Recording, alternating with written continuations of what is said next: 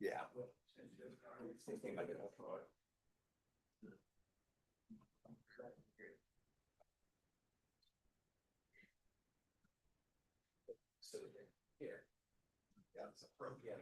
Just really formed on the backside. Okay,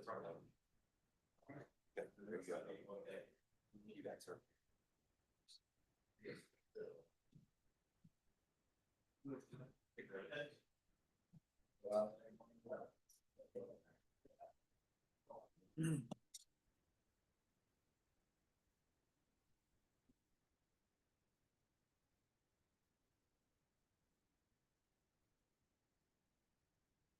Well, thank you for your patience. We are back in special session. Clerk, just to verify attendance of this governing body, can you do a roll call? Roll call. Davis. Here. Bynum. Here. Burrows. Here. Townsend. Here. Burns. Aye. Ramirez. Here. Hill. Here. Kane. Here. Lopez. Here. Stites.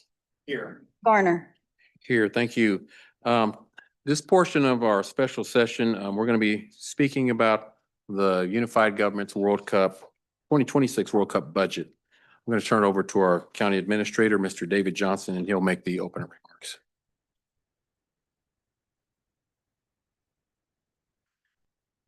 Thank you, Mayor and Commissioners.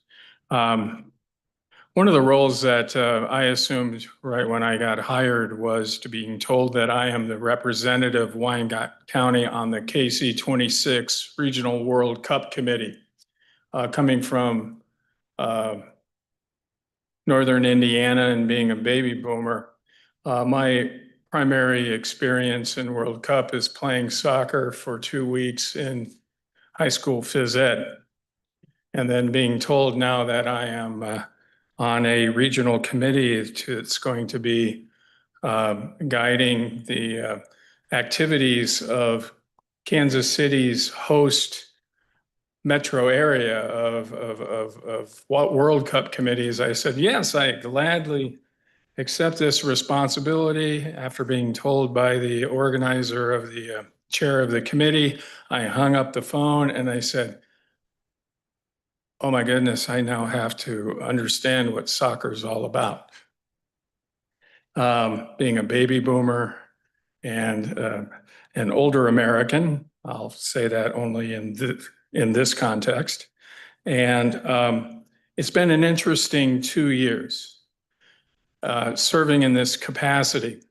But what's unique about this time period is just in the last 2 or 3 weeks, there have been reminders that 1 year, in 1 year, the World Cup activities in North America start. The clock is ticking. So when you look at the first slide, do we have that slide, the deck up, Madam Clerk, please?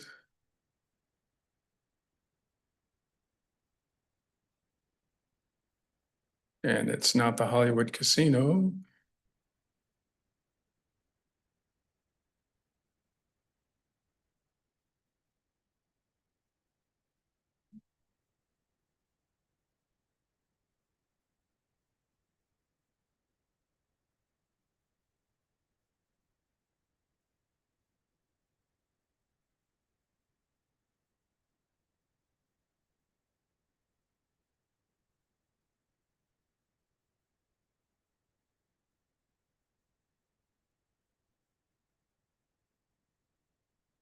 You have too many computers, Monica.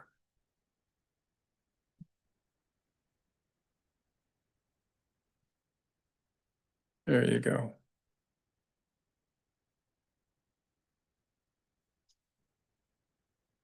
What's unique about this World Cup is the World Cup itself will attract 3.5 billion fans worldwide, will involve 250 million soccer players, and involve 200 countries to get to 45 teams. And that activity is happening now because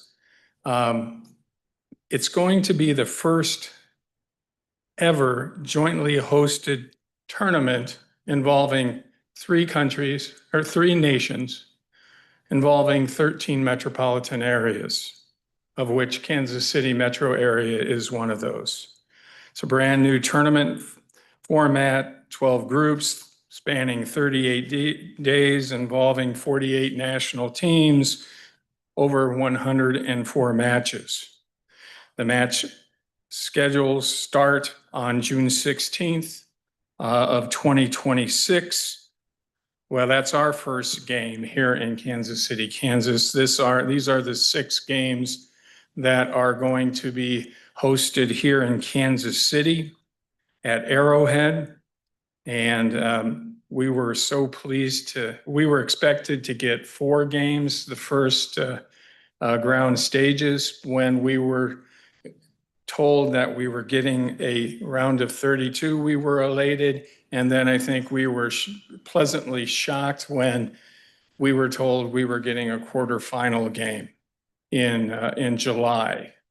And so we are going to have soccer activity here in the metropolitan area for 26 days from when our first game starts until the quarterfinal game. And so there's going to be a lot of soccer activity, a lot of international visitors coming here in the Kansas City metropolitan area. In working with FIFA, we are told from KC26, what is shared from FIFA with us, the projected travel profile of the visitors here, to expect 54% of the sports visitors are going to be international. 75% are expected to be at the FIFA Fan Festival at the World War I Memorial. Each fan who visits here for that are expected to take in 2.3 matches. 41% are expected, international visitor will speak English. So the majority of those won't be speaking English. So we're going to have to deal with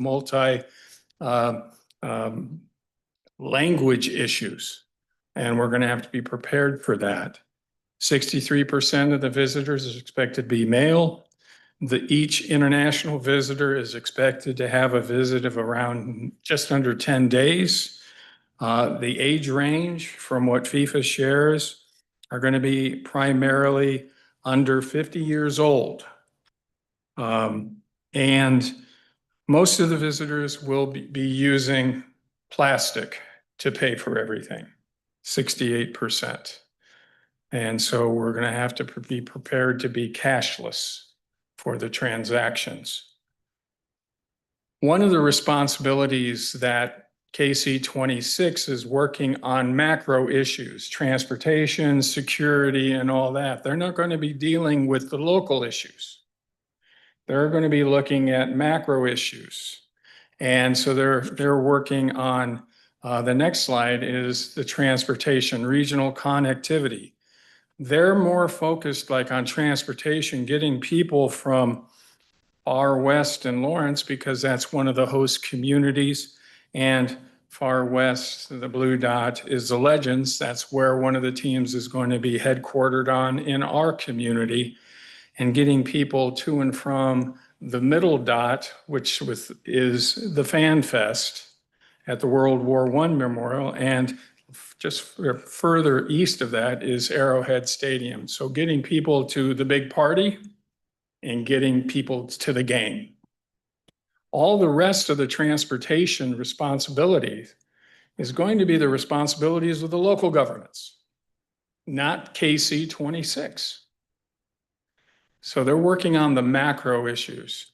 Now, one, we have a neighbor to the south, Johnson County, that's wanting to make sure that they have a airport shuttle that comes from the airport to their convention center in Overland Park.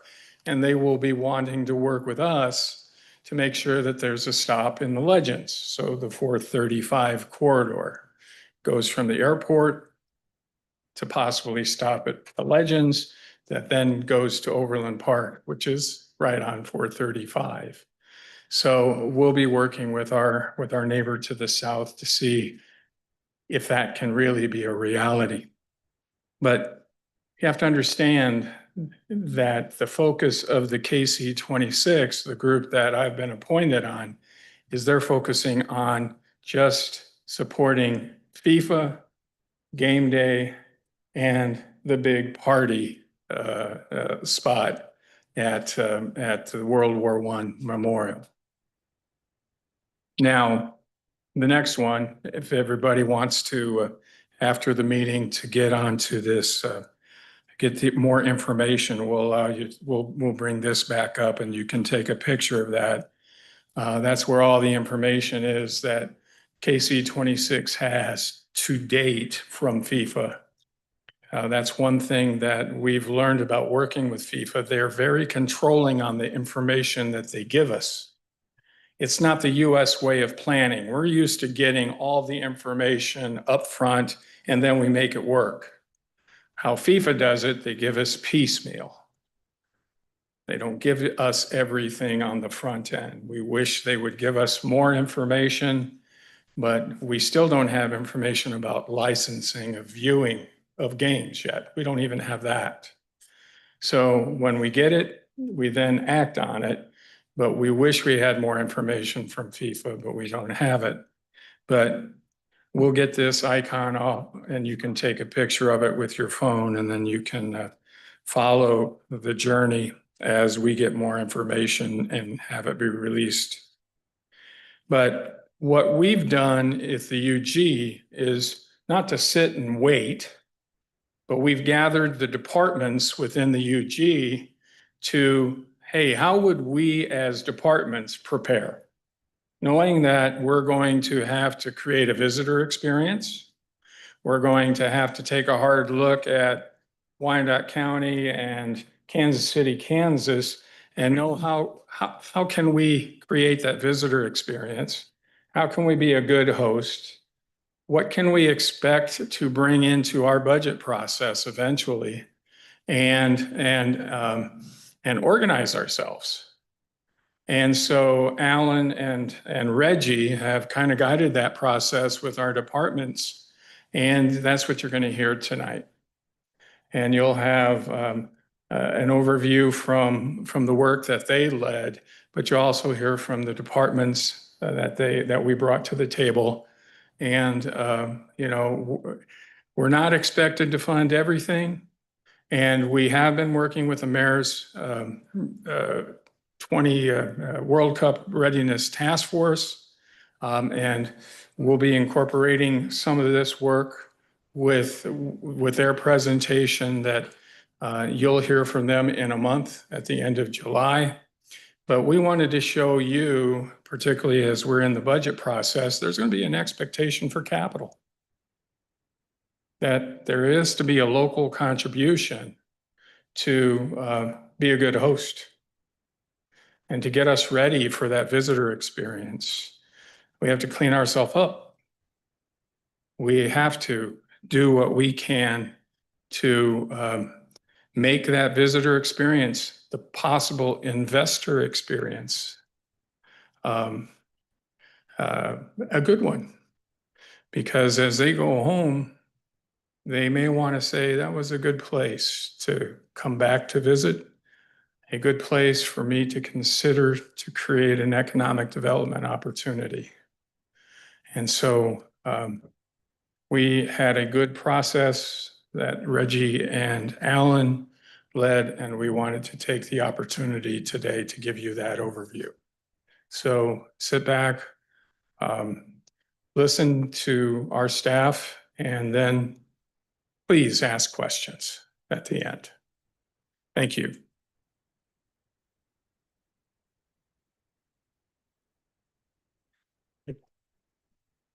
Thank you, Mr. Administrator, Commissioners, Mayor. So as you heard from the administrator, you'll hear from departments directly tonight, several of whom have been involved with the KC 2026 working groups. So working directly with the regional partners and the World Cup Organizing Committee and those efforts and translating those back into local needs and anticipated needs. As we go through this tonight, just we'll note and we'll reinforce, this is kind of a complex matrix of funding needs and funding sources. And there's a fair amount of ambiguity that exists today between where funds could come from. So there's the possibility of some funds coming from the federal government. There's the $28 million that the Kansas legislature has appropriated for the World Cup preparations that remains uncertain as to how that will be spent and allocated. And there's local dollars. So again, there's kind of this mix of funding sources. So as you see this, don't get sticker shock. Get maybe a little sticker shock, but not too much, because there is still a lot of unknowns in terms of how and where this funding would come from as we go through this. Next slide here.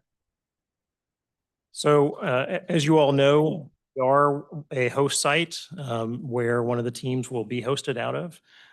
And those activities will primarily be focused, the soccer activities primarily focused around the Legends. That's obviously where we have the soccer stadium with Children's Mercy Park. We have the Compass Minerals Training Center, which is a world-class soccer training facility. And then there's a number of those kind of other components of hosting around public safety, public transportation, viewing locations, local attractions. How do we get people to spend their dollars and money locally? And the expectation that there's going to be about 650,000 visitors coming to the Kansas City region, a number of which will be in our community. So again, how do we have that be a great visitor experience? How do we have those dollars that they're going to be spending on their trip come through our community as well?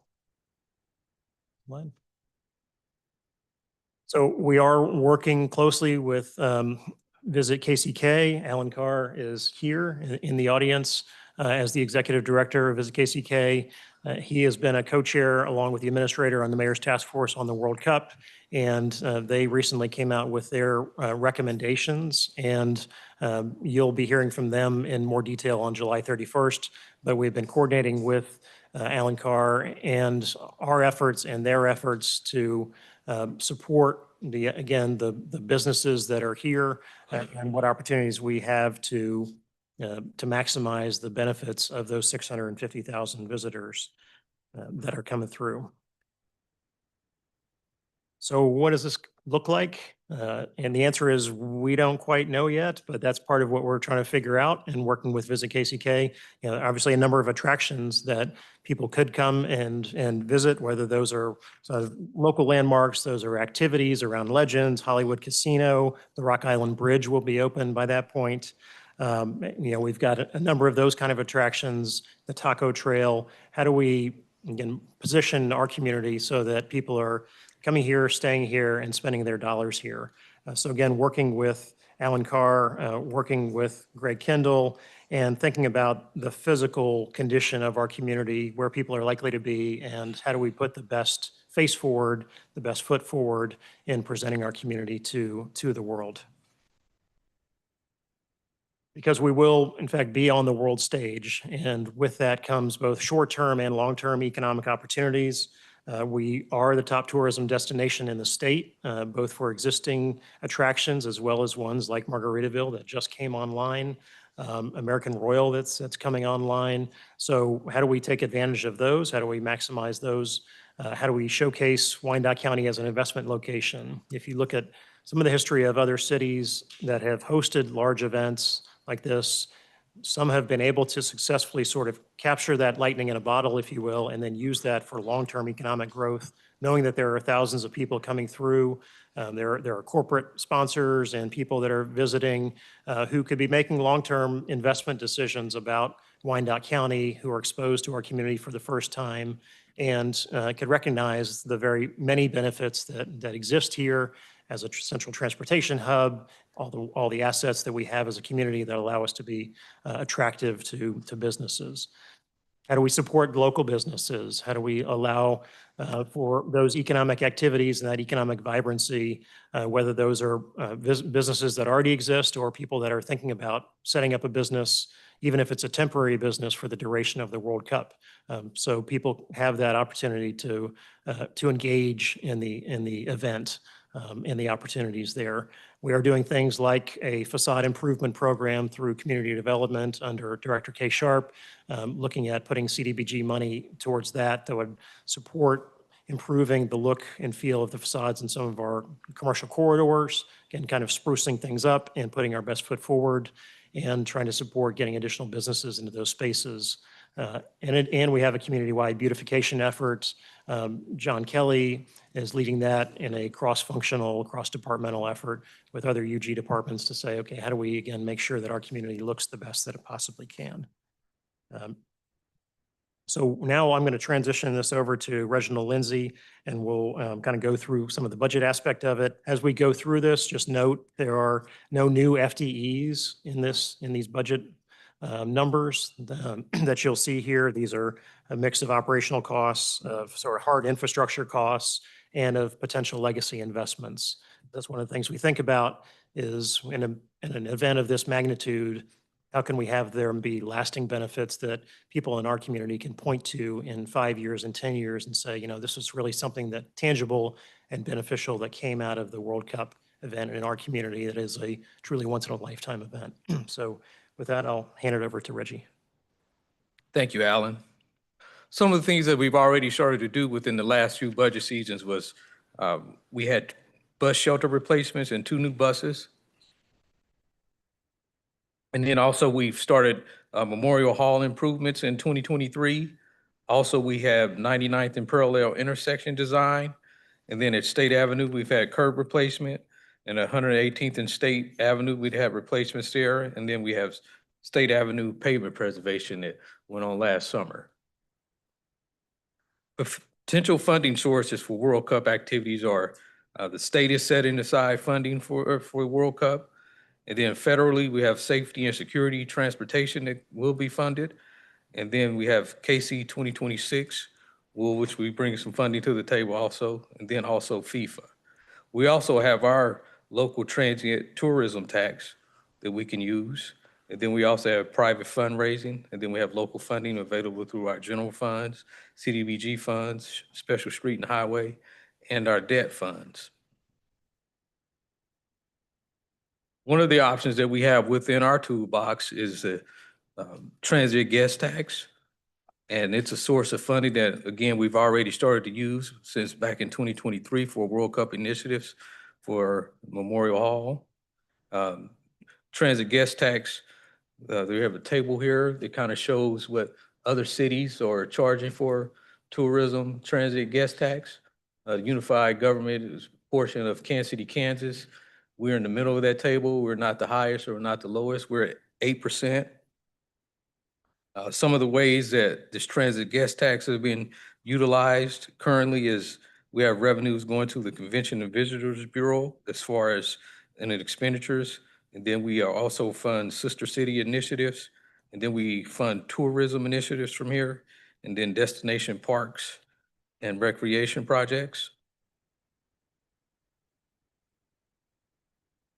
One of the things that we are proposing is that we do a 1% to 2% increase to assist with funding World Cup related expense projects for 2026.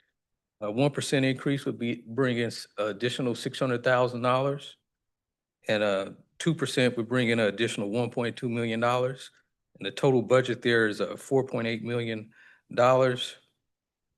So if we were to bring in an additional 1% increase, we'd have $5.6 million coming in. If we had 2% increase, we'd have $6.2 million coming in.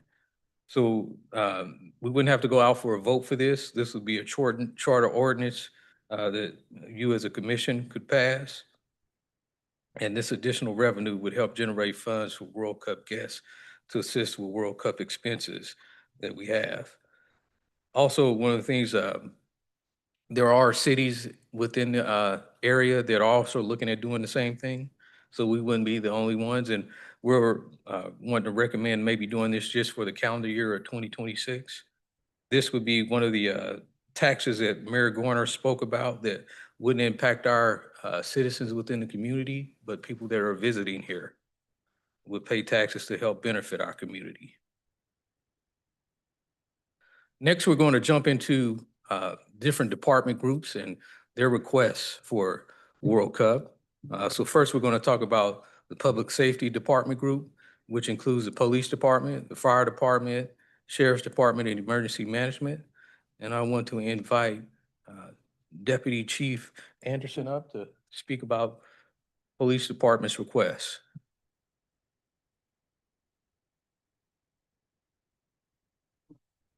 Hello, everyone.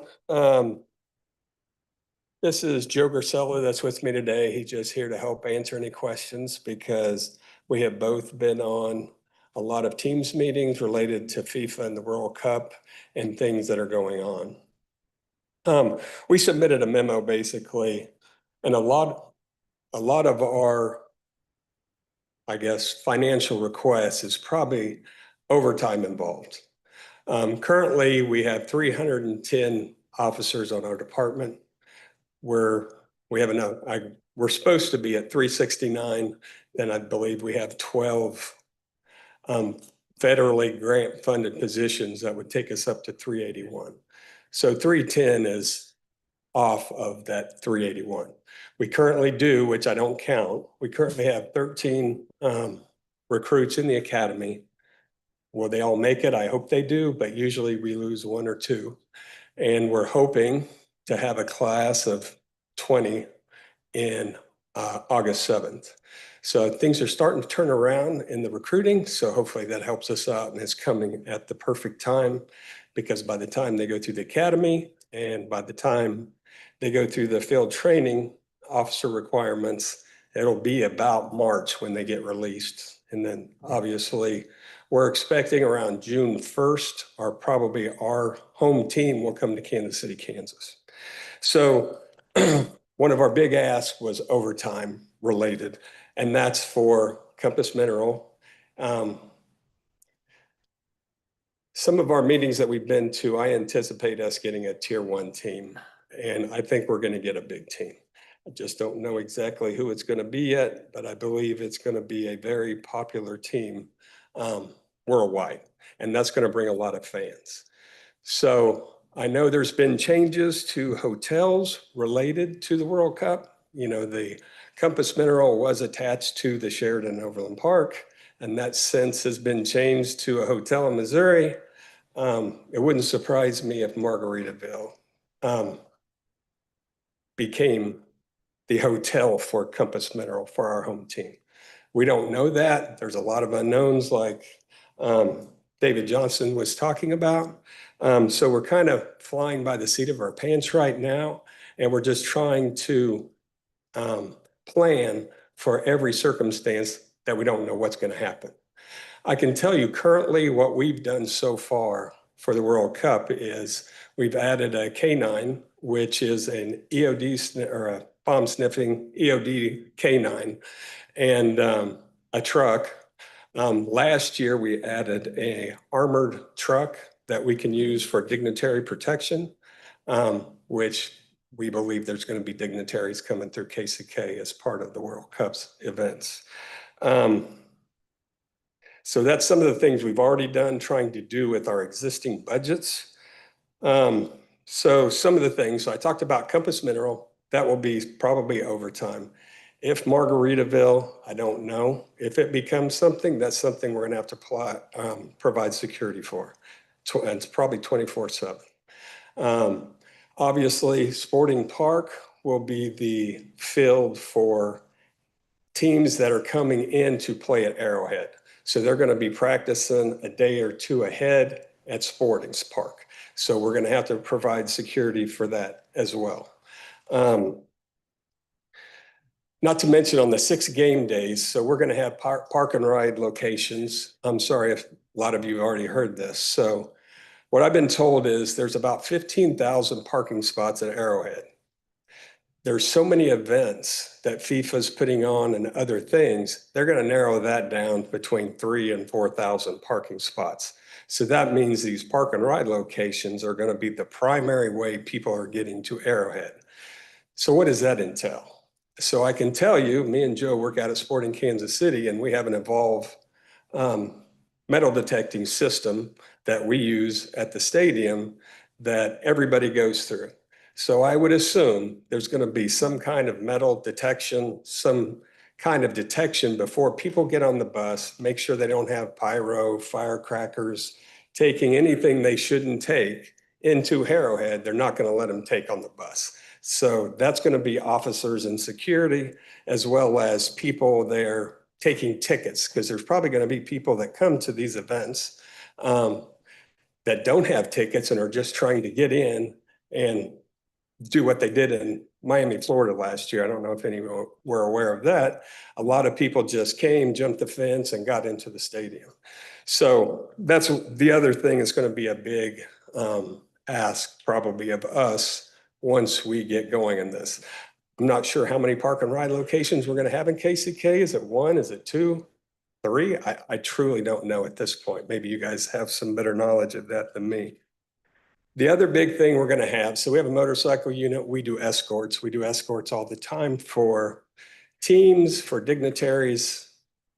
This is going to be a lot because FIFA is going to require escorts for referees, for FIFA dignitaries. We may get asked to do escorts for dignitaries from countries that are coming into the soccer game, flying into Kemper, coming to the practice facility, going to Arrowhead. Currently, we've whittled our wheel unit down to 6 officers and a sergeant. I will be adding, this fall, I'll be adding 2 more officers to that to handle what we probably will have to do next year. We're also training our community policing unit to learn how to do escorts. They will just do them in vehicles and not on patrol bikes. So that's things we're trying to prepare for that we know is going to happen and that we're going to have to provide some sort of service for. The other thing we were asking, I was also in the ask, was 2 new motorcycles related. Once I bid those 2 spots this fall, we're going to need motorcycles for them to be driving. The other things we asked for, we currently have a field force trailer that we use if we were to have any type of large protest disturbance. A lot of our equipment, I think we got a grant for this in about 2005. A lot of it's getting outdated. We have shields and helmets, but I don't know if you've watched any of the protests in LA. The officers now have coverage on their arms, on their legs, in case they have bottles or rocks thrown at them. Currently, we do not have that. We have vests, we have helmets, and we have shields, but we don't have probably the full protection that they would need if something were to happen. I'm not saying there's going to be anything like that happen, but you truly never know until something does happen. We also made a request for money for a language line. We don't know what country will be coming here. We currently use the language line now. We have a very diverse community. We use it for there's a lot of different languages we use it for. We anticipate if a lot of people come to KCK from another country and we don't speak the language, say Germany, for instance, we don't have any officers that speak German. We have a lot that speak Spanish, none that German, so the language line would probably be a big ask in that regards. Last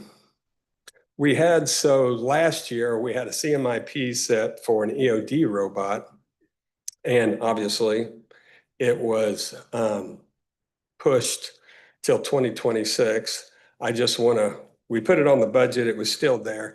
We're going through partnering with the Mid-America Regional Council to purchase that. So they're going to purchase some of it. We're already got a letter of agreement to pay them in January. I just want to make all you aware. It's a very expensive thing when you're talking about explosive type robots. And so they're working with us, hopefully to get it ordered, and then we would pay our portion in January of next year. I think that's the main things we were asking for. There are some other trainings we were asking for, like dignitary protection, just things like that that we're probably going to use, that our special operations unit, basically our SWAT team, they're the only ones that have any training in dignitary protection. And we would like to get some others spun up. It's a little different type of police work. And some of that training would be good for them, just in case we do get somebody that's larger than life that visits our community. But I'd be happy to take any questions. That was kind of a lot of our asks. I know you guys have the numbers, I believe, up there. Thank you, Colonel. Commissioner Stakes. Thanks, Kent.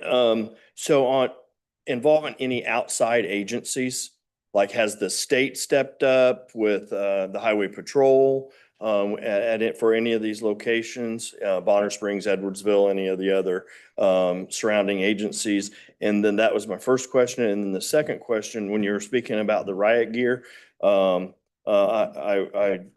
riot gear, I imagine, is outdated and pretty worn out by now. Would that be for the entire 310 officers? It wouldn't be. I think currently we have a set up for 150 officers that we can outfit just on the equipment on the trailer. So yes, if we had something big, we wouldn't have enough to obviously do 310 officers, but I don't think that, hopefully that need would never arise. So when you were asking for updated new riot gear, so were you saying an amount for the 310? Or would everybody be getting new riot gear? No. I was just requesting some for the 150. Okay. It's just something that we could get up to date. I actually didn't pull prices on any of the gear yet. I just knew that was something that we needed to think about moving forward for the World Cup. And the outside agencies? So the outside agencies, yes. KHP has been stepping up, but I will tell you, so Lawrence is getting a team as well. So they've asked a lot of help. I don't think they have the same experience that our Kansas City, Kansas and Kansas City, Missouri have. So I think their ask is going to be a lot more than what we would normally do. We haven't reached out. We've reached out, I think, to Overland Park in preliminary and talks regarding a backup for our SWAT team.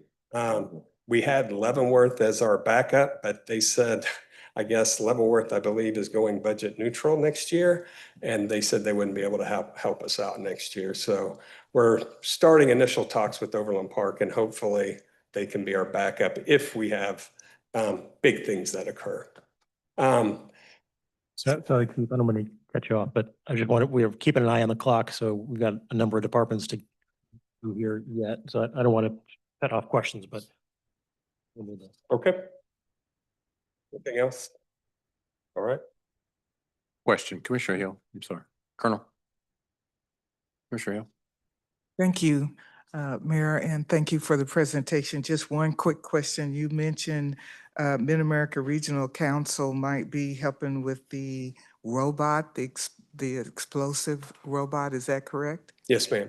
And do you have a ballpark figure of How much that would be? what Mark would possibly donate versus what the actual cost might be? Just a ballpark.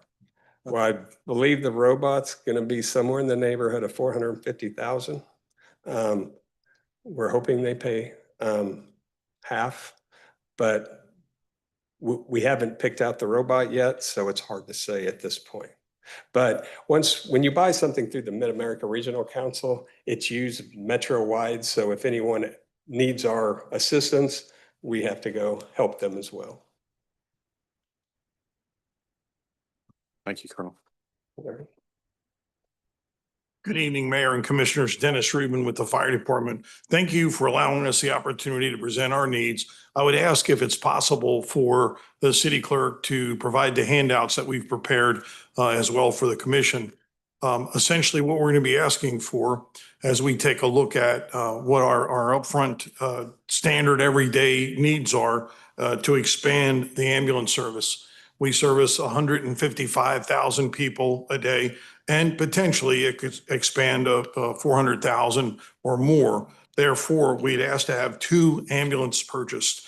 If in fact we have an Achilles heel, that would be the number of vehicles that we have to provide transportation to the hospital for a number of patients. I know from this podium, I mentioned it a few times, what causes us medical calls, fire calls, hazardous materials calls, and rescue calls are men, women, and children. So when we more than double the number, we're expecting perhaps 250 calls per day, every day, as the worst case scenario.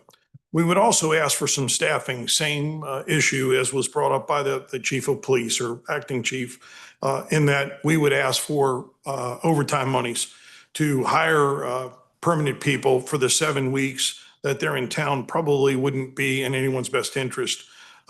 We would ask to be able to staff the 2 cross-staffed ambulances and the 2 new ambulances that we're requesting today. We would ask to staff the hazardous materials unit, one of the 2 of them, around the clock. And we also feel like 2 additional pumpers would be needed. As you'll take a look at the handout, our total request would be $2,112,000. When I look over the ambulance current status, we operate 13 ambulances, 9 are in service, 2 are cross-staff, meaning that they're in service when they're needed to be, and 2 are in reserve for a total of 13. There's hardly a day when we don't have a need for additional ambulances currently, much less with this additional impact, in that simply our fleet is old and we don't have enough ambulances to begin with. So with that, that would be our request, and I'll certainly take any questions. Thank you. Thank you, Chief. Next, I'd like to invite Sheriff Soptic up to discuss the sheriff's office request.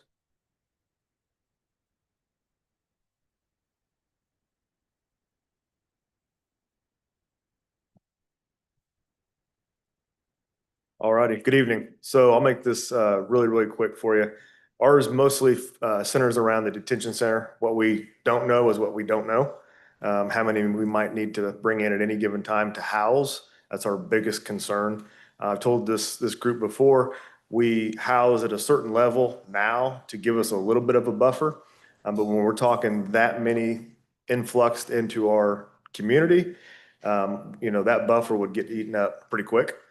And we can't just farm out 20, 30, 40, 50 at the drop of a hat. So what you're going to see is the farm out cost. That is I believe it's a 60-day, and I have to double check that, 60-day farm out of X amount of our current inmates or our current population to keep a bigger block open. And then the other stuff you're going to see, we'll drop to the inmate transport. That's a vehicle specifically for mass transports and mass arrests. We currently do not have that. Luckily, we've never needed it. But the one we're looking at the moment would transport 14 and could also be used as an on-site booking and release vehicle in the future. So it's something that could be used for years to come at events like Country Stampede and stuff like that. The other 2 things really center around the security of the facility. What we don't know is, should we have a huge influx from some particular country and they want to come and cause problems at the detention center, it is then our responsibility to protect the detention center and the courthouse. And so having the equipment, as the deputy chief spoke about, outdated field force equipment, we're even in worse shape when it comes to that type of stuff. So that's what those are going to be. And then the patrol detention overtime is exactly what it looks like. We foresee there will be some overtime in detention, and then anything for patrol is going to be used to augment or supplement what the police department needs or is currently doing. So I'll take any questions. Thank you, Sheriff. Commissioner Stites. Thanks, Sheriff. Right now on your staffing, How are you guys? Are you pretty We're about 33 short. 33 short? Okay. Thank you. Yep. Thank you. Commissioner Bynum. Thank you, Sheriff. Question for kind of you and the group, maybe David, is there any discussion at the committee level about shared safety among all of the cities that are engaged? I don't know that I know, I mean, exactly what do you mean? Give me an example. So from what you're describing, something happens here. Uh-huh. It's our police department and our jail. Mhm. So I'm just curious if there's been any discussion among the larger metro committee about these kinds of security issues or is it just up to each city to take care of their own law enforcement? No, there has been many discussions. We have the Fusion Center in Kansas City, Missouri. They will have a command post in Kansas City, Missouri. We will have an emergency command post here in KCK. I don't know where it's going to be exactly. It might be in our real-time crime center. But yes, everybody has been talking. I will tell you the one thing on the Missouri side, Missouri has not requested any assistance from any of the Kansas agencies because they know we have two teams. So their request went just out to Missouri. And then that way, if we need help, we can make requests that way, if that answers your question. And as far as the detention center, they're going to be ours. Other jurisdictions would probably take them, but there's a cost, which is the farm out. So Commissioner Lopez. Yes, sir, real quick. At what point, God forbid it came down to it, but at what point did the National Guard step in and start hauling boys away too? Or do they store them in your jail? no, they're our responsibility.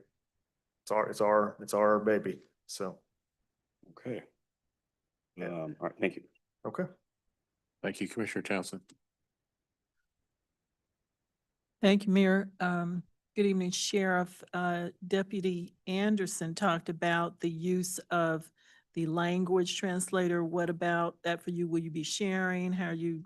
We have language services in the detention center. And we also have a kiosk that allows for some translation services too. Yeah, you bet. Thank you, Sheriff. Yeah. All right. To round out public safety, I'd like to bring up Matt May, our Emergency Management Director. Good evening, everybody. Thank you. As you've heard, there's a lot of cooperation going on between the different services. And one of our roles is to support and facilitate that. The biggest challenge I have at the moment is the space that we do that in is not adequate. It hasn't changed physically since this building was built. And was never purpose-built to be an emergency operations center. It was built to be a dispatch center. And although I've been trying to do this for a while, it just hasn't gotten done. And I understand the whys for that. But what I would like to ask is if there was a possibility to at least get that main EOC space expanded. We have the space. We just need to rearrange the structure in there. And the pricing right now looks like about $1 million just to phase in that piece of it. I'd like to continue doing the other half, but that would be the most important part so that the sheriff, law enforcement, the three-letter acronym groups, which will inevitably show up, will have the space to work in one area and a space that brings them at least as good or better resources than they have at their desk. And that's the challenge of getting everybody in the room. But ultimately, if everybody is in the room, they're going to work together better, more efficiently, more effectively. And we'll do what I call our 3 C's, which is the cooperation, communication, and collaboration that we do to have an effective response, not only for the people who are coming in from out of town, because they're ours while they're here. Like Sheriff said, if it happens here, they're ours. But also for our own citizens who will continue to have the needs that they're going to have. And if we can do it together as a collective, that's our role, is to provide them the opportunity to do that and the space to do it in effectively and bring them tools that they don't maybe have to right this moment. And I know we're short on time, so I'll let it go with that. By the way, just so you'll know, about 3,800 people have that power in BP land, so I'm watching that too. Next, the department group will bring up the departments that have to do with moving people during the World Cup. Those include transit and public works. So First, I'll invite Desiree Bush up, Director of Transit. Hi, good evening, Mayor and Commissioners. My name is Desiree Bush, and I'm the Director of the Unified Government Transportation Department. I'll try to make it quick because I know we're on a tight time schedule. I am a part of the FIFA 2026 Transportation Work Group. I have been a part of that work group for almost 2 years now. I've had the pleasure of working with the Transportation Director, Jason Sims. So certainly it has been instrumental in the planning of the World Cup. So real quick, what we've done so far with IRIS, we have multiple languages. We have English, Spanish, Portuguese, and French. So when you download that IRIS app, folks can choose their language. We purchased 34 bus shelters. They'll start being installed in the month of August, probably like the 3rd week of August. We purchased 25 benches, and I want to thank Kay and Community Development helping us out and purchase additional infrastructure for our bus stations. And we have also purchased digital kiosks that's coming soon. So if you are on LinkedIn, I always post our highlights in transportation. You can certainly take a look at that. So we have requested to expand the 101 State Avenue route, and that will cost 1.3 million. Currently, the route runs every 30 minutes, so the frequency is every 30 minutes. However, we are recommending to expand the service for a 90-day time period from the month of May 1st through the end of July. So it will actually give us the ability to add additional capital, more fleet, and then we'll also have more staff available for that route. So the 1.3 million is an estimate. I am actively working with the KCATA team to finalize that plan. Then number 2, the circular route, that's the hotel circular route. That would be a 7-day service. So Johnson County, they're launching, as Mr. Johnston mentioned earlier, they're launching the airport shuttle. So on our end, as Johnson County are dropping off folks in our visitors in Wyandotte County, the designated place right now as we speak would be Cabela's. So therefore, it's on us, the unified government, to provide service for those visitors from Cabela's to their designated hotel. And some examples of those hotels include Great Wolf Lodge, Chateau Avalon, Best Western Plus, Candlewood Suites, Homewood Suites, Holiday Inn Express, Margaritaville, of course, and some others. Next, the stadium route, Gold Express line. I hope you like that title as I do. So we'll be able to transport our visitors to stadiums such as Children's Mercy Park, Pinnacle National Development Center, Compass Middle Sporting Fields, and other community sporting fields. If we have any community events, we can do so as well. So both the hotel circular route and the stadium, that's overtime. And I'm asking for 2 vehicles for each, 2 fixed routes, because we are running our normal operations. So on top of running our normal Monday through Friday operations, I would need additional vehicles to provide that shuttle service. ADA accessibility for IRIS, that's 670,000. I want to highlight the title is ADA accessible. So you all, I've talked to you all several times about IRIS. So currently we do not have ADA vehicles for IRIS. We do subcontract it to Z-Trip. And again, it's not ADA. So if you're wheelchair bound, you're not able to utilize the service. We want to convert it to ADA accessibility, because when we talk about visitors coming in, a lot of them may have, we don't know what percentage of limited mobility they may have. So keeping that in mind, we'll be able to add 8 vehicles to our service. It is a 7-day service. And then lastly, I don't see it on here, is overtime, just general overtime. It's 306,000. We'll be able to run overtime for our entire department, including the weekend. We have general laborers that pick up trash at the bus shelter sites. We will have a high usage. We do partner with Parks and Rec to pick up trash as well. However, they do it during the week. We will need to do so on the weekend, and I will have drivers on the weekend, including my lead operators. Any questions? I summed it up for you and tried to speak quickly. Thank you, Commissioner Townsend. That's it. Thank you. I'm sorry, Commissioner Townsend. Thank you, Mayor. Good evening, Madam Director Bush. Stadium route, you said you're requesting 2 more vehicles, and with these 2 more vehicles, you'll be able to maintain your current service as well? If adding the 2 additional vehicles, yes. Okay. Because we need vehicles that's, when you create a circular route, you need to go northbound, southbound. And more than likely, our visitors with the current frequency, our current frequency is hourly to an hour and a half. With visitors coming in of this amount, you probably we need to run that vehicle every 15 minutes. Okay.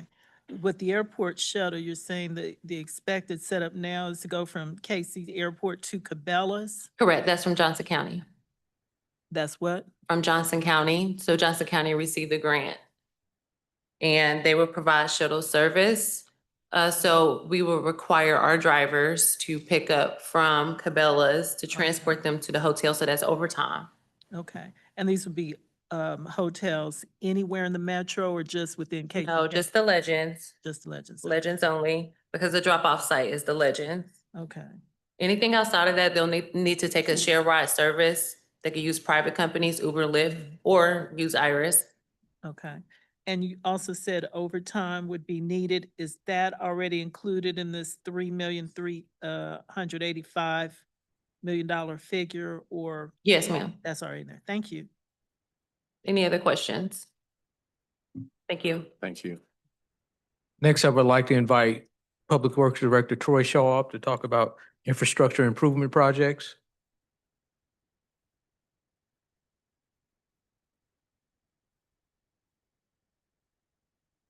So from Public Works standpoint, we don't really have requests like other departments do. Our infrastructure is there. It's just a matter of what the city is going to want at the time of the World Cup comes. So we've got items up there for traffic management, crosswalk signage. If we want improvements to all those, if we want Public Works to be providing any sort of barricades, traffic control, anything like that, we need money for it. We're probably going to hire contractors out to do that, just given our staffing and what we have right now. Event signage, if we want wayfinding signs or other language signs, Public Works is being asked to put them up. We're gonna need money to do that, so it's on there. There's a little bit up there for sidewalks, crosswalks. We have the same thing. That's kind of, that gets us about 40 intersections, for example, $400,000 to redo striping at those.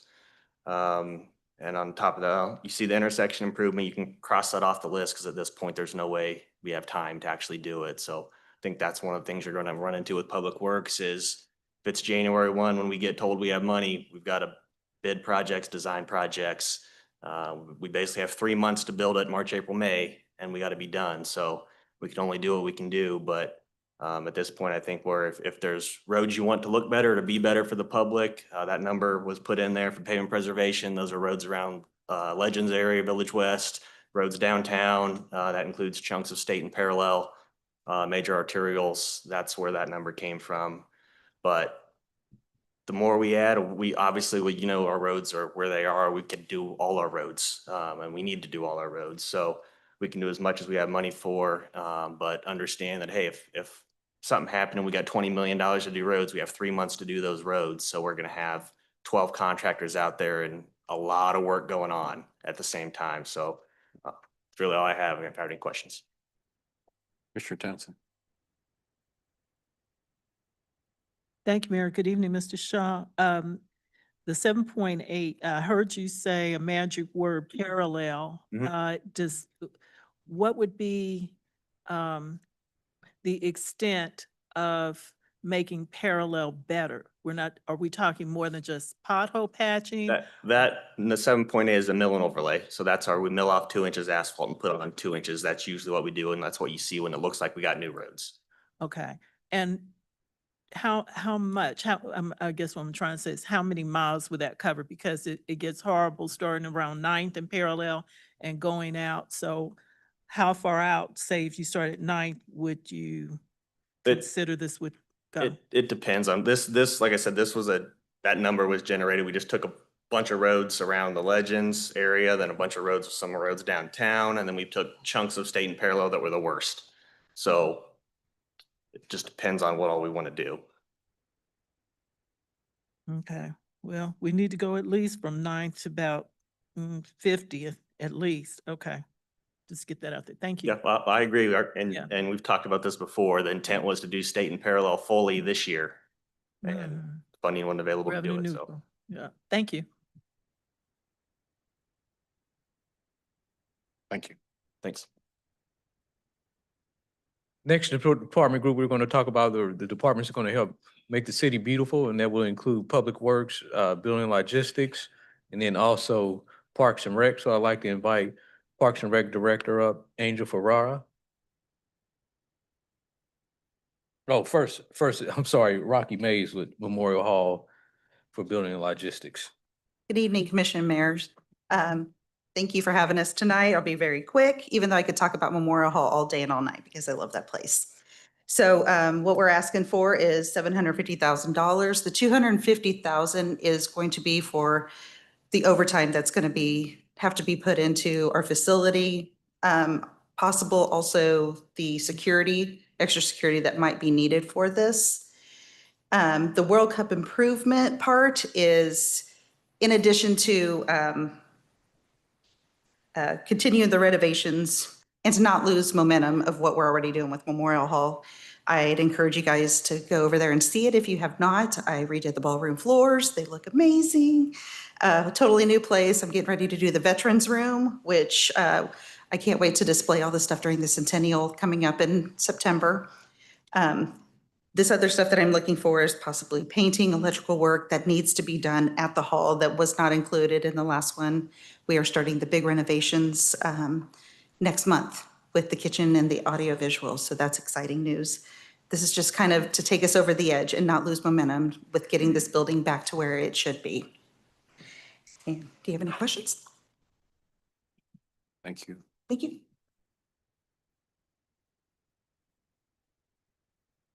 Good evening, Mayor and Commissioners. I'll also keep this short. Thanks for the opportunity. So we've identified really about 5 parks that we feel like will be key parks for visitors while we have this international event coming to our city. So those parks would be and are really not inclusive to, but just the top 5 we've identified would be Wyandotte County Park, Wyandotte County Lake, Cop Point Park, Rosedale, and Big 11. So really focusing on targeted improvements in these parks to enhance their aesthetics, amenities, and overall visitor experience. So for beautification and maintenance, Parks and Recreation maintains the grass median. So talking about State Avenue, looking to possibly do some improvements there to beautification, irrigation, plantings, and tree work. Not just a State Avenue, but we do know that that could be a largely trafficked area. So also looking at other parks. But then also looking at maintenance in other parks. A big item in here would be, if you recall, the futsal courts that we partnered with Sporting KC to do probably in 2017, 2018. So when we're talking World Cup and soccer, futsal, we anticipate will also be largely played and popular at that time. Soccer is also our biggest sport that we have in our rec division. Cop Point Park, similar to that as well, just looking to improve some lighting along the bridgeway there. Also looking to improve the restroom, and then also with the boat ramp. Big 11, similarly looking at some improvements. We do think that could be a place where either events are hosted or just drawing some smaller fan fest or community excitement. Of course, in recreation, we're excited. Like I said, soccer is our biggest and most popular sport. So thinking of ways how we can engage our youth and provide opportunities to get them excited and be a part of that experience as well.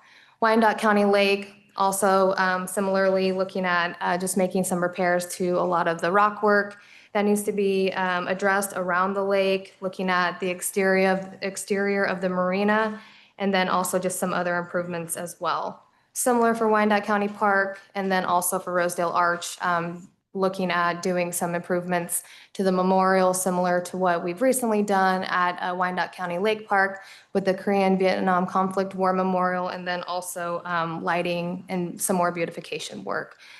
So happy to answer any questions, but also just keeping in mind that these improvements would not just be for the one-time event, but would be lasting long after and for our residents to enjoy for years to come. Thank you. Right, Alan Howe, Assistant Administrator. Just the last couple here, this one on economic vibrancy really sort of pulls in a lot of what we heard around beautification and thinking of it not just how we look, but how that translates into economic activity while people are here visiting our city, what draws them, what keeps them here, and how would we get them to be spending their dollars here and giving our residents an opportunity to, engage in business, engage in commerce that will benefit during that period. So things like the streetscape beautification, the facade improvement initiative, things like working with Visit KCK on displays of nation flags that are in the tournament, those sorts of things that raise up the awareness and the excitement around the event, supporting existing businesses, reducing those barriers to new businesses through efforts like the Mayor's Task Force on Business Development has been looking at those sorts of things. And then what are some of those potential policy changes to look at to support economic activity during the World Cup, whether that's for a period of that 2 to 3 months or whether that is on an ongoing basis. But are there policy changes that the commission would want to look at that would then support further economic activity during that period?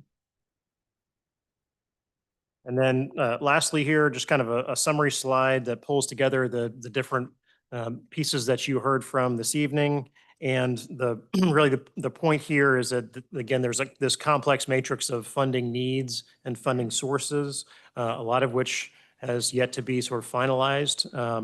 And there's a lot of uncertainty around that. Where will the funding for the public safety and those efforts come from? Will that be coming from FIFA? Or could that be coming from federal legislation? But we want the commission to have kind of the full picture of what departments are seeing as of today, as you all head into your budget deliberations and see where the departments are with their engagement with KC 2026 working groups and their own expectations of what could be some of the requirements and activities and actions needed during the World Cup as we host this major tournament. So 349 days to go. So down to less than a year, and happy to take any final questions. Okay. Quickly, we're quickly approaching full commission meeting. So I just asked the commissioners that if they could make their remarks brief. Commissioner Ramirez. Thank you, Mr. Mayor.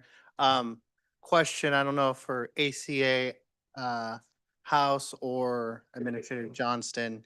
I know one of the possible funding streams is the state, and I know part of the budget process, they included funding for the World Cup. Have they yet released any guidance of how that is going to be allocated? They haven't released any guidance, but we are knocking on their door and we have meetings scheduled with them. Okay, thank you. Thank you, Commissioner. Commissioner Davis. Thank you, Mayor. I'll be quick. I think we need to add this item to the top of our legislative agenda for the state so that they understand what our request is now that it's better defined. Because I do think a lion's share of those dollars should go to Wyandotte County, given we are the tourism destination. I am all for maximizing TGT dollars. I think you all are asking for not enough money. I would love a 3 to 4% increase for TGT if that is at all possible. In part because we can use that for Memorial Hall beautification and parks. If that's not possible, we can talk about it later.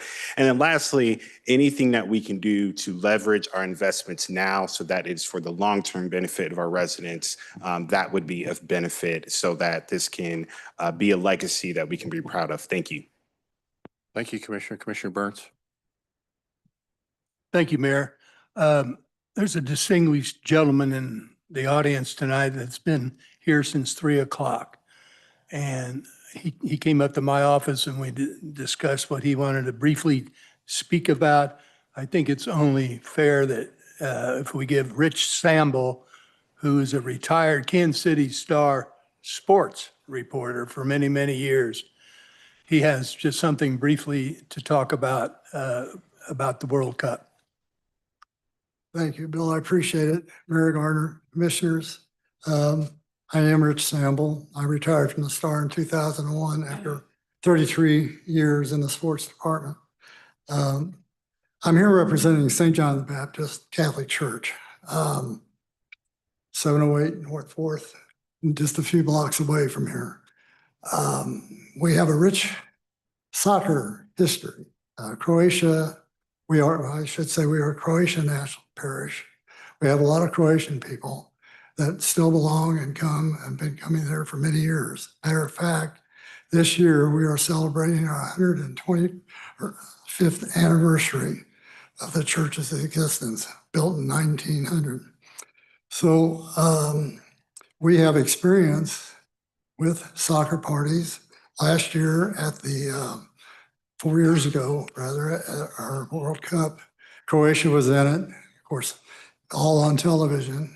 But we have grounds, we have a club, which actually has 6 bowling alleys in it, and we have an auditorium, a basketball-sized auditorium. It can hold a lot of people, and we would like to be a destination part of making downtown Kansas City, Kansas, a part of it. You mentioned Memorial Hall, but almost everything else is out in the county or out by the Legends. So we would like to make ourselves or be part of being a destination point down here. We think we can do it. We've got the people, we have the will, they have the experience. Matter of fact, in December of last year, we sent out this application to the World Cup Committee in Kansas City, Missouri, Pam Kramer. And then we followed up in March with recommendations from the Strawberry Hill Museum, which is directly next door to us. They have additional grounds there, and they were willing to do anything and everything to make this work for us. Also, we had a recommendation from the Police Athletic League Executive Director Matt Thomasik. So we're willing to help. We want to make it be beneficial for us, but I think it would also be beneficial for downtown Kansas City, Kansas. And that's our pitch, and we want to do what we can do. Any questions? Thank you. Thanks, Rich. I think it's very important. You know, we're talking about everything going west, and there's fabulous things going on out there. We cannot forget the eastern part of the city, 635 in the downtown area to the northeast district. We can't be left out. The Croatian community in Wyandotte County is terrific. They will do whatever. I think what they're asking only is for our cooperation, that if they have some minor needs, that we can do that.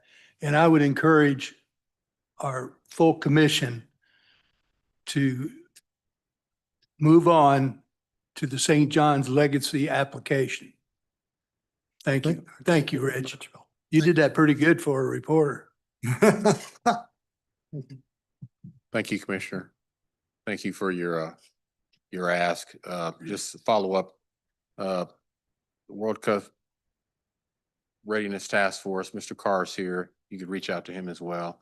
And I'm sure Administrator, they've taken note, so I'm sure staff will get a hold of you. And we want to make sure that no parts of our community are left behind with this probably once in a lifetime opportunity we have to be on the world stage here right in Kansas City, Kansas, and Wyandotte County. So thank you. Commissioner Stites? Stites, District 7. So I'll make it really quick. And Commissioner Davis hit on it just a little bit. And I don't know if it's Alan or Reggie, but the TGT dollars that we were talking about, the increase of 1% or 2%, right? I just want to make sure that if we do take advantage of this event, right, that we are then whatever the number may be, 1%, 2%, 3%, 4%, whatever we just go back to, is that temporary? Will that go back? Because what we don't want to do is potentially leave that in existence and then price ourselves out of whenever things go back to, let's just say, normal, that we've priced ourselves over and above other hotels in the metro area. We're recommending to do it for the calendar year of 2026 and then roll it back. That's Got our it. Thank you. recommendation. And also, go ahead. I was just say, the state has a 10% cap on the TGT. So to Commissioner Davis's question earlier, 2% is the max you could go up under state law currently. Well, 10 is the cap. We're at 8, so you've got 2%. Yeah. Well, but the other cities that aren't, Bonner Springs, I don't think Edwardsville, it may affect on VRBOs, right? That they also pay TGT dollars. So, and they're at 6, so maybe Bonner just raised theirs up to 8. 8, so maybe we all get to 10. Thank you. Thank you. Commissioner Lopez? Yeah, Administrator, David, yeah, here we go. I don't want to be, officer fun hater or the party pooper, but how many, have you, any of us really dug deep and looked into FIFA and their whole track record? Do you know what kind of storm is coming? Have you seen what happened up in Vancouver? Have you seen where they've been? Have you seen Vancouver took a $92 million loss? $92 million loss. They had to max out on their TGTs and still I just want us to be prepared. And also you said federal funding and how much you don't know, you don't have an exact number? No, we don't know. There are 2 separate federal initiatives going through Congress, been introduced by a strong legislative body made up of representatives and senators, actually interesting coalitions of all the US metropolitan areas, of the 11 metropolitan areas. One is a transportation package and one is a public safety package. And so they're winding their way through Congress as Congress is dealing with the other issues that they're dealing with. But they are proceeding at their own pace. But I know our legislative delegation, our own Congressman Davids, is leading in the House side a strong bipartisan group, which is really unique, that it is both a Democrat and Republican that's pushing this legislation strongly in the House. I know that our 2 senators, Marshall and Moran, are strong supporters on the Senate side, on the public safety side, trying to get transportation funding for this. So they are 2 different tracks, 2 different speeds, but and I know that when President Trump, shortly after he was inaugurated, he met with all the representatives of the 11 metropolitan areas, and he showed strong support to get federal support for this event next year, that he'll do what he can to get funding to make this a successful national event for the 11 metropolitan areas. Yeah. And so, I mean, it's, I think one thing that all the metropolitan areas were worried about was the change in the administration going from the Biden administration to the Trump administration. But President Trump has voiced strong support for this. And so we expect that he'll follow through on that. But again, at that one slide that Reggie had with all those arrows pointing to our dollar amounts, we wish we could give you more definite information at this point in time.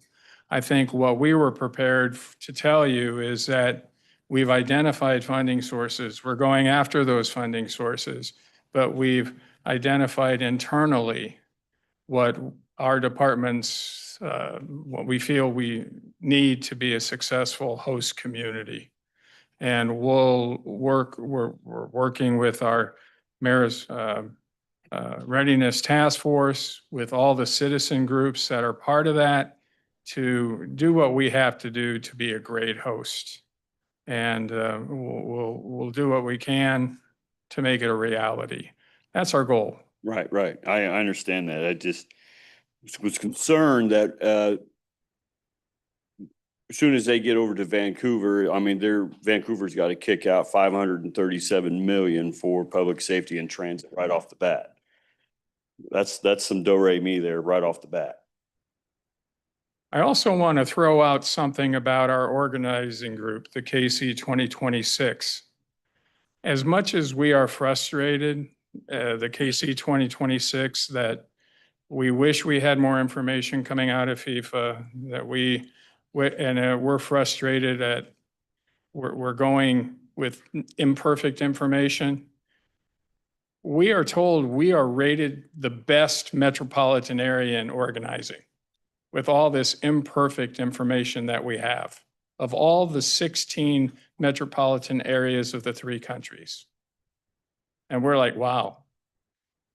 With this imperfect environment that we are working in, we are told by, when our executive director president goes to the Miami meetings where this group is headquartered, they're saying, wow, you guys are far ahead of Atlanta. You're far ahead of Los Angeles. You're far ahead of New York City, of every place. Keep going. And we're the smallest market. So we're so proud of that, but we're also frustrated. And we say that. And we have the FIFA officials there saying that, well, thank you. It's nice to be complimented, but can you give us more information, please? We'd like to be further ahead, because this is a daunting responsibility. And, but we're being told when our president executive director comes from these meetings, they said, yeah, we're being told we're still number 1. So we're doing something right, but we wish we could get more information, but we're proud of ourselves. But there's a lot of work to do in this 349 days. Thank you. I'd just like to say, when the Greater KC Chamber came out and they really went around and they had listening tours about the World Cup coming to the Kansas City metropolitan area, I went to those with some of our staff members. First thing we did is we went to work, created the Mayor's World Cup Readiness Committee, chaired by Alan Carr. They've been working ever since. Staff has been working ever since. Myself, Commissioner Bynum, and Commissioner Burrows, along with our administrator, we've been to Washington, D.C. We've really advocated for the need for funds to be able to address some of the financial concerns that you've heard tonight, as well as our state delegations and some of our state officials.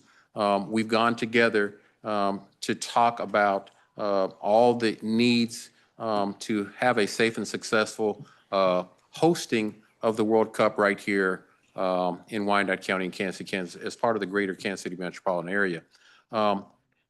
The biggest question mark is money. The state of Kansas has allocated some monies, but not directly to either Johnson or Wyandotte County, to my understanding.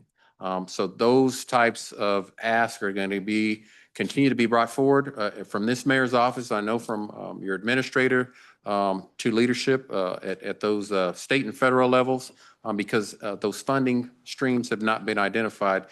I ask, great presentation, administrator, from your staff. I would ask is that just in case, because we're talking about money and we're talking $28 million plus, that I don't know where we're going to get $28 million from. And I know we talked about sales tax. I don't know what that looks like and how quick we can get initiative to the voters to be able to support this type of ask.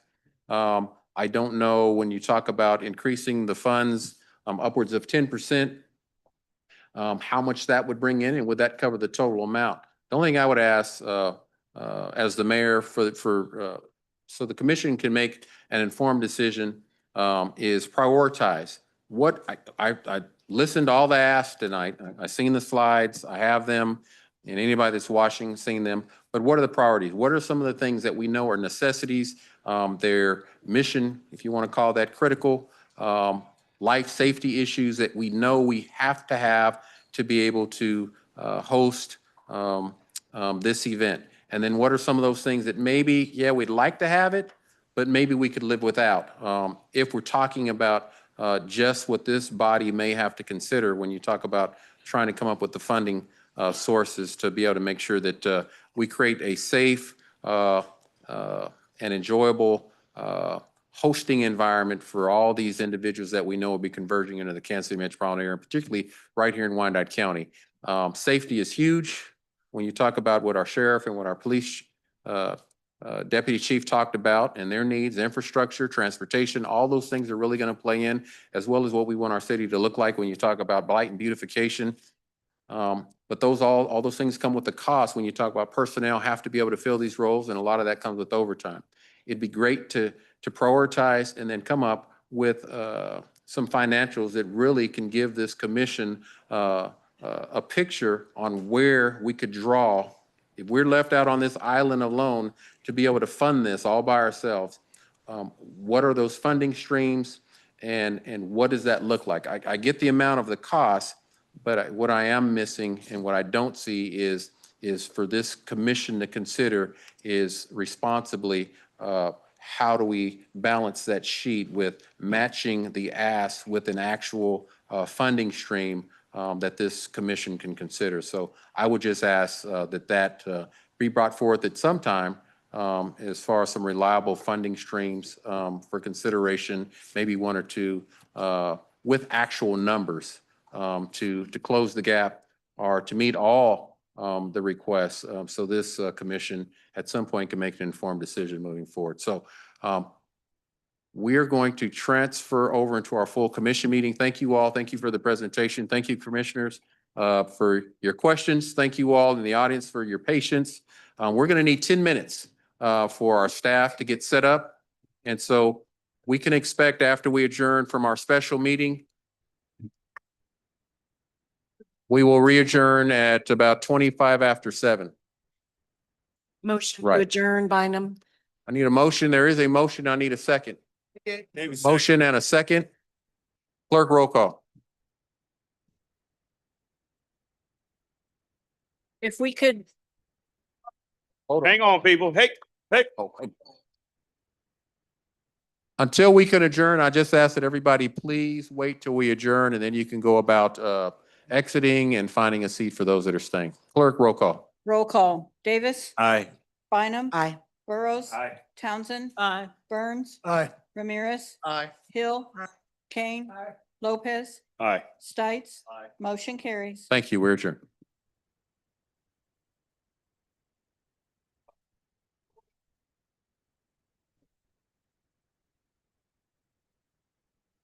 I know, right?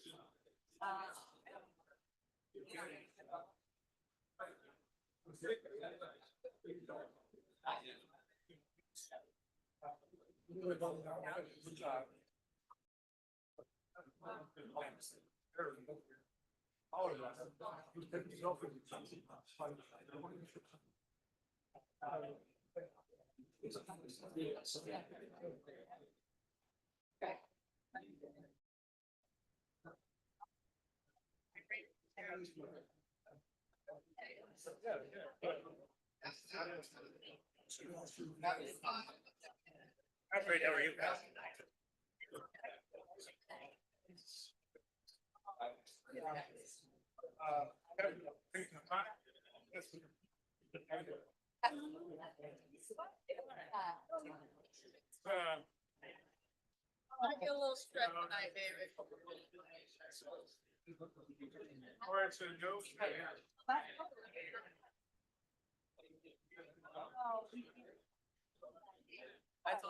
I What, for what?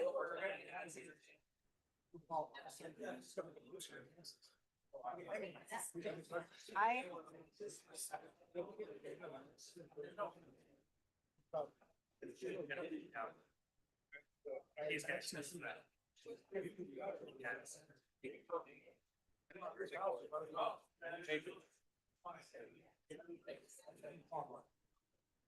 Is that the sign up sheet? Yeah. Been trying to find it. I know, I was wondering back. Oh. Oh. Like there. Now, if there are people that came that didn't sign, would they still have an opportunity? I know there's a few people that. Still have.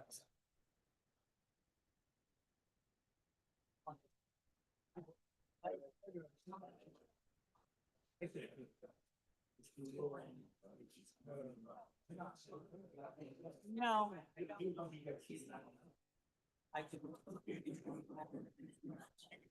If I could have everybody's attention for just a minute. I do see some people in the audience that have also submitted comments. You'll need to let me know whether you want your comments read or you're going to address the commission in person. We can't do both. So please let me know if you want your comments read. If you haven't signed up to speak, last chance.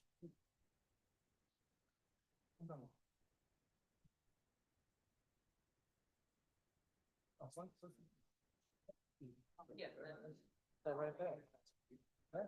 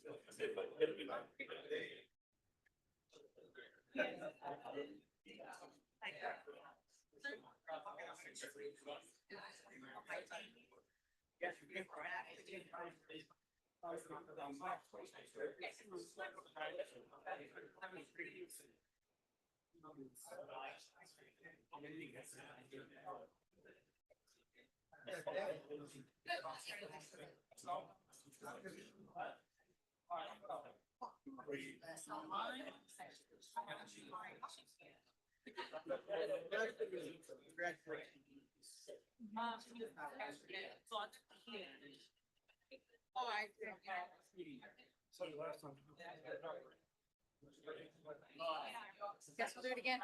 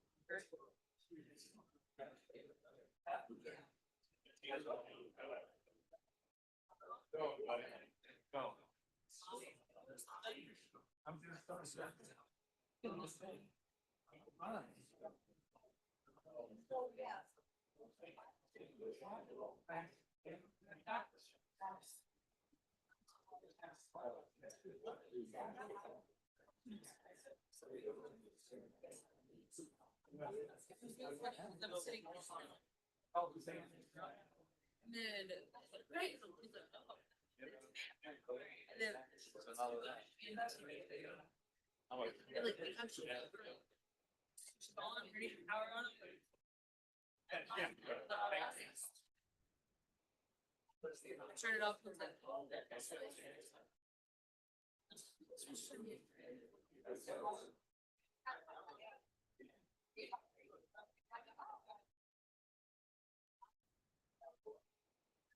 Sorry.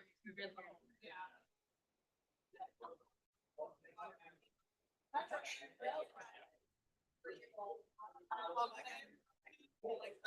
understand this now. Look, I know what you mean.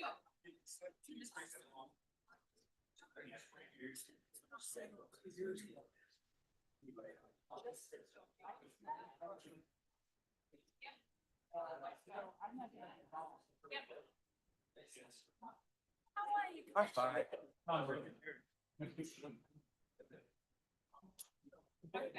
I guess I'll go with this way.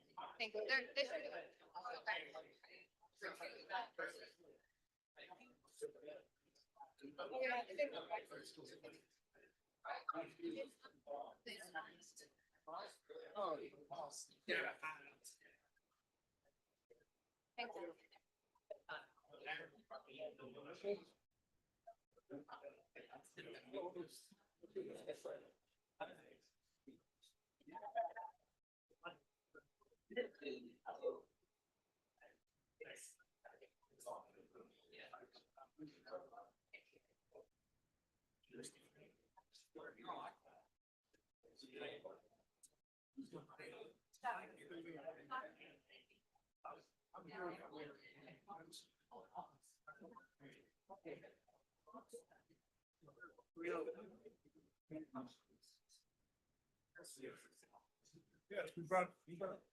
All guys volunteered to.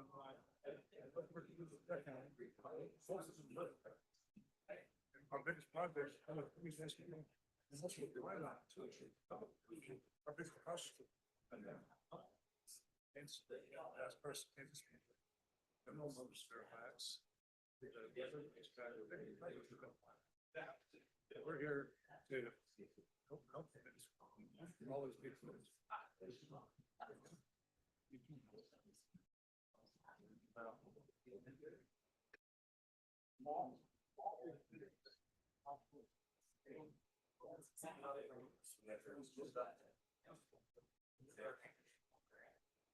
all these people.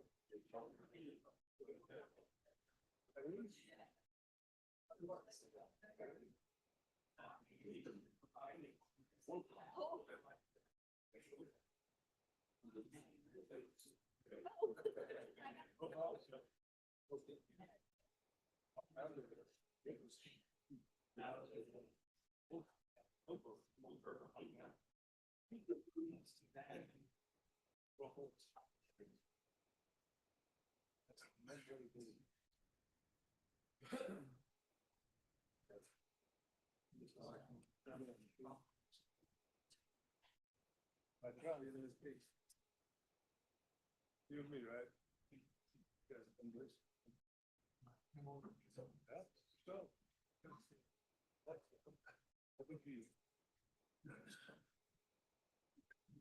Well, we're here. Oh.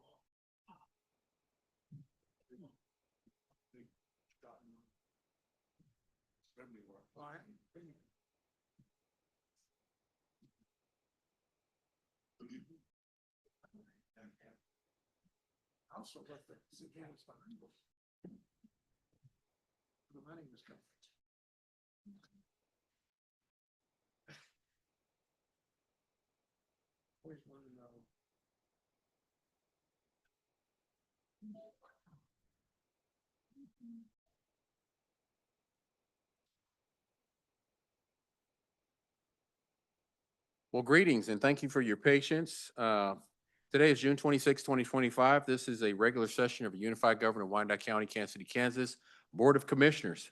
Both planning and zoning matters will be held tonight as well. Before I call the meeting to order, I want to announce that some commissioner, staff, and the public are attending remotely via Zoom, by phone, or on site. All participants joining by phone should please mute your phones at this time, including those in the audience, to avoid any background noise.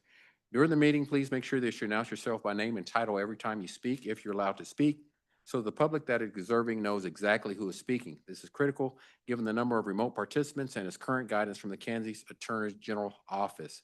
If public comments are allowed on the agenda tonight, comments should be limited to the topic of discussion only. Disorderly conduct in alignment with this body's recognition of decorum. Any disorderly conduct will not be tolerated and is strictly prohibited. I'll now call this meeting to order. Clerk, roll call. Roll call. Davis. Here. Bynum. Here. Burrows. Here. Townsend. Here. Burns. Here. Ramirez. Here. Hill. Here. Kane. Here. Lopez. Here. Stites. Here. Garner. Here. I'd ask everyone to please stand. We're going to have an invocation given by our own Commissioner Hill, followed immediately by the Pledge of Allegiance. May we bow our heads. Father, we just thank you, we praise you, we adore you, for you are wonderful. We thank you for all that you have done. Thank you for food on our tables. Thank you for clothing. Thank you for your love. We just pray that your Holy Spirit would have its way on tonight. Help us to move, to think, to talk, and to be according to your Holy Spirit. Bless everyone in our community and surrounding areas. We want to please you. We want to serve you, oh God, for you are the one true and living God. You said in all your ways acknowledge you, and you would direct our paths. So we yield our hearts, our minds, and our souls to you. You have your way in this meeting. In Jesus' name, we thank you and praise you. Let us all say amen. Amen. I pledge allegiance to the flag of the United States of America, to the republic for which it stands, one nation under God, indivisible, with liberty and justice for all. Thank you, Dr. Hill, for that invocation. Clerk, are there any revisions to tonight's agenda? Yes, Mayor, we do have two revisions. The first revision are the two items related to the Bucky's project under the administrator's agenda are being removed from the agenda. In addition, a change of order for the planning and zoning non-consent agenda has been made. Under section 9.1, item 9.1.2, change of zone COZ 2025-006 will be heard first. Those are all the changes to the agenda. Thank you. We're going to go to the first item. It's on the mayor's agenda. I'm going to turn it over to my chief of staff, Ms. Irene Cadillo, for opening remarks.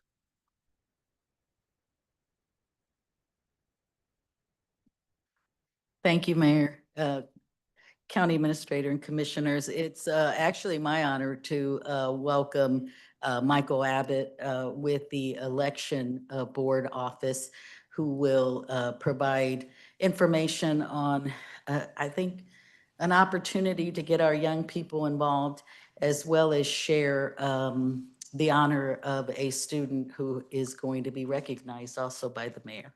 Thank you. Michael?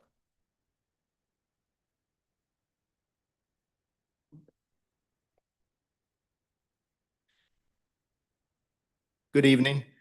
My name is Michael Abbott, Wyandotte County Election Commissioner. I'm here tonight to talk about our first annual I Voted sticker contest. We're very excited about it. High school students in Wyandotte County were invited to design a unique I Voted sticker for the 2025 elections. The contest was open for 2 months to allow students to design their entries. All submissions were to be original artwork that captured the spirit of voting in Wyandotte County. We believe and hope it encourages younger generations to participate in the democratic process, plants the seed for future civic involvement, offers our voters an exciting, unique sticker special to Wyandotte County. It will be held every year going forward. Next contest will be announced early next year on the Wyandotte County Facebook page, and it will be open to more age groups in future contests. I first want to thank all the students that participated, the high schools that participated, and Jordan Tanner from my staff. She did a very good job in spearheading this. With that being said, I'd like to congratulate Kaylee Mortell at Piper High School, and this is her design, the sticker right here. I think she did an amazing job on it. With that, I'll bring her up.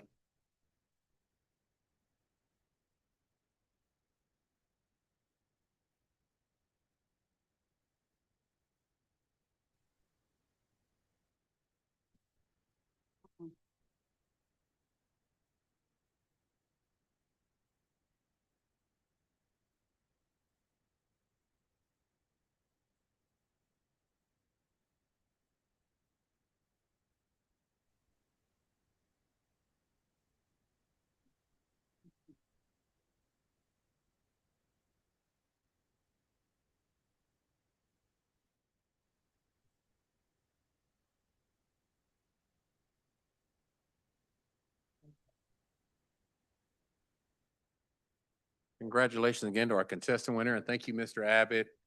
This is just a reminder. It's a good reminder. We have an election season coming up here. Local elections are very important. Make sure that you become informed, that you stay engaged, and most importantly, get out and utilize your right to vote. So thank you so much. Clerk, I believe this takes us to our next item, which is several proclamations. If you could read those in their abbreviated form, that would be great. Proclamation. Now therefore, I, Tyrone Garner, Mayor, CEO of the Unified Government of Wyandotte County, Kansas City, Kansas, do hereby proclaim June 19, 2025 as Central Solutions 100th Anniversary Day in Wyandotte County, Kansas City, Kansas. Proclamation. Now therefore, I, Tyrone Garner, Mayor, CEO of the Unified Government of Wyandotte County, Kansas City, Kansas, do hereby proclaim June 19, 2025 as Juneteenth Freedom Day in Wyandotte County, Kansas City, Kansas. Proclamation. Now therefore, I, Tyrone Garner, Mayor, CEO of the Unified Government of Wyandotte County, Kansas City, Kansas, do hereby proclaim June 2025 as Pride Month in Wyandotte County, Kansas City, Kansas. Proclamation. Now therefore, I, Tyrone Garner, Mayor, CEO of the Unified Government of Wyandotte County, Kansas City, Kansas, do hereby proclaim July 2025 as Parks and Recreation Month in Wyandotte County, Kansas City, Kansas, and urge all citizens to take cognizance of this event and participate fittingly in its observance. Thank you, Clerk. Appreciate that. That takes us to the Commissioner's agenda. I believe we have an item dealing with the approving of the 2025 Hollywood Casino Grant and their awards, as well as the recommendation. I'm going to turn it over to our County Administrator, Mr. David Johnson. He'll introduce staff. This is an anticipated annual event, and we'll have our Parks and Recreation Director, Angel Ferrara, to talk about the event and make the announcements. Thank you, Mayor and Commissioners. And also online, I have the team with the Greater Kansas City Community Foundation that will also be assisting and walking through this presentation tonight. So I do want to start by also thanking a few ladies who aren't here, but who also help tremendously in this program every year, as you all know. Lisa Rangel and Deanna Segui. They are amazing and have also helped me learn a lot about this program along the way. This year, the program did receive 97 requests for funding by the April 21st deadline, and the total request and funding was roughly $20 million. So we have a short presentation, like I said, that Sarah Forgy and Terrell Brown with the Greater Kansas City Community Foundation will take us through, and then we'll be happy to answer any questions you have at the end. So I will now turn it over to the Greater Kansas City Community Foundation folks online. Thank you, Angel. This is Sarah Forgy with the Greater Kansas City Community Foundation, and I'm joined by my colleague Terrell Brown, who will pick up this kind of second half of our slides tonight. Thank you for letting us be remote. We appreciate your flexibility this evening. So we'll go ahead and get started with our presentation. as Angel said, the grant competition closed on April 21st, and we received 97 requests for support. The commissioners and the mayors were each allocated funding to be divided up and recommended to the grants that they wanted to support. And so we have a list here of all the organizations and applicants who received a recommendation from either the mayor or a commissioner. And there are a total of 71 requests that were recommended to be supported. You can see here in the columns those that received a grant in 2024, those their request amount for 2025, the total recommendation that they received in dollars, what percentage that is of their request amount, and then the number of commissioners who recommended them for support. And I will turn it over to Terrell to explain the last set of our slides. Thank you, Sarah. Hey, everybody, Terrell Brown, philanthropic advisor, Greater Kansas City Community Foundation. And these final slides are pretty self-explanatory. This is just a bar graph on the 2025 recommended ranges. You will see that it is broad, right, from applications ranging from less than $1,000 all the way up to $20,000 or more. You'll see a sweet spot in the $1,000 to $5,000 range, as well as a $5,000 to $9,000 range, and then work your way down to $10,000 to $15,000-ish. So just a great snapshot to see, a breakdown of the applications and their given total recommended amount area. And here's just a simple breakdown by commissioner. You'll see the number of applications recommended in the second column, followed by the total recommended amount, which was $43,000 this year. And then the number of applications that the commissioner is only the recommender. You'll see down here with Mr. Burrows, roughly around $44,000 is different than the rest. That's due to a rollover from last year. But when you work your way down to the bottom, there's a roughly around 15 applications received by each commissioner. And then the other average of grant amounts is close to around $2,800, so $2,857. And that concludes our presentation. Sarah, we can field any questions as needed.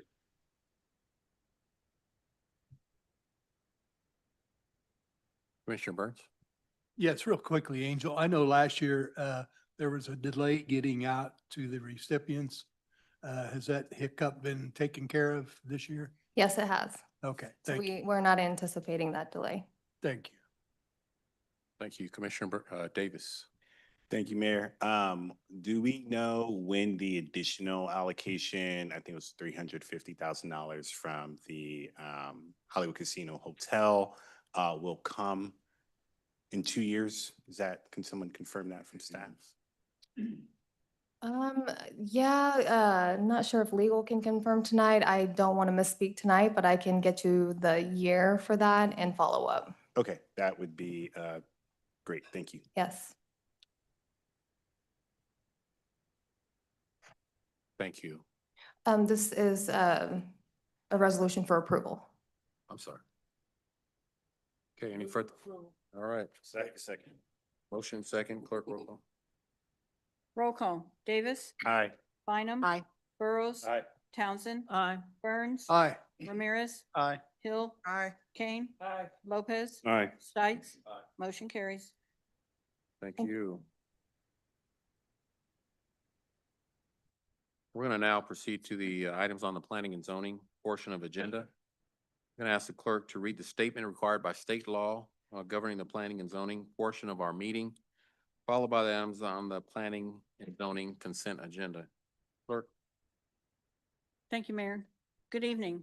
We would like to welcome all present to this meeting of the Unified Government Commission. Members of the commission are Mayor CEO Tyrone Garner, Commissioner Melissa Bynum, at-large District 1, Commissioner Tom Burrows, at-large District 2, Commissioner Gail Townsend, District 1, Commissioner Bill Burns, District 2, Commissioner Christian Ramirez, District 3, Commissioner Evelyn Hill, District 4, Commissioner Mike Kane, District 5, Commissioner Phil Lopez, District 6, Commissioner Chuck Stites, District 7, and Commissioner Andrew Davis, District 8. As each petition is called, all persons for or against will be given the opportunity to express their views. If this is the first time that a particular petition has been before the commission has three options. One, it can approve the recommendation of the Planning Commission with 6 votes.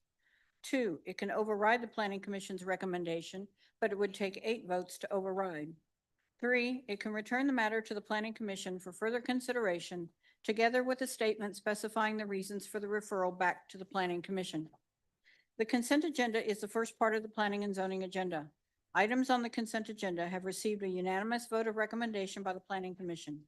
Unless there is a request to set aside an item from the consent agenda by the applicant, a member of the public, the Unified Government Commission, or others, then the Planning Commission's recommendation on all of the items on the consent agenda will be adopted by the Unified Government Commission at one time. I will read the list of agenda items on the consent agenda, and when I have completed the list, the mayor will ask if there are any requests to set aside items from the consent agenda. This is your time to come to the microphone and provide the agenda item to be set aside if you do not agree with the Planning Commission's recommendation. If you're joining us virtually, this is your time to raise your hand, and once acknowledged, provide the agenda item to be set aside. If you've contacted the UG Clerk's office, that item will be set aside by the UG Clerk on your behalf. If an item is set aside, the matter will be discussed and voted on separately. All items not set aside will be approved with the Planning Commission's recommendation. Most of the petitions before the commission tonight may be determined by a simple majority vote.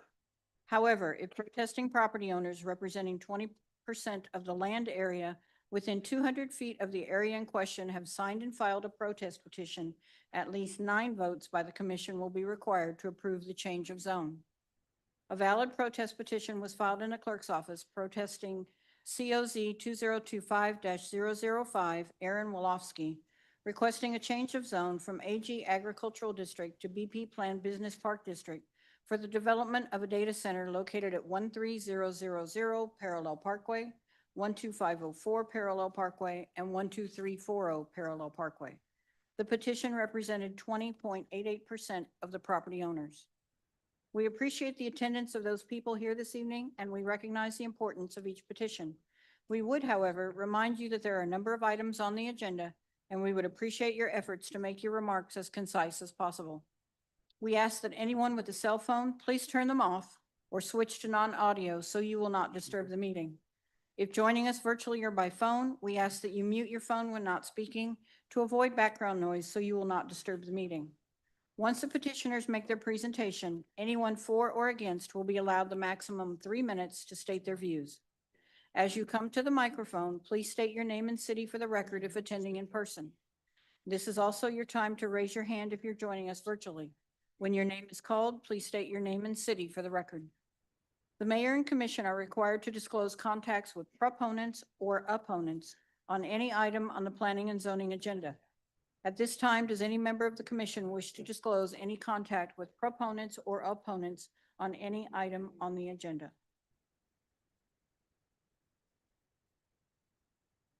Thank you, Clerk. Commissioner Bynum. Thank you, Mayor Bynum, at large 1. I have heard from those for and against items 9.1.1 COZ 2025-005, 9.1.2 COZ 2025-006, 9.2.1 MPL 2025-003, 9.2.2 MPL 2025-004. Thank you. Thank you, Commissioner. Commissioner Davis. Thank you. Same as Commissioner Bynum. Thank you, Commissioner. Commissioner Ramirez. Thank you, Mr. Mayor. Same as Commissioner Bynum as well. Thank you, Commissioner. Commissioner King. Same as the rest of them, Mayor. Thank you, Commissioner. Commissioner Stites. Same as the rest of them, sir. Thank you, Commissioner. Commissioner Burns. Same too. Thank you. Thank you, Commissioner. Commissioner Hill. Same. Thank you. Thank you, Commissioner. Commissioner Burrows. Same, Mayor. Thank you, Commissioner. Commissioner Townsend. Same, Mayor. Thank you. Okay, I just want to be sure that I'm captured. I've got communications for and against SB 2024-116 and for COZ 2025-4 and against COZ 2025-005 and COZ 2025-006.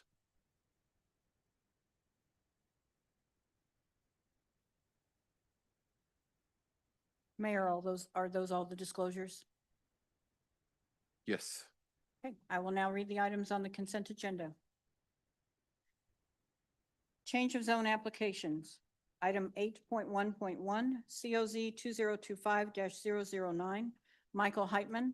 Change of zone from R1 Single Family and R2 Two Family to RP1 Planned Single Family District for an event venue and short-term rental, Sour Castle at 935 Shawnee Road, 945 Shawnee Road, and 911 Shawnee Road.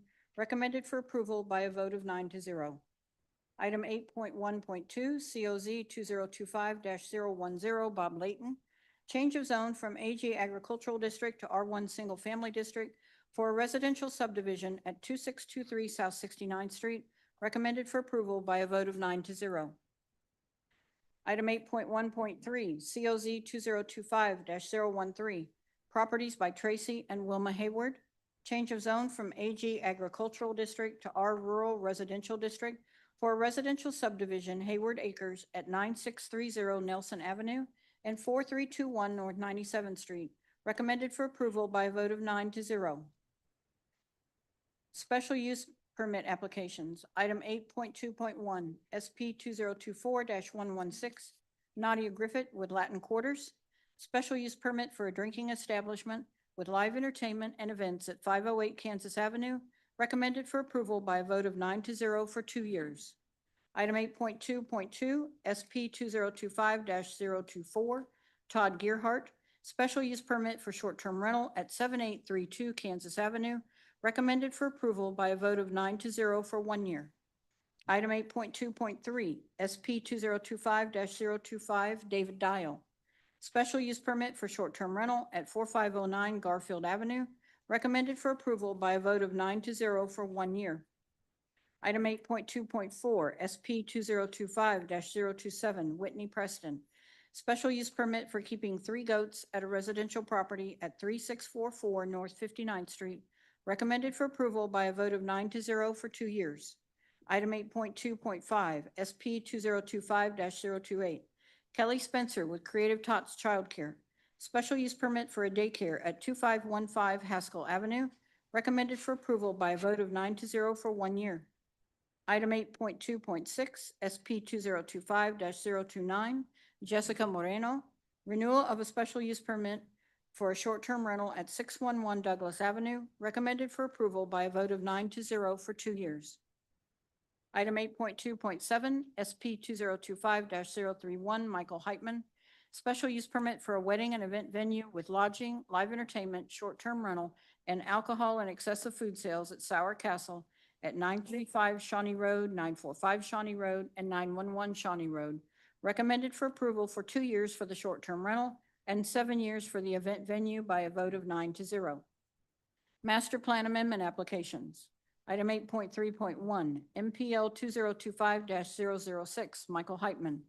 Master Plan Amendment from low density residential to low density mixed use within the Rosedale Area Plan for an event venue and short-term rental at Sour Castle at 935 Shawnee Road, 5 Shawnee Road, and 911 Shawnee Road. Recommended for approval by a vote of 9-0.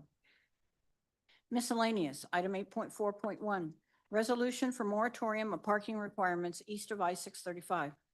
A resolution for a moratorium on the minimum parking requirements for commercial properties and residential properties with less than 6 units in a mixed-use setting for locations east of I-635. Recommended for approval by a vote of 9-0. 8.4.2, ordinance rezoning property. An ordinance rezoning property at 144 North 61st Street from R1 Single Family District to AG Agricultural District. Recommended for approval. Item 8.4.3, an ordinance rezoning property at 13100 and 13130 State Avenue from CP2 Planned General Business to CP3 Planned Commercial District. Recommended for approval. Item 8.4.4, an ordinance authorizing a special use permit for the keeping of pigeons at 2542 South 12th Terrace. Recommended for approval. Item 8.4.5, an ordinance authorizing a special use permit for the keeping of a maximum of 25 fowl at 3030 South 63rd Street. Recommended for approval. Item 8.4.6, an ordinance authorizing a special use permit for operation of a short-term rental at 1127 Southwest Boulevard, recommended for approval. Item 8.4.7, an ordinance authorizing a special use permit for operation of a short-term rental at 2629 South 49th Street, recommended for approval. Item 8.4.8, an ordinance authorizing a special use permit for storage of motor and recreational vehicles and equipment at 8440 Gibbs Road, recommended for approval. Item 8.4.9, an ordinance authorizing a special use permit for continuation of material and clean rubble excavation and stockpiling at 1500 South 73rd Drive and 7751 South 73rd Street, recommended for approval. Item 8.4.10, ordinance authorizing a special use permit for operation of a short-term rental at 2105 West 43rd Avenue, recommended for approval. Item 8.4.11, an ordinance authorizing a special use permit for operation of a semi and heavy truck repair and maintenance facility at 451 South 14th Street, recommended for approval. This represents all of the items on the consent agenda. Thank you, Clerk. Do any members of the commission, the county administrator, or the public wishes to set aside any item on the planning and zoning consent agenda? And if item is not set aside, all items on the planning and zoning consent agenda will be voted on by one vote to follow the recommendation of the planning commission. Clerk, has anyone contacted your office with set-asides? There's been no contact. Is there anyone in attendance here tonight that would like to set aside an item? If so, please come to the podium, state your name and your city for the record, and the item to be set aside.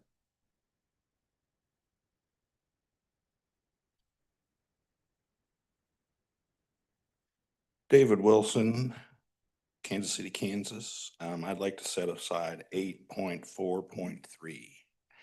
Ordinance rezoning property COZ 2025-004. Thank you. Clerk, is there anyone joining us virtually with their hand raised who'd like to set aside an item? There are no hands raised. Okay. Commissioner Townsend.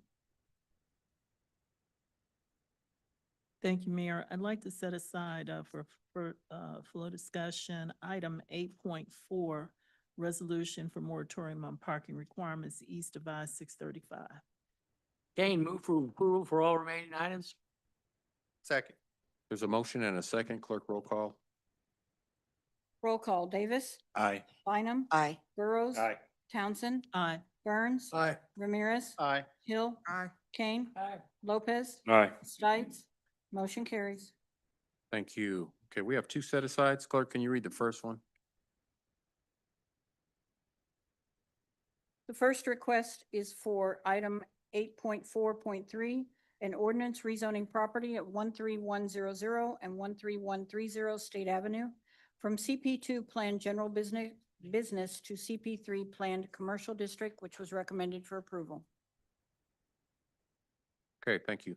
I'm going to ask our acting planning director, Mr. Lucas, to make some comments in regards to that item. Thank you, Mayor. On this ordinance here, it came through on June 9th, and it is recommended for Mr. approval. Lucas, I believe there's some confusion. Is that the item, clerk, that we're?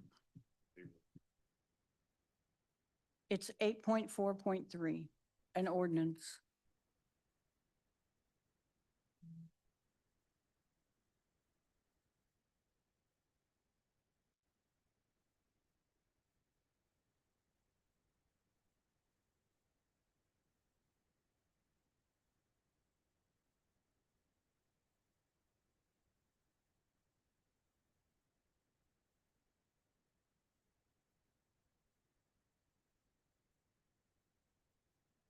Mayor, we don't have the slides for that particular ordinance. But it's been already approved by the Board of Commissioners. Okay. I guess the planning commission, is that what you're referencing? Yes, Okay, The board. in the Board, because it's an ordinance. it's an ordinance, okay. Do we have any background on that, just to refresh the commission's memory as to the particulars on the vote and the requests.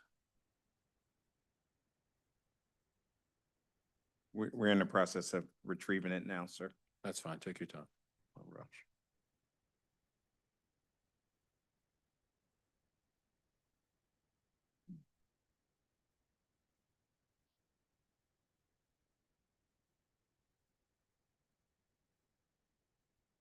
So background on it, detail, the applicant was Mike McCowan and APKC KLLC. Is requesting a change of zoning from CP2 Planned General Business District to CP3 Planned Commercial District to build a multi-building, 99,800 square feet, foot climate control and contract flex use storage facility at 13100 and 13130 State Avenue. Ordinance, okay.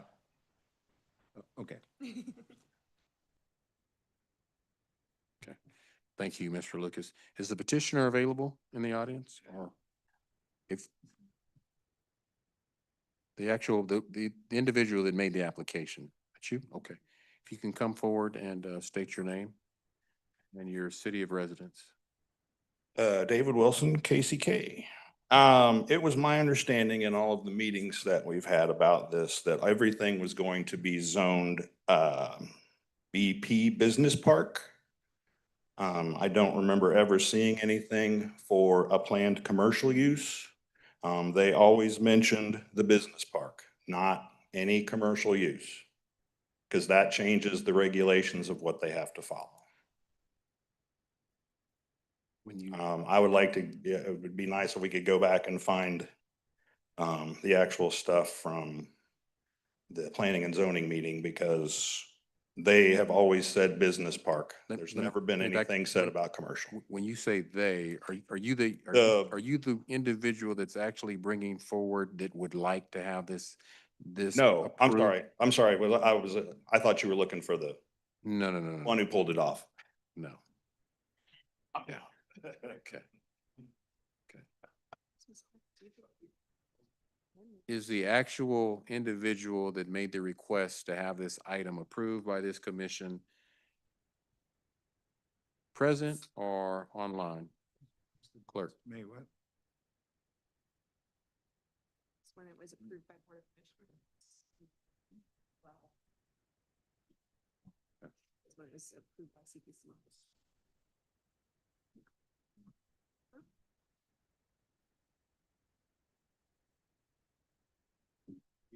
Okay. It doesn't look like the petitioner is here. So is there anyone present who'd like to speak in favor of this item that's here tonight? Clerk, is there anyone joining us virtually who'd like to speak in favor of the item? There are no hands raised online. Clerk, have you received any notifications from anyone who would wish to express their comments in favor of this item? I'm sorry. No comments have been received. Clerk, have you received any notification from anyone in the public wish to express their comments in opposition to the item? No comments received. Is there anyone present who would like to speak in opposition of this item?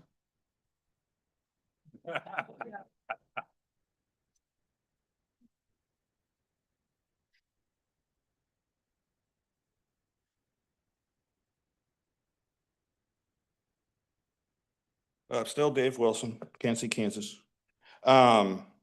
Like I started to say earlier, when they have been presenting this to the citizenry and the Planning and Zoning Board, they have always said that this was going to be a business park.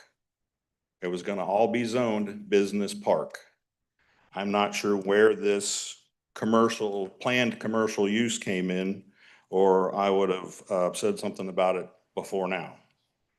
They have constantly repeated business park because that comes with a different set of rules than commercial.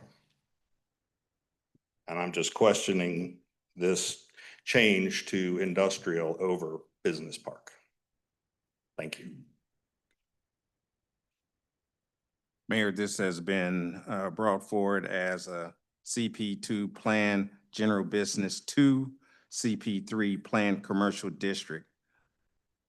And it came before the City Planning Commission May 12th, and then again before the Board of Commissioners on May 29th.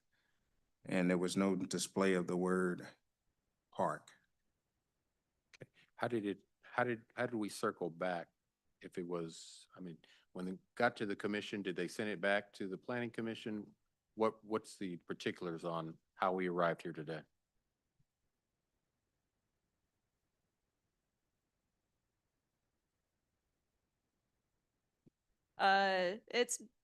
I'm looking at the City Planning Commission staff report. It has been, the CP2 to CP3 planned, commercial, district the whole time. So I'm not sure. Business Park usually goes to master plan amendments. And I don't think this one had a master plan amendment with it.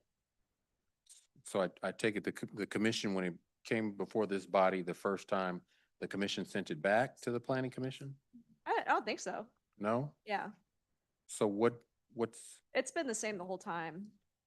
So, I guess the question is help me. yeah. How was the commission, Mr. Mayor, nope. I just- was, sorry. Wait a minute.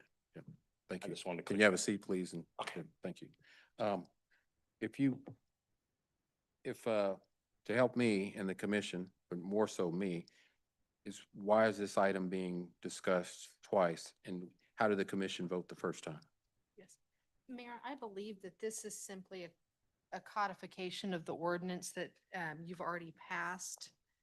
That you've already given the approval for this item, the commission has, and this is simply the permission to publicize the ordinance, although it's not labeled as such, but it is the publication of the ordinance that has now been prepared to codify what has already been passed by So the commission has already approved this item.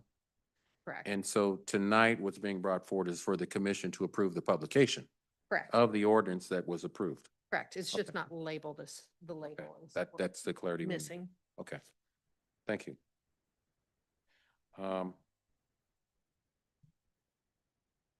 Clerk, is there anyone joining us virtually who'd like to speak in opposition to the item? No hands are raised. Okay, I'm going to close the public hearing. And I believe we have a question from Commissioner Ramirez. Sorry, Mr. Mayor, no, my question was going to be a parliamentary inquiry to our chief counsel to talk about why we have an ordinance and not the application, but that's already been discussed. Question's been answered. Any further debate or comment, discussion? Commissioner Stites? Stites District 7. So, sir, did we answer your question? Did it get answered? Because I don't even know if it got, what got answered here.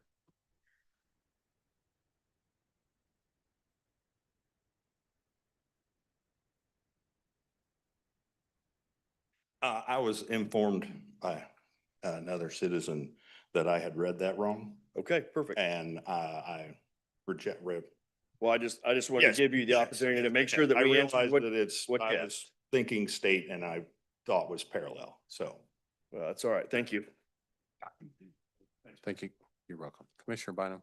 Thank you, Mayor. I just wanted to say, the items under 8.4 miscellaneous are all items that we've had previous action on.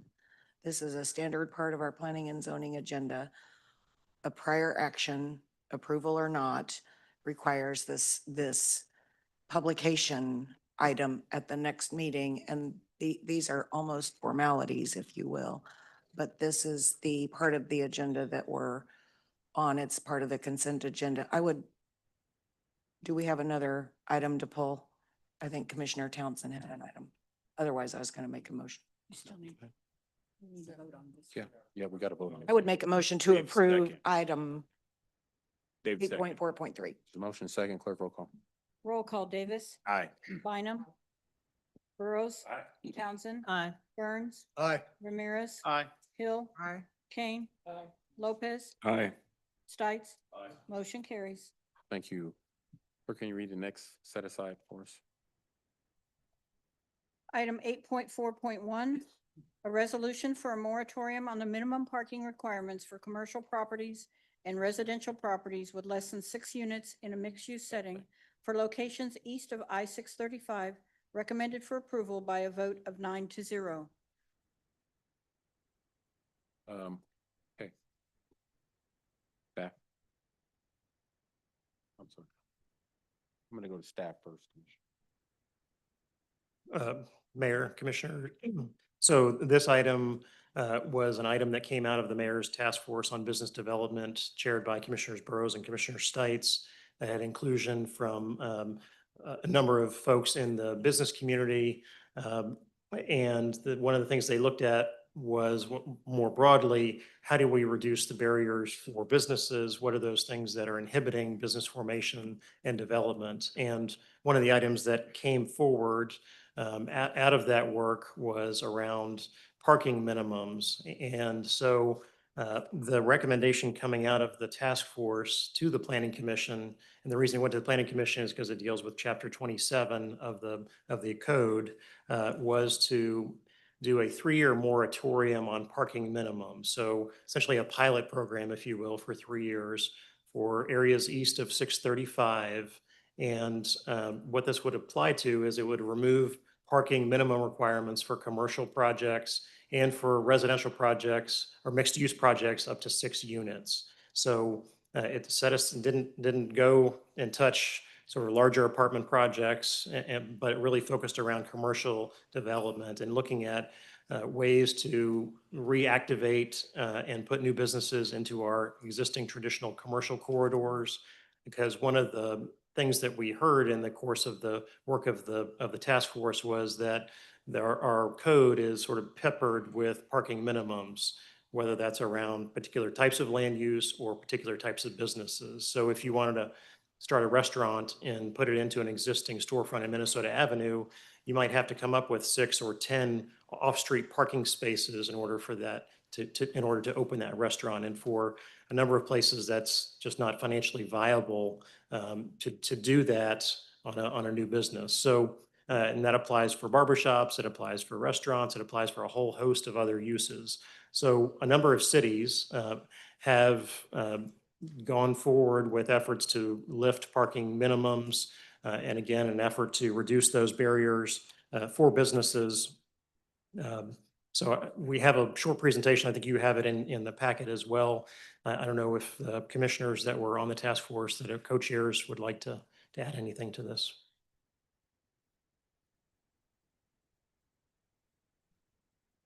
Commissioner Burrows. Thank you, Mayor. Mr. House, thank you very much for the overview. It was absolutely correct. This was brought forward by the downtown shareholders. Initially, we were just looking at the downtown area for the small businesses, but after much discussion with the task force members, it was proposed to us that we do everything east of 635 so that we would catch other corridors that may have some of the same challenges and a lot of the small businesses. It's a way of removing an expensive bottleneck in small business opportunity. And it's additional cost savings to the businesses. Some of those parking spots are $200 to $500 more a month than rent.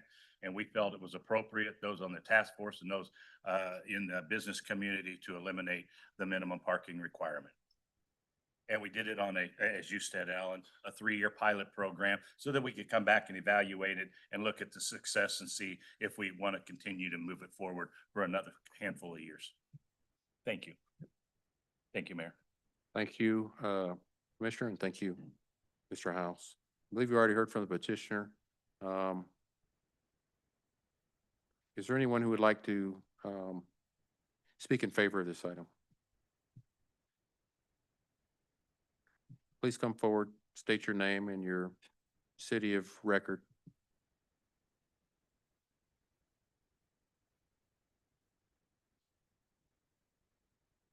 Hello, Mayor and Commission. My name is Joseph Welch. I live in KCK in Rosedale specifically. I would like to offer some of my own opinions on this because I believe that it's something that's very successful in other cities that we've seen.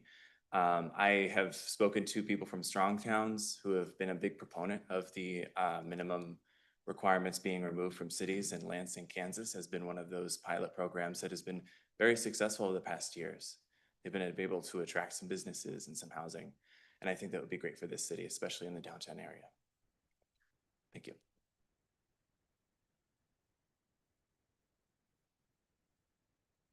Clerk, is anyone joining us virtually like speaking in favor of the item? No hands are raised. Sorry, we have one more person. Please state your name and your city of residents. Mindy Rocha, Kansas City, Kansas, also a task force member.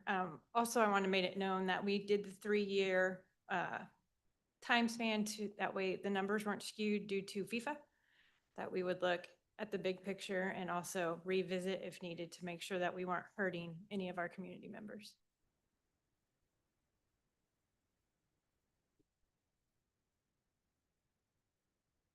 Mayor, Commissioners, Greg Kendall with the Wyandotte Economic Development Council and a member of the task force. And primarily, what I would say is that of all the things that we've discussed, Commissioner Stites very much part of this task force as well. This is probably one of the strongest components coming out of this task force. The idea that we could coalesce around a common idea, particularly as we look at trying to drive more development east of 635. This was seen as a common denominator of challenges for driving development, and spent quite a bit of time trying to ensure that, particularly on the multifamily projects, that we didn't get ahead of ourselves and create a different problem that we weren't really looking to fix. And so putting that parameter that it's no more than 6, I think is wise. And I like the fact that we've given ourselves enough time with 3 years to actually see if this works. So I just wanted to say thank you for the conversation and the leadership around this, because it's tangible and something we can actually track and measure. So we're very much in support of it, and I just wanted to put that on record. So thank you. Thank you. Clerk, is there anyone joining us virtually who'd like to speak in favor of the item? No hands are raised. Clerk, have you received any notification from the public who'd like to speak and who notify that they'd like to express opposition to the item? No comments were received. Is there anyone present who'd like to speak in opposition of this item? Clerk, anyone joining us virtually that's in opposition? No hands are raised. Okay, I'm going to close the public hearing. We have a question from Commissioner Townsend. Thank you, Mayor. First off, I want to commend the task force for their charge, courtesy of the mayor, to look at our current business practices and see where they could be streamlined, eliminated, adjusted to bring more business into KCK. I don't think I would have even paid too much attention or expressed concern with the way this is written, other than when I saw the word residential. And so here's what was my thought. I'm hoping that in trying to get more commercial to come in, that some homeowner isn't displaced by parking, by us not requiring a minimum parking spot. So that was one concern. And then I think Ms. Rocha has already addressed what I thought was an oddity for a 3-year trial of this, when quite often if we're looking at something, say, an Airbnb, when the owner has not come before us before, we would more likely give them a year if they've been successful within 2 years. So I thought the 3rd year was a bit odd, but allowing for FIFA impact, I can appreciate that. The other question that I would have about the length of time is, can the council, the commission, look at this and reevaluate it at any time within that 3-year period, or do you have to wait the full 3 years to do that? That might be a question for legal. Yes. Commissioner, you would be able to revisit and revise or end the trial early. Okay. And so maybe members of the task force could address what my concern was about residential properties or less than 6 unit or staff, because my thought is I would hate to see just a homeowner displaced or inconvenienced. Maybe that's not going to be the case, but when I saw commercial properties and residential and east of 635, which is pretty broad and inclusive and way beyond just downtown, but I would not be opposed to that. It's just concerned that homeowners per se are not displaced by this. Thank you. Does the task force chair, co-chair, or Mr. House have? Mayor, it may be best if Mr. Housey explains it. He explained it very well up front. I don't want to cause any confusion whatsoever, but I would refer back to the ordinance. It explains it, but Mr. Housey, please. Sure. And that was one of the points of discussion that in the task force was around parking in residential areas and how to minimize impacts. One of the things the task force looked at, for example, was the number of available parking spaces downtown. And when they looked at that and they saw the garages that exist and the street parking that exists and the number of spots that exist, I think that ameliorated a lot of the sort of concern that increased commercial activity might cause those sort of traffic issues. So that's part of it. The other part, and the reason we thought about this 6-unit multifamily was thinking about those buildings, of which we have kind of throughout the community, particularly in the older parts of the city east of 635, where you have second and third stories above first floor commercial, and thinking about the opportunities to turn that into housing. And currently under the code, there is parking requirements that are attached to those.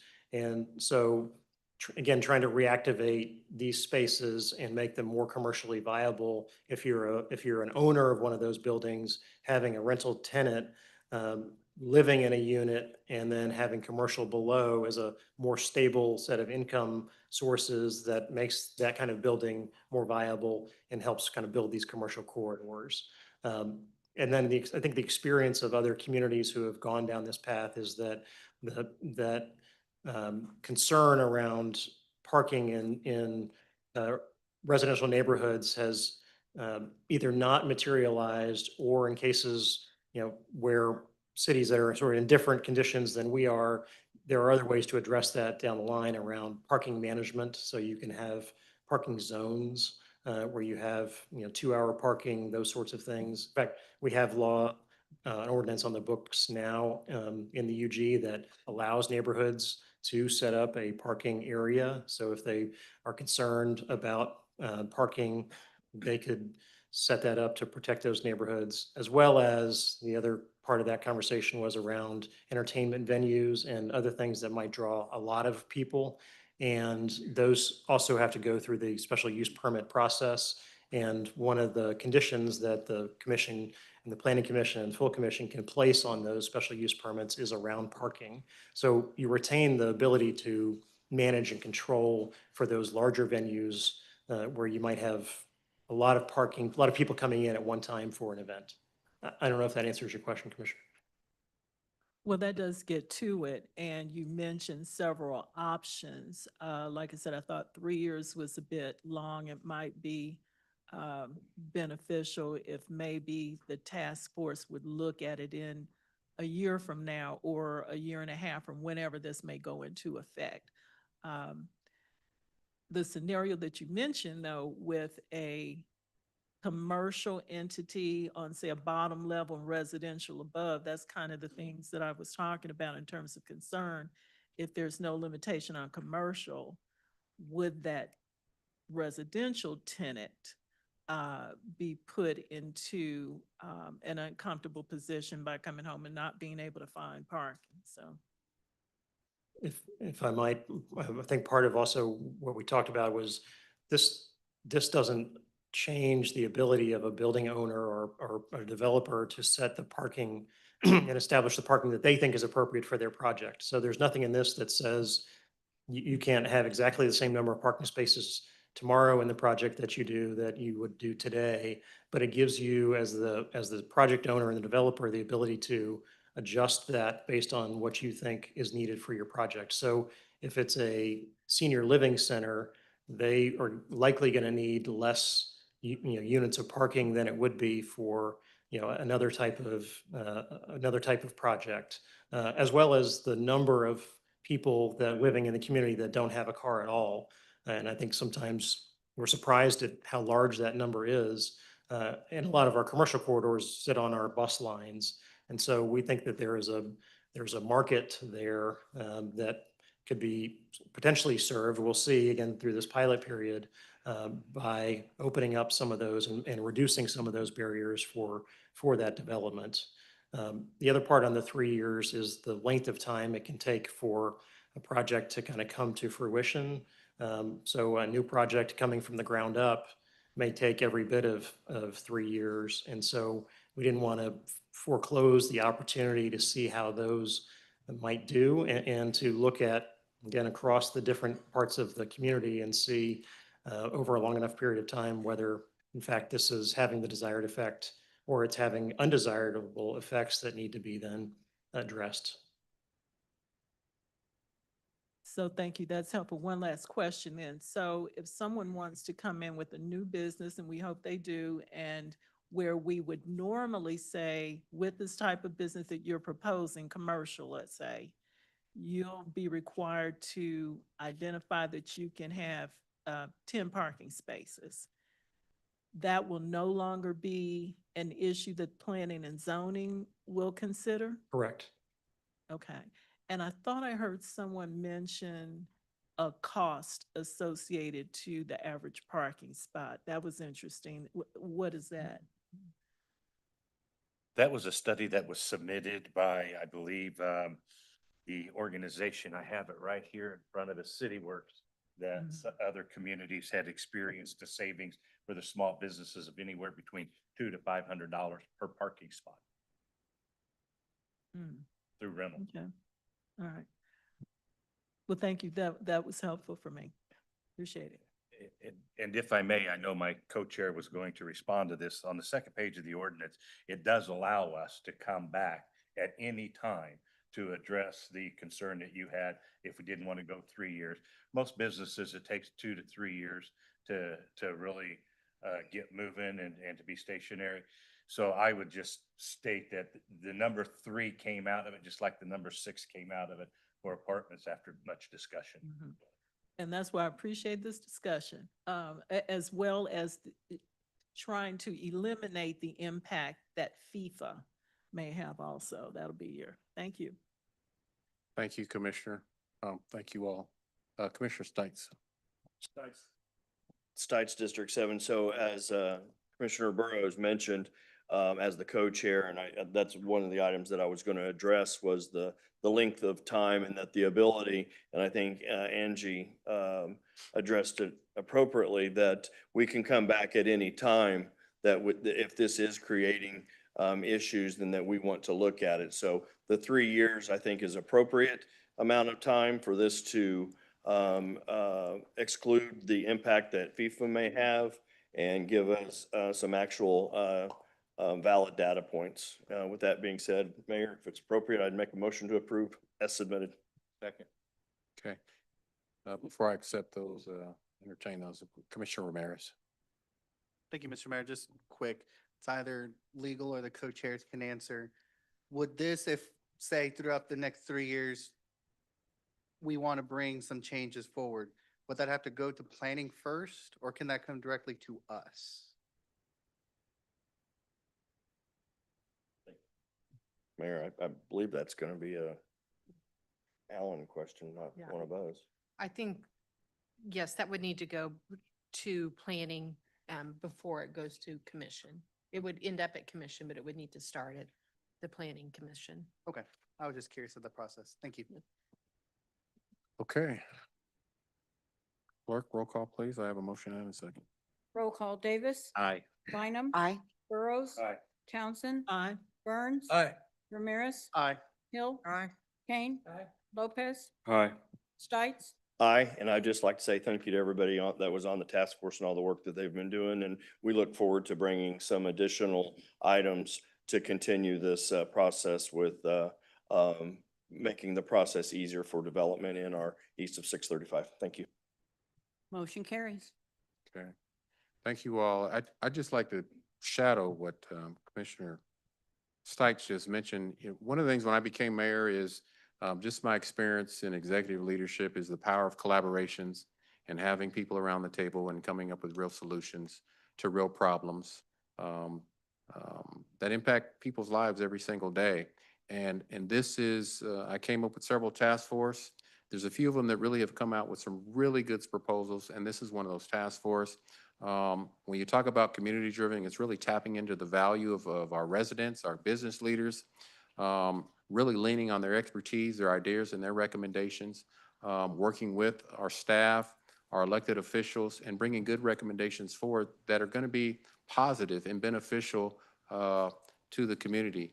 I intentionally, when I created these task force, Just so you'll know, I didn't really give the task force chairs a lot of marching orders. There wasn't any micromanagement from my office. It really was driven by the task force and the members, which is community members. And it offers a real good bridge and channel for individuals that may not otherwise have any input or pathway to bring forth recommendations to this body. It offers that. And so I just want to say thank you to Commissioner Burrows for being the chair, Commissioner Stites, the co-chair, for the staff that has helped, as well as all the volunteers, because everybody was volunteering their time to come forward to really just do something great in the business community to make doing business here at the unified government that much easier. And so great things are still going to come out of this. I'm excited about some of the things that are still sitting in the planning commission that I know that our chair, seeing them sitting over there, is going to make sure it gets to this body at some point. But a lot of these recommendations are going to be extremely valuable, I know, for our community if this commission sees fit to share in those opportunities. So I just wanted to say thank you again, not just to this task force, but to all the other task force that I know that I've put together over my over 3.5 years now, that have really worked hard. A lot of the residents that have worked hard, volunteering their time, coming here on weekly. Some folks over the years I saw daily, just volunteering their time because they want to see a better Wyandotte County for everybody. So I just want to personally say thank you on that. That takes us to the P&Z non-consent agenda. Clerk, can you read the first item, please? Maybe. Is change of zone 2025-006, Aaron Wolofsky. Change of zone from AG Agricultural, RP1 Planned Single Family, RP2 Planned Two Family, RP3 Planned Townhome, and RP5 Planned Apartment Districts to BP Planned Business Park District for the development of a data center at 12425 Parallel Parkway, 12301 Parallel Parkway, 12171 Parallel Parkway, 12165 Parallel Parkway, 12133 Parallel Parkway, 12129 Parallel Parkway, 12117 Parallel Parkway, 11914 Wood Avenue, 1800 North 121st Street, 1753 North 124th Street, 12137 Wood Avenue, 12037 Wood Avenue, 1401 North 126th Street, 12402 State Avenue, 12252 State Avenue, and 12198 State Avenue, recommended for approval by a vote of 4-2. Thank you, Clerk. 9.1.2 COZ 2025-006 Aaron Wolf. Excuse me if I pronounce it wrong. Wolofsky. Wolofsky. Okay, thank you. This is 006. And related to this, I'm going to ask our legal counsel. There was a protest petition filed on item 9.1.2 that I believe may have been discovered to be invalid. And I'll ask our legal advisor to give the findings.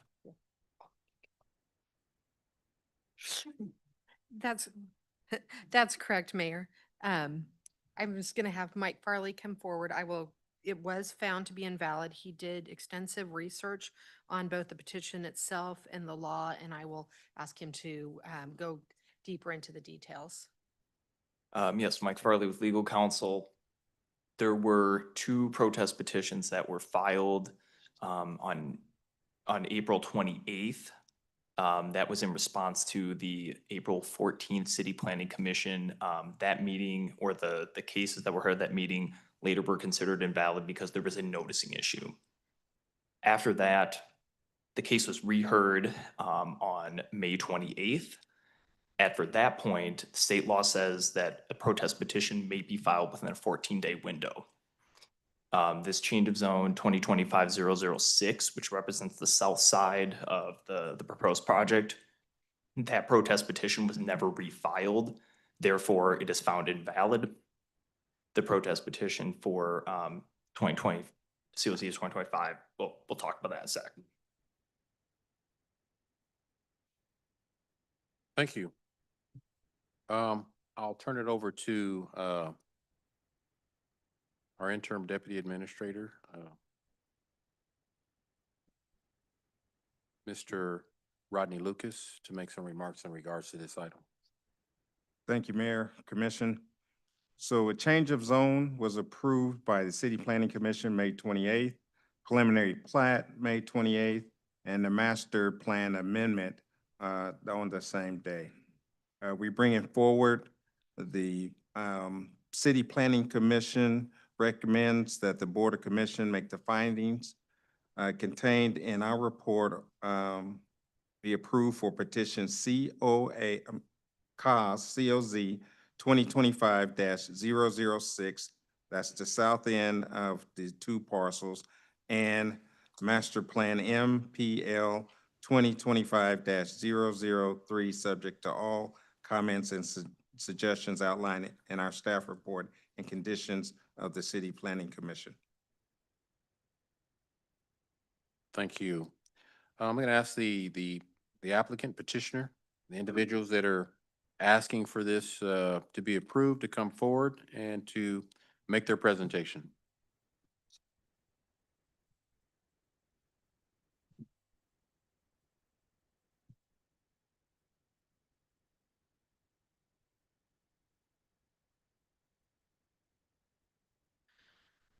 Good evening, Mayor, Commissioners. Kurt Peterson here on behalf of the applicant. My address is 900 West 48th Place, Kansas City, Missouri. The applicant is Aaron Wolosky, principal with Red Wolf DCD Properties LLC. In case you didn't hear about it, tonight we're talking about the data center project. I wanted to show just a couple pictures for those that are not accustomed to seeing data centers. Data centers are buildings that are, as you see on the screen, full of servers and other related equipment that provide secure data storage and transmission.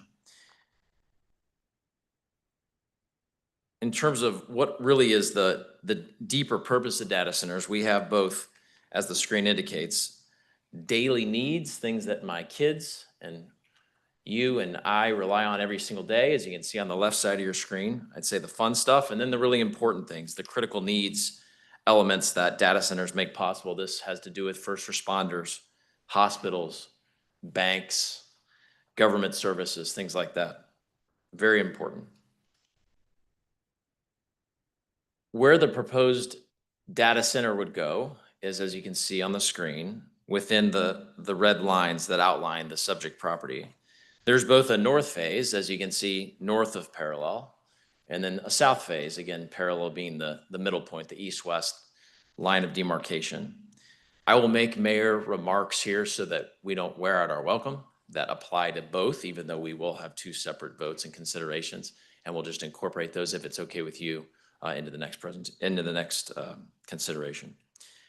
The north phase, again, north of parallel on the screen, generally runs, you can see on the west there, from 131st Street over to approximately 126th Street, a little bit beyond. And then the south phase, starting in the west, is from 126th Street and goes east to approximately 121st Street. You're looking at, in total, for this project site within the red lines, about 550 acres of land. Now you can see that same acreage that has the black dash line outlining what is now a site plan that gives you a sense for what would go on the property as part of the data center. It consists of 6 buildings. You can see they're in orange, 3 on the north side, 3 on the south side. Each one is approximately 330,000 square feet. Each phase will have a BPU substation. You can see that in gray just to the east of each phase, labeled substation. And the south project will be the first project in this phased overall development. So you'll start 1 building at a time on the south until the 3 buildings and the substation are done, and then move to the north. Speaking of the first part of the first phase, construction is anticipated to begin on the substation, south parallel, and then also the very first building in 2026, hoping for completion and operation of that first building in 2027. And then generally that same pace as we move through the remaining 2 buildings on the south, and then the 3 buildings in the substation to the north. So approximately, it's an estimate, but about 6 years or so to fully build out the data center. The project requires a rezoning. The requested zoning district is Business Park or BP. BP zoning has a lot of advantages compared to, let's say, in an industrial zoning. BP requires high-quality buildings, attractive buildings, open space, things like that that you don't, just isn't required in industrial zoning. It also has performance standards related to things like noise, outdoor storage, things like that. And for that reason, BP zoning is actually explicitly permitted to be located next to residential. That's what the code says, because it has all these performance standards and design standards. And within BP zoning, the code specifically says data centers are an appropriate use of property. This is a rendering of what one of our buildings conceptually could look like. So this project overall and its associated rezoning definitely fall within the intent of the UG zoning code for what would go in this location. But even though the proposed rezoning and the type of project fit the intent or the spirit of the zoning code, just say it's still the applicant's burden to demonstrate that the project is actually implemented well, right? Just because the spirit of it's right. So with that, the main issues raised in terms of implementation, the highest level issues we've seen are, what will anybody that lives in this area actually see from their residents? And what will people that live in this general area actually hear related to this project? So let's start with the first part, the visual part. The best way to get a sense of visual with a project like this is to have engineered sightlines and renderings. And so I want to take 3 different vantage points or sight lines so we can see around this project what somebody that lives or visits around the property will see. The first, if you take yourself up to the northwest part of so this is the north phase and up to the northwest part of the project, over at 131st Street. And we're there at the closest property at 131st Street, looking east back toward the project. So as you can see on the screen, the bottom is a sight line. Again, you're looking from west to east towards the project, and you can see a rendered view just above it. The distance, this is the very closest distance in terms of residential properties on 131st Street from property line to our first building is 483 feet. That's what you're seeing depicted there. We are installing, as you go from residence across 131st Street to the east, you can see it, we're looking at the bottom of the screen here. You can see that we're putting in a berm. That's a 16-foot wide berm, and it's 8 feet tall. It will be planted with as much landscaping as we can get in there. That's a final plan issue, but as much as we can fit in there. And then you'll also notice something about when you're looking east from 131st Street, where there's some residences, you'll notice that the grades are friendly. So you see the yellow N2, that's the closest residence, and you can see how the grade naturally goes up and it goes back down as you get to where the closest data center building is. So that helps with sight lines. And you can see that red hash line indicates there's no visibility just from a geometrics perspective from a resident to the data center building. And the best way to, again, before we move to the second vantage point, to see that is when you look at the engineered rendering from the closest residence in the top. We're looking at the image there. You see past the berm and you can see that you can't see the building at all. That's the first vantage point, again, for this project to look at. The second one I wanted to pull up was actually from the complete opposite side to the east. So we're still looking at the north side, but now we're over at 123rd Street and we're looking west back towards the project. So this is the closest residential property on 123rd Street, again, in the northeast corner of the project. As you can see a little detail back in the bottom of your screen. The distance to the closest improvement structure that you'll hit, which happens to be the substation in this case, not a building, would be 1,500 feet approximately. And not only is that just a substantial distance for anything, but there's also significant mature vegetation that we will not be touching. And that's what you look at on the screen right there. That's what you're seeing. In the far distance, you'll eventually see we're planting all sorts of landscaping. You'll see that eventually. But from the get-go, you'll see what's in the foreground, which is extensive, mature vegetation. And the result is that when somebody's standing on 123rd Street looking west, they're not going to see the substation. They're not going to see the buildings. Last perspective we wanted to really drill down on with these engineered sight lines goes to the south project now. This is from 126th Street, so that's the western edge of the south project, and we're going to look east, directly east back at the south project. The distance, as you can see, indicated on the screen, from the closest residential property to the nearest data center building is about 800 feet. That's the closest one. Once again, we're going to install a 16-foot wide berm, 8-foot tall, with extensive landscaping on top. And the result is, as you can see from that depiction, is you will have no visibility from that closest residence across the berm, the landscape, and the 800 feet to the building. So once again, they have that sort of a visible privacy. Hopefully it gives you a pretty good sense from different vantage points on the project, what you might see, or to be honest, what you might not see when it comes to this project. But what about what you might hear? Because that's also any project we do, we want to make sure we're being respectful and following code when it comes to sound. So the sound, or at least the most significant sound from this project, comes when the backup generators are running. Now, data centers, as many of you know, have to have reliable generators that can run the entire project at all times. It's essential. And so there are sufficient generators in this project that can kick on should there be a service emergency, temporary service emergency with BPU, or when they are tested. These generators are tested once a month religiously in the middle of the day during the weekday. And the generators, as you can see, it's all the in between the orange buildings there, all the little horizontal lines. We put the generators between the buildings for a reason. Now, this image on the screen reminds you, we just looked at them, but now think sound. You're covering those same distances, huge distances between residents and the building. So that's the backdrop to really identify how much sound would ever get from a generator when it infrequently runs to a residence. To do that, we're going to put a table on the screen. So decibels, we all know that, whether it's Arrowhead setting records or it's your lawnmower and you wear ear protection, whatever. We know decibels is how we measure sound. So the generators that will be involved in this project at the source will be approximately 65 decibels. If you can read the screen there, what that tells you is 65 decibels is right in the middle of the range of a normal conversation. Well, I have a mic. I was going to say how I'm talking now, but if I was not mic'd and just talking to you at the dais, that'd be a 60 to 70 decibel sound. And again, the generator is right in the middle of that 65 decibel. But that's at the source. We have huge distances. We're between buildings. We have berms. We have native vegetation. We have landscaping. So given the degradation of sound with distance, the decibel level from the generator at the closest residential point will be approximately 23 decibels. 23 decibels, as you go down to the bottom of the screen there, you'll see is really a whisper.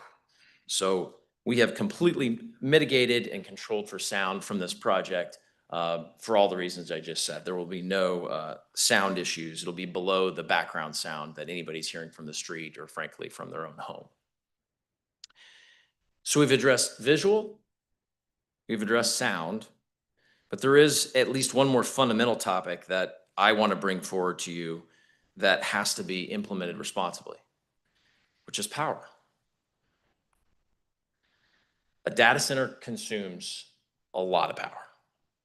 Each building of these 6 buildings that are proposed will consume approximately 100 megawatts of power. So at full build, that's about 600 megawatts of demand. By comparison, BPU today has a peak load of about 500 megawatts. So there's some key questions that come out from those facts, from that data. One is, will BPU have sufficient capacity for the project that's proposed? We have worked really closely with BPU for months and months now, trying to get to this point tonight for you to consider this, and they are absolutely critical to this project's success. And as BPU has said very clearly, BPU expects 100 to 200 megawatts availability for this project in 2027. You'll remember the first building is anticipated in 2027, which will take about 100 megawatts. So you can see that's right in the range of what will be available. BPU then expects the next year, 2028, that there be between 300 and 400 megawatts available. Again, you can see that's within our phasing. The next year we need about another 100 megawatts, and there's a total of 200, and there's a total of 300 to 400 available. pacing just fine with BPU. Then when you get to the last part of the project, when you get to the 500 and 600 megawatts, the project, that is the developer, the owner, will do some transmission line installation work there. And then BPU has told us they see no reason why phasing wise they're not catching up and ready to feed those projects with electricity. So no problem on the supply side. But another question probably comes to mind that's important, which is there ever a situation where this project takes a lot of power, takes away from what residents and businesses are using today? The answer is absolutely not.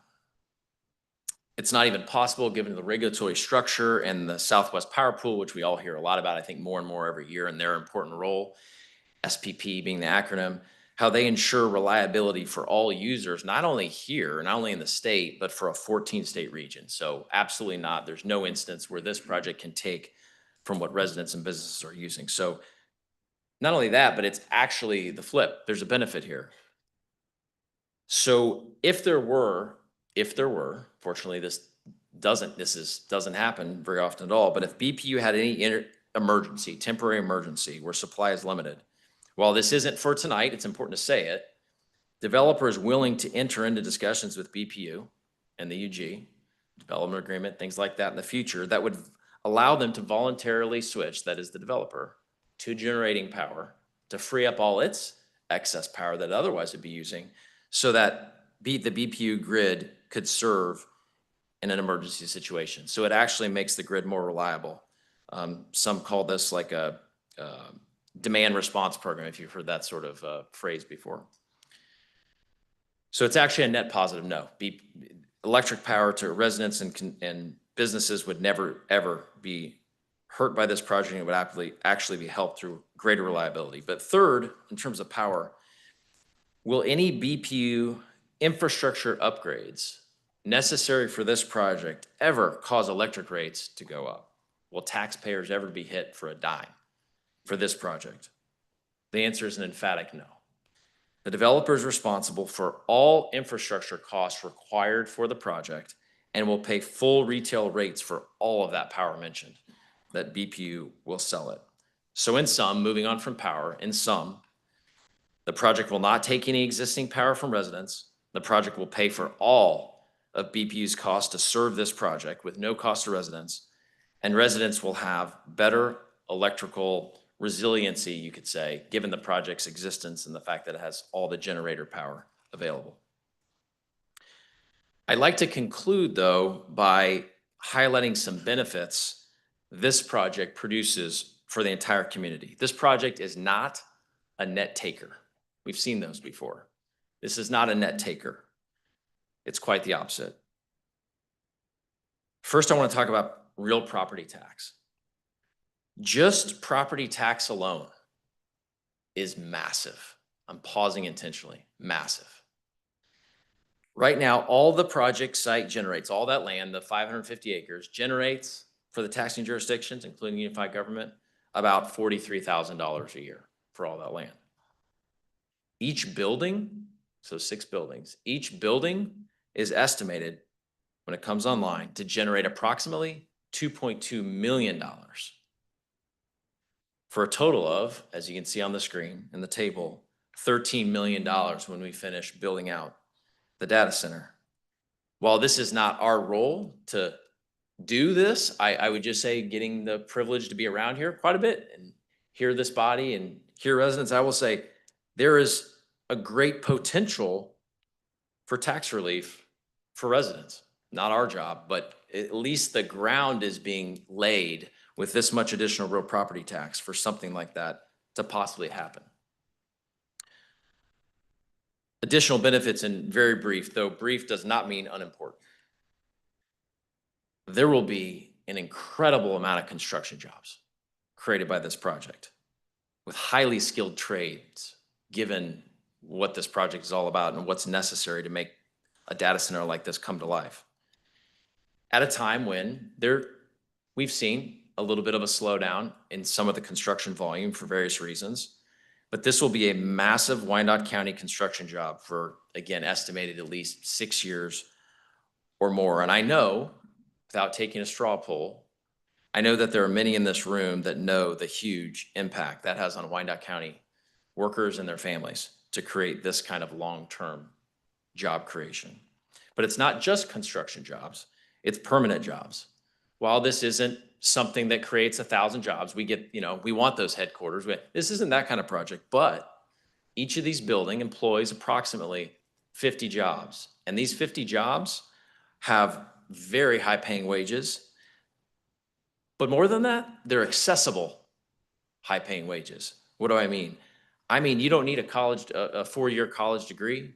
You can go to Kansas City Community College and get a 6-month certificate to help train you for the job that has to happen inside these data centers. Huge, again, for local, long-term, permanent jobs. Mentioned traffic. Sometimes we come up and we just have projects that are good, but they generate a lot of traffic. These are very, very low traffic generators. Again, high quality jobs, but again, about 50. It just doesn't have a traffic impact, which is great for all those in the area. We also plant what it ends up being, as the staff report said, thousands of trees and shrubs and landscaping. So we end up much more greened up even than what you have today in the natural state. We also have a more reliable electrical infrastructure, as I touched on earlier, and then I won't read everything on the slide, but there's other benefits that this project has for the community. So tonight, you've seen that this project is consistent with the spirit of the zoning code, BP zoning. It's responsibly implemented, including visually from a sound perspective. There are massive benefits to the community in many different ways.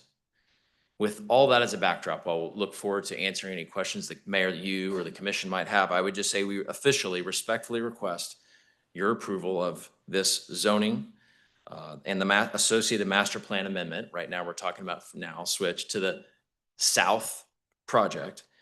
And we are confident of this. If this project's approved, and then hopefully also the north project phase, this project will bring multi-generational benefits to Wyandotte County and its residents. Thank you for your time. Thank you. I'll now open a public hearing on this item. Clerk, have you received any notifications from anyone who would like to express their comments in favor of this item? Yes, Mayor, I have received comments, 10 in support, 2 against. We do have 2 late submissions that it's your discretion whether or not those should be included. Please add those as well. Okay.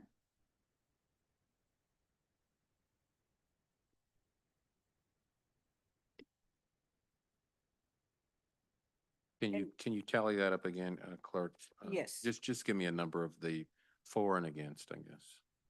We have 10 in support, comments that have been received, 2 against. We have 2 late filers, 1 in support, 1 opposed.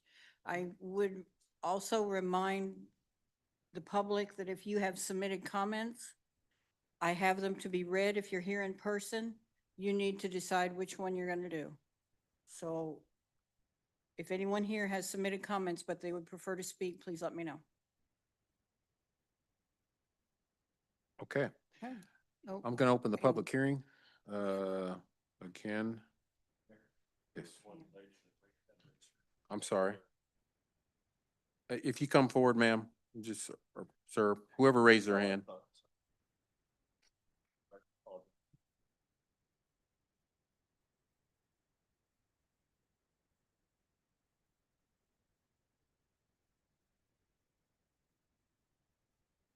This is about the question that the clerk posed. If you've given comments to the clerk, for the record, you either have a choice to either let that stand on its own merits, or you can come forward and speak. So, is that why you're here, sir? Yes, yes, sir. Go ahead. Alex Sanchez, KCK.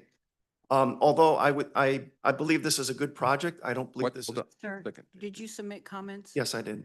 Are you going to speak instead? Yes, Okay, I will pull your comments. Your name was? Alex Sanchez. And are you in support or opposition? Opposition. Okay, well, we'll get to you. Okay, thank you.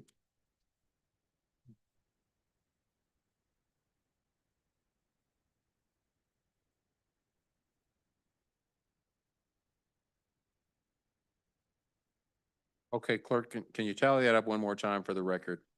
How many do we have? How many notifications have you received in favor of the item? 11, How many in opposition? 2. Okay. So now, anybody that would like to speak in favor of this item, if you presented your comments to the clerk, but you'd like to speak instead, this is your opportunity to please let the clerk know. Okay. Is there anyone present in the audience that'd like to speak in favor of this item?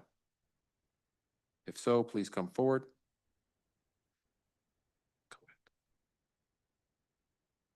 And your name and your city of residence, please. No. Good morning. Good evening, Mr. Mayor and everyone here. My name is Ralph Orpeza and I live in Parkville, Missouri, just up the street. But I grew up in Argentine, Kansas City, Kansas. I went to J.C. Harmon High School. I also am the business manager, executive officer for the Greater Kansas City Building and Construction Trades Council. This project I'm in favor of for many reasons, obviously construction jobs. I represent over 20,000 working families in our metro.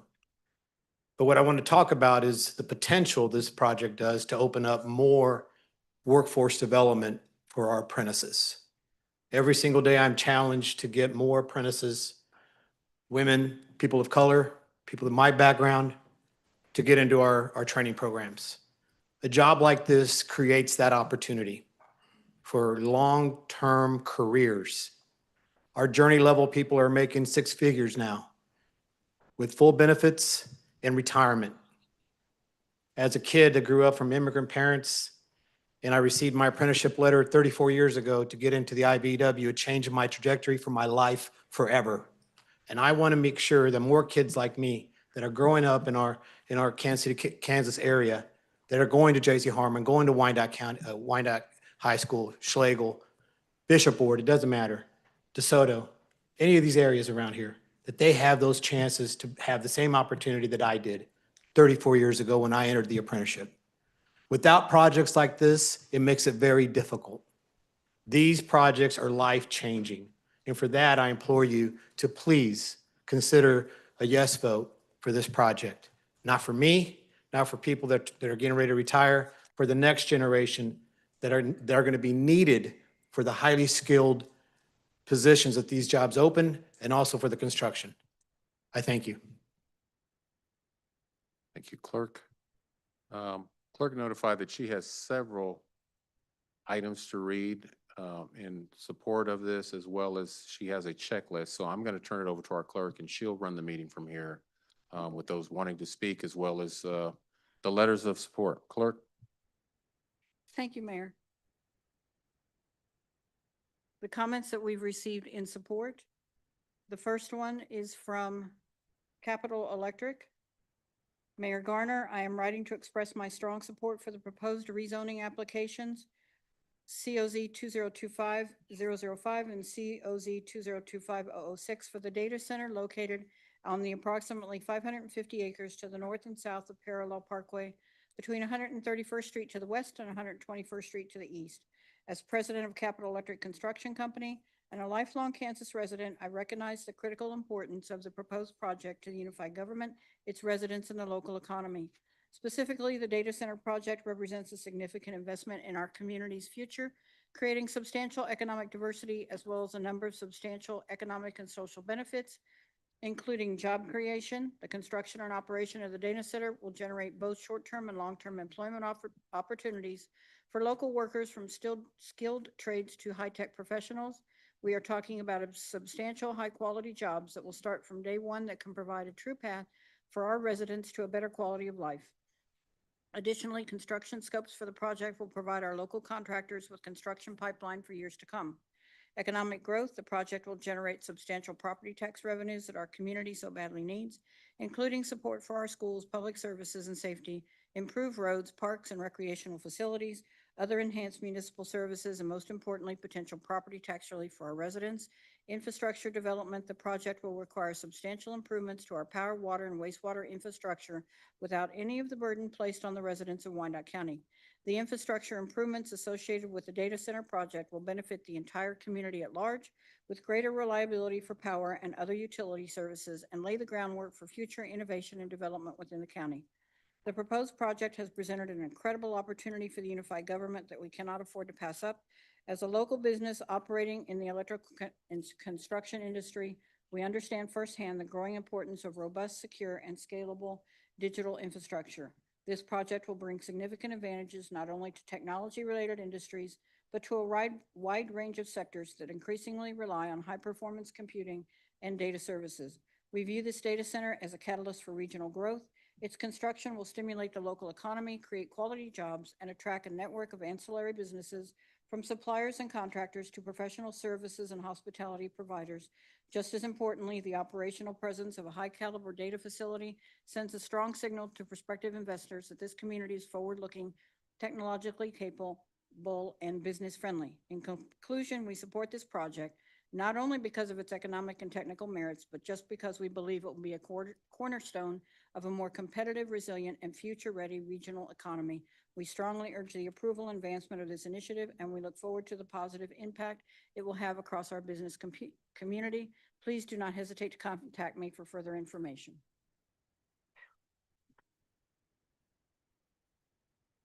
That was from Edward Downey, Capital Electric. Comment from Nancy Snowden, Project Engineer, Pro Electric LC. I am writing to express my strong support for the proposed rezoning applications for the proposed data center located on the approximately 550 acres to the north and south of Parallel Parkway between 131st Street to the west and 121st Street to the east. As president of Pro Electric LC, I recognize the critical importance of the proposed project to the unified government, its residents, and local economy. Specifically, the proposed data center project represents a significant investment into our community's future, creating substantial economic diversity as well as a number of substantial economic and social benefits, including job creation. The construction and operation of the data center will generate both short-term and long-term employment opportunities for local workers. From skilled trades to high-tech professionals, we're talking about substantial high-quality jobs that will start from day one that can provide a true path for our residents to a better quality of life. Additionally, construction scopes for the project will provide our local contractors with a construction pipeline for years to come. Economic growth, the project will generate substantial property tax revenues that our community so badly needs, including support for our schools, public services and safety, improved roads, park and recreational facilities, other enhanced municipal services, and most importantly, potential property tax relief for our residents. Infrastructure development, the project will require substantial improvements to our power, water, and wastewater infrastructure without any of the burden placed on the residents of Wyandotte County. The infrastructure improvements associated with the data center project will benefit the entire community at large with greater reliability for power and other utility services and lay the groundwork for future innovation and development within the county. The proposed project has presented an incredible opportunity for the unified government that we cannot afford to pass up. As a local business operating in the electrical and technology industries, we understand firsthand the growing importance of robust, secure, and scalable digital infrastructure. This project will bring significant advantages not only to technology-related industries, but to a wide range of sectors that increasingly rely on high-performance computing and data services. We view this data center as a catalyst for regional growth. Its construction will stimulate the local economy, create quality jobs, and attract a network of ancillary businesses, from suppliers and contractors to professional services and hospitality providers. Just as importantly, the operational presence of a high-caliber data facility sends a strong signal to prospective investors that this community is forward-looking, technologically capable, and business-friendly. In conclusion, we support this project not only because of its economic and technical merits, but because we believe it will be a cornerstone of more competitive, resilient, and future-ready regional economy. We strongly urge the approval and advancement of this initiative, and we look forward to the positive impact it will have across our business community. Please do not hesitate to contact me for further information or discussion. Richard Barchok, President.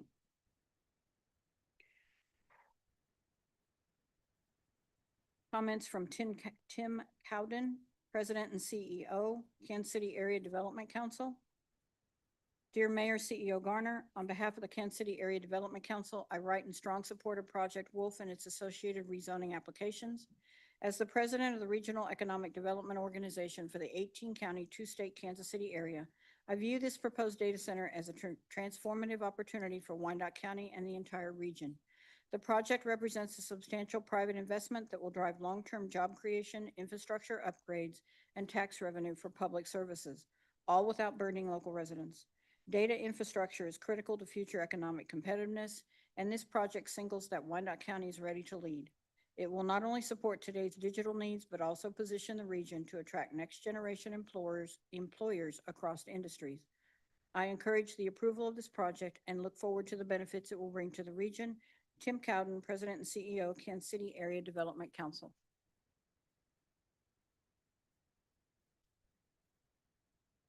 This is from Dalton Hermes, CEO, Hermes Landscaping.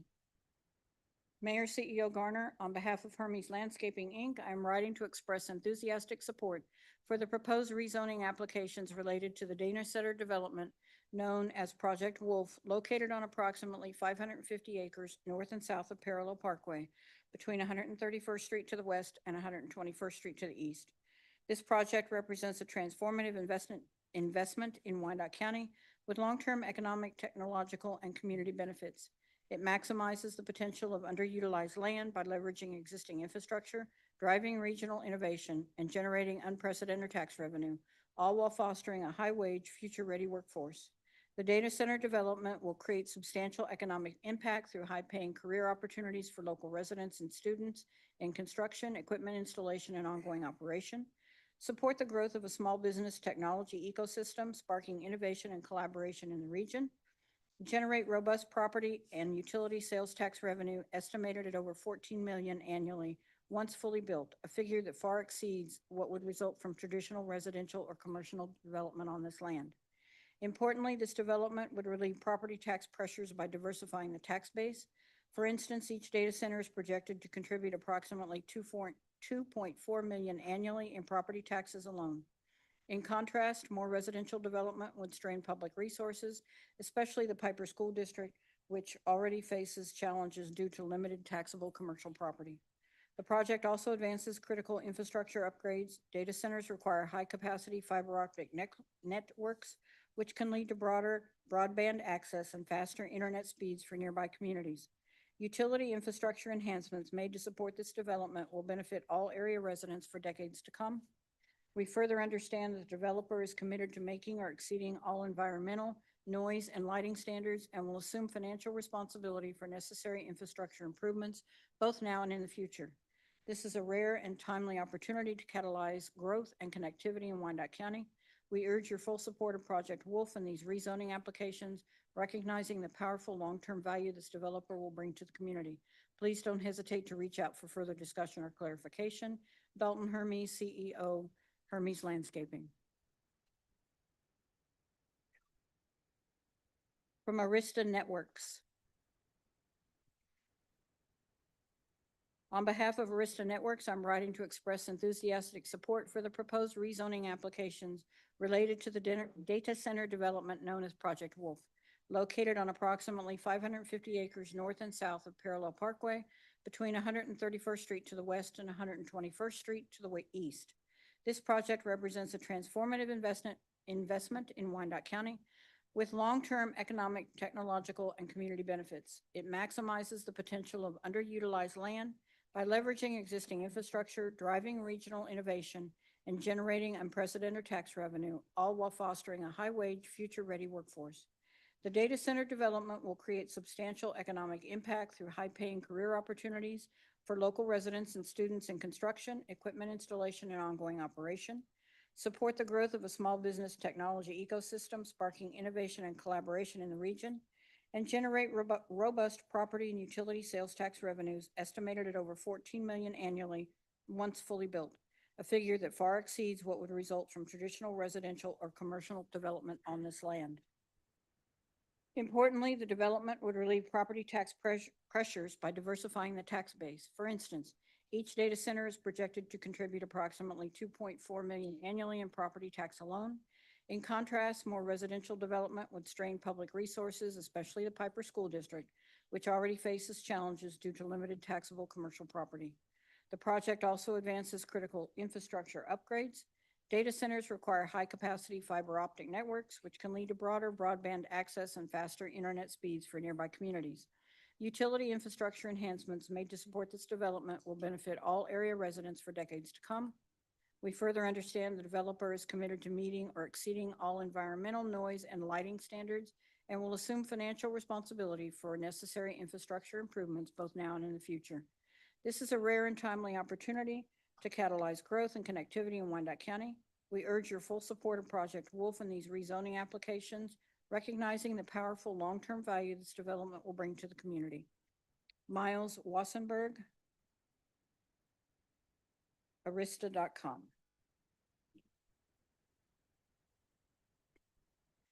This is from the Kansas City Chamber. On behalf of the Greater Kansas City Chamber of Commerce, I am writing to express strong support for rezoning applications for Project Wolf, a data center development on approximately 550 acres north and south of Parallel Parkway between 131st Street and 121st Street. This aligns with the Chamber's support for recent data center incentives enacted by the Kansas legislature and signed by the governor. This project represents a transformative investment in Wyandotte County with long-term economic, technological, and community benefits.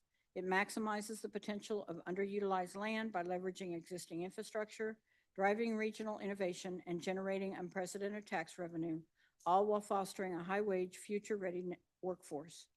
The data center development will create substantial economic impact through high-paying career opportunities for local residents and students in construction, equipment installation, and ongoing operations, support the growth of a small business technology ecosystem, sparking innovation and collaboration in the region, generate robust property and utility sales tax revenues estimated at over $14 million annually once fully built, a figure that far exceeds what would result from traditional residential or commercial development on this land. Importantly, this development would relieve tax pressures by diversifying the tax base. For instance, each data center is projected to contribute approximately $2.4 million annually in property tax alone. The project also advances critical infrastructure upgrades. Data centers require high-capacity fiber optic networks, which can lead to broader broadband access and faster internet speeds for nearby communities. Utility infrastructure enhancements made to support this development will benefit all area residents for decades to come. We further understand the developer is committed to meeting or exceeding all environmental, noise, and lighting standards and will assume financial responsibility for necessary infrastructure improvements both now and in the future. This is a rare and timely opportunity to catalyze growth and connectivity in Wyandotte County. The KC Chamber has maintained a long-standing commitment to transformational regional projects. We urge your full support of Project Wolf and these rezoning applications, recognizing the powerful long-term value this development will bring to the community. Eric Bergeron, Senior Vice President.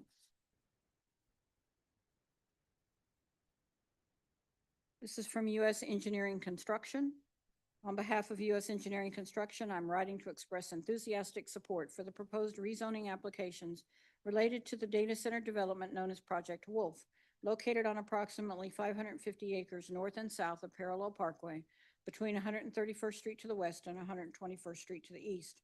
This project represents a transformative investment in Wyandotte County with long-term economic, technological, and community benefits.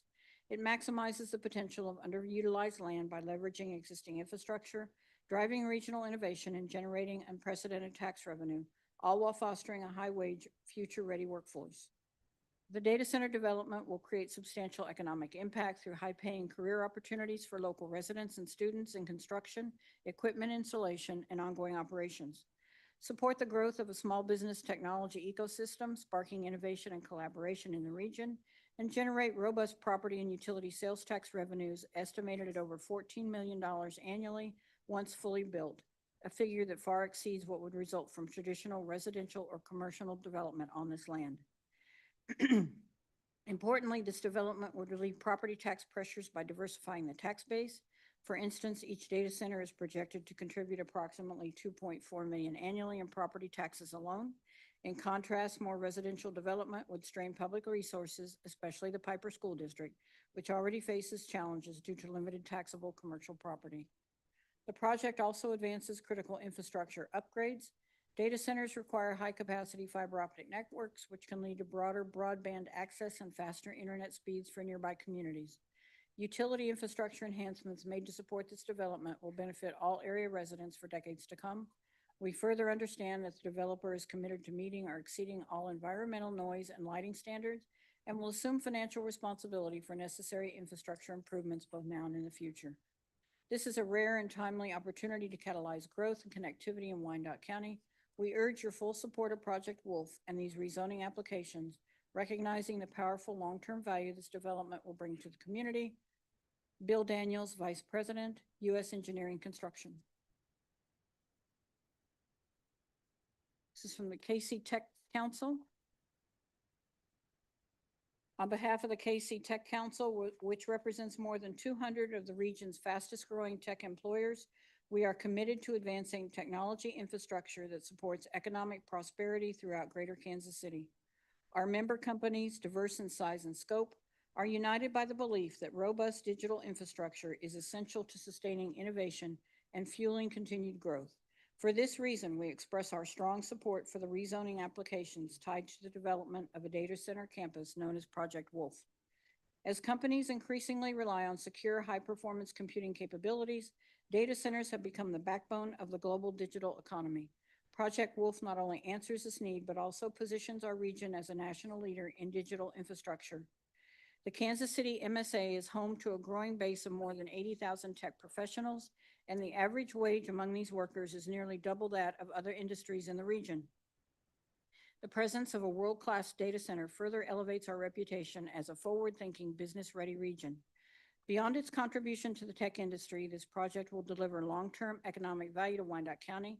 It is expected to generate hundreds of new jobs, both during construction and through ongoing operations, ranging from skilled trades to specialized technical roles. The scope and scale of work will offer meaningful career pathways for and sustained business for the region. Equally important is the projected increase in property tax revenue. These funds will support critical community services such as public safety, education, road and utility upgrades, and recreation. Project Wolf represents a kind of bold, forward-looking investment that strengthens our competitive edge. As a voice for the tech industry in Kansas City and beyond, KC Tech Council views this initiative as a cornerstone for long-term innovation and a catalyst for sustainable regional growth. We respectfully urge your full support for the rezoning applications and stand ready to engage further in the advancement of this transformative development. Kara Lowe, President and CEO, KC Tech Council.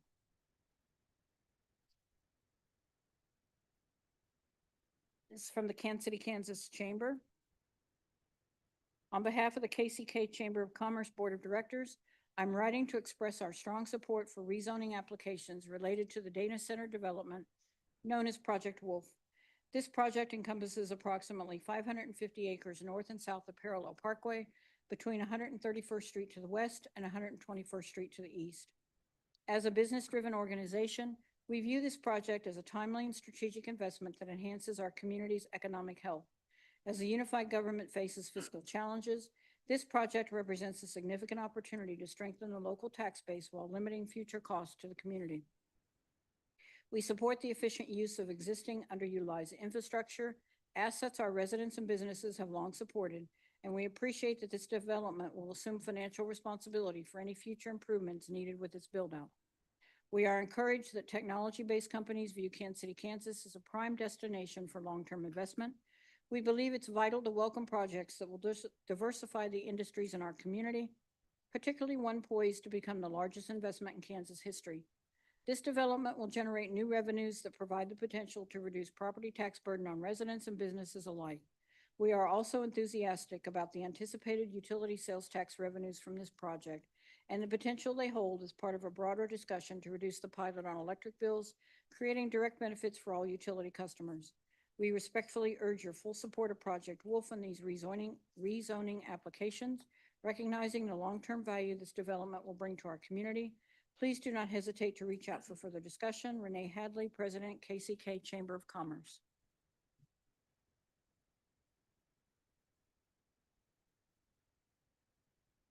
Mayor, those are all the comments received in support. We do have individuals who've signed up to speak. Thank you, clerk. You can proceed with the public comments. Thank you. The first speaker is Jessica Dane with Greg Kindle on deck.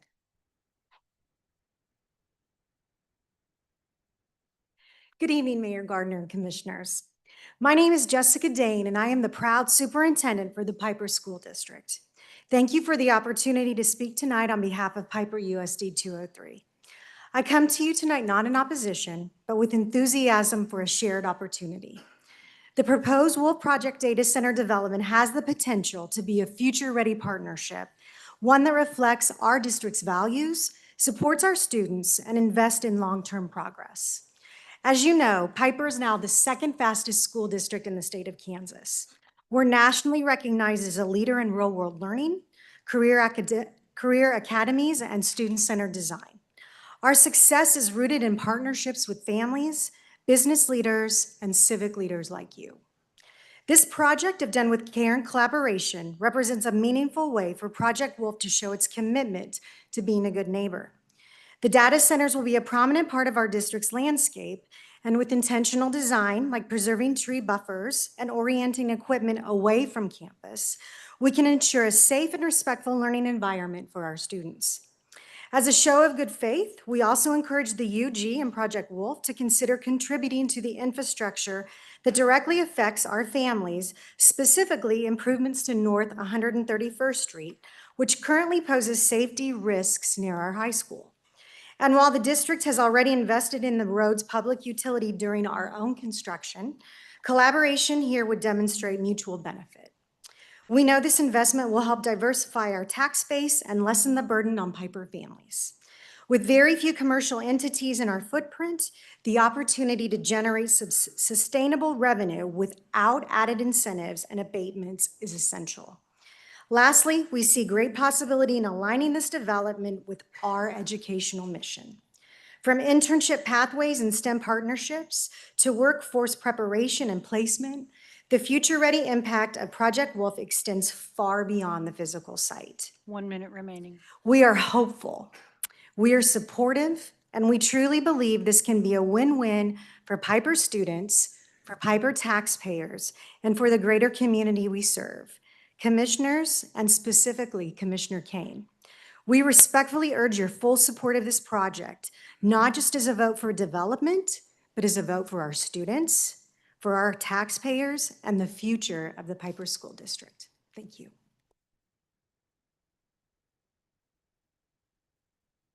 Our next speaker is Greg Kindle, Eric Soriano on deck. Mayor Garner, Commissioners, UG team, I'm Greg Kindle, President of the Wyandotte Economic Development Council and a resident of KCK. I'm here in support of the Red Wolf North and Red Wolf South request for change of zoning and master plan amendment. We believe the rezoning and approving these two requests are the right decision, and here's some of the reasons why. This is the largest private investment proposed in Kansas history at $12 billion. It brings thousands of construction services and trades, careers, long-term opportunities, as you've already heard, of which many of them live right here in Wyandotte County. They're high-wage permanent roles in the tech sector, positions in our community to attract more tech businesses and innovation-driven employers. This corridor is in the path of development, as noted by the many for sale signs along Parallel Parkway. If you've driven down that anytime recently, it's one for sale sign after another. The Prairie Delaware Piper Master Plan is more than 20 years old. That master plan is outdated and does not take into account the need for land diversification to afford all the residential growth in that area.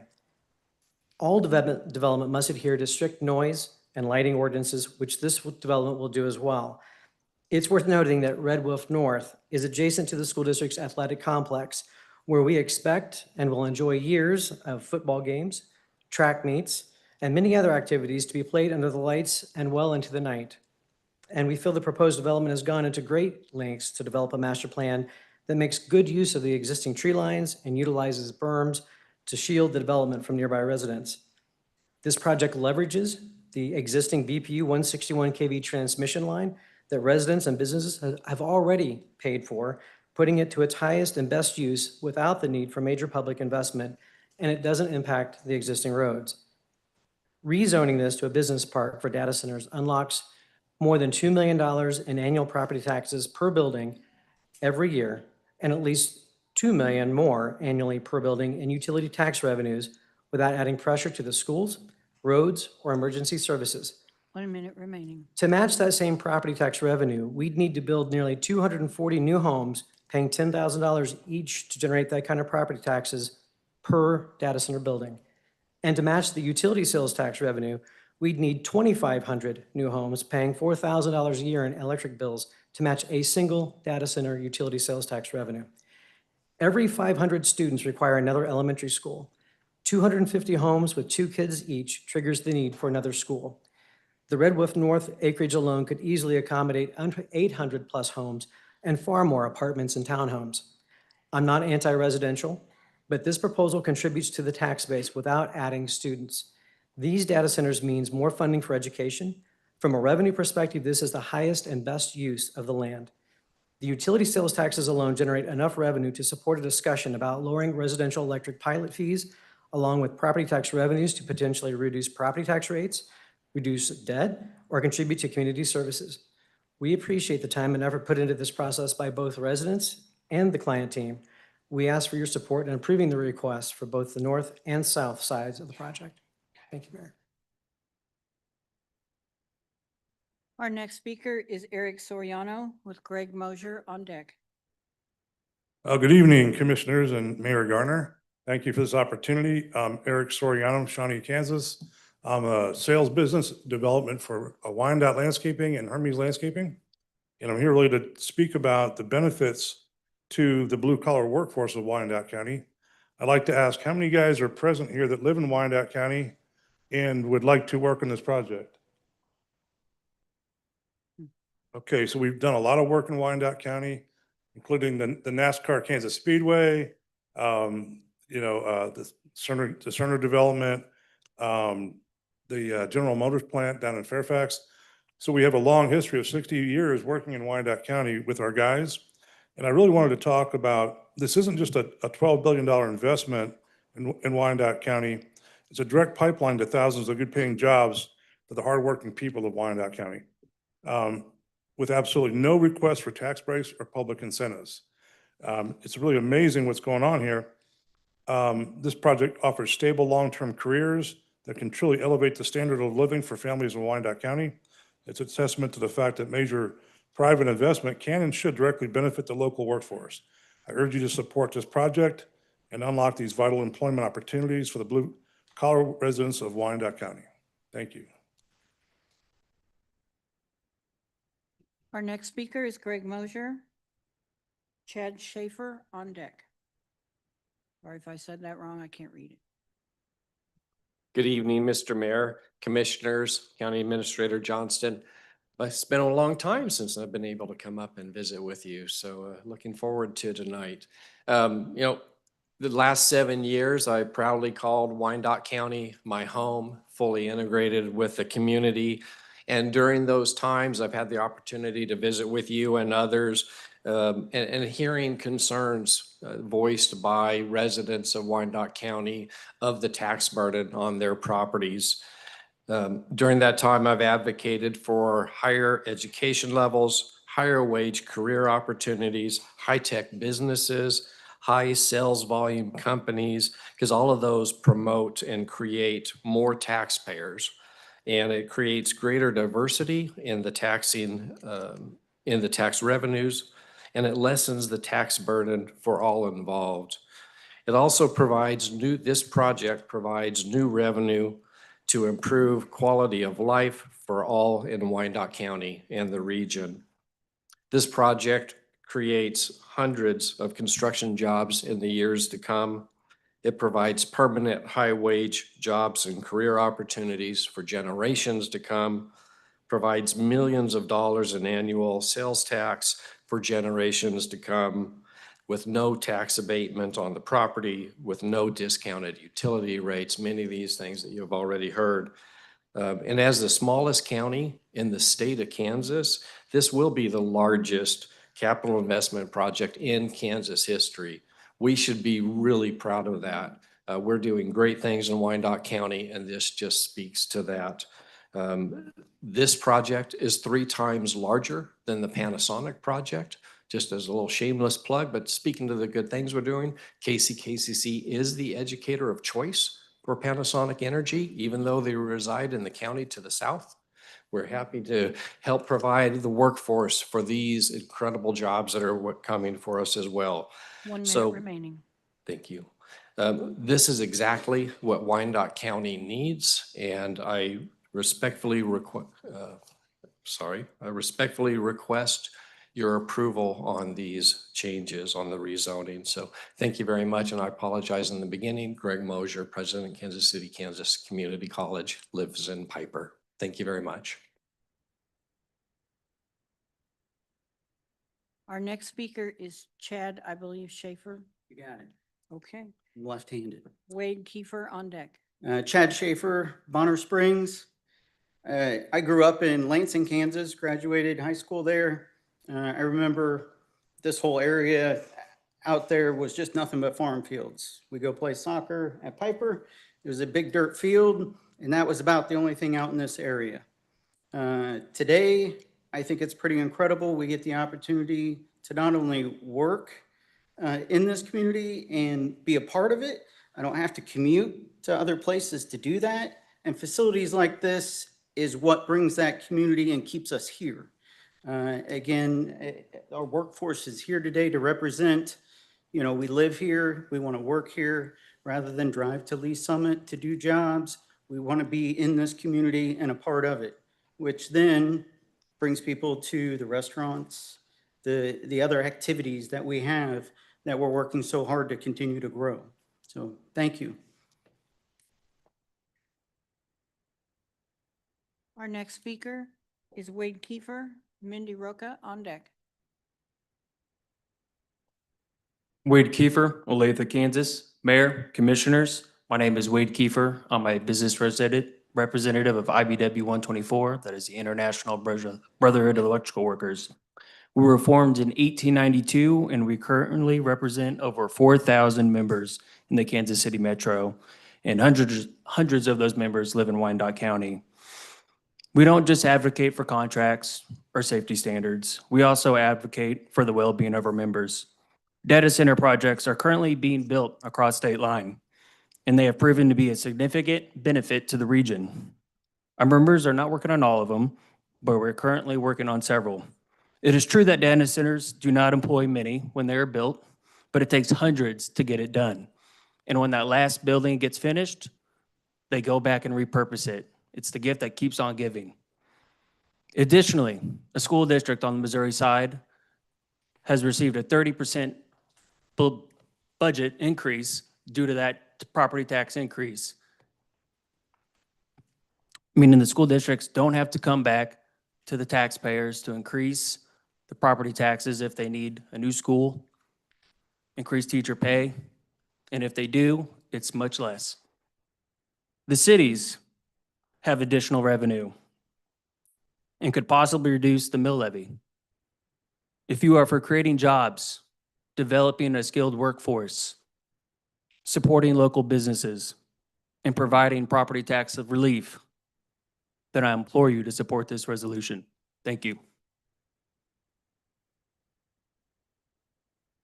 Our next speaker is Mindy Rocha.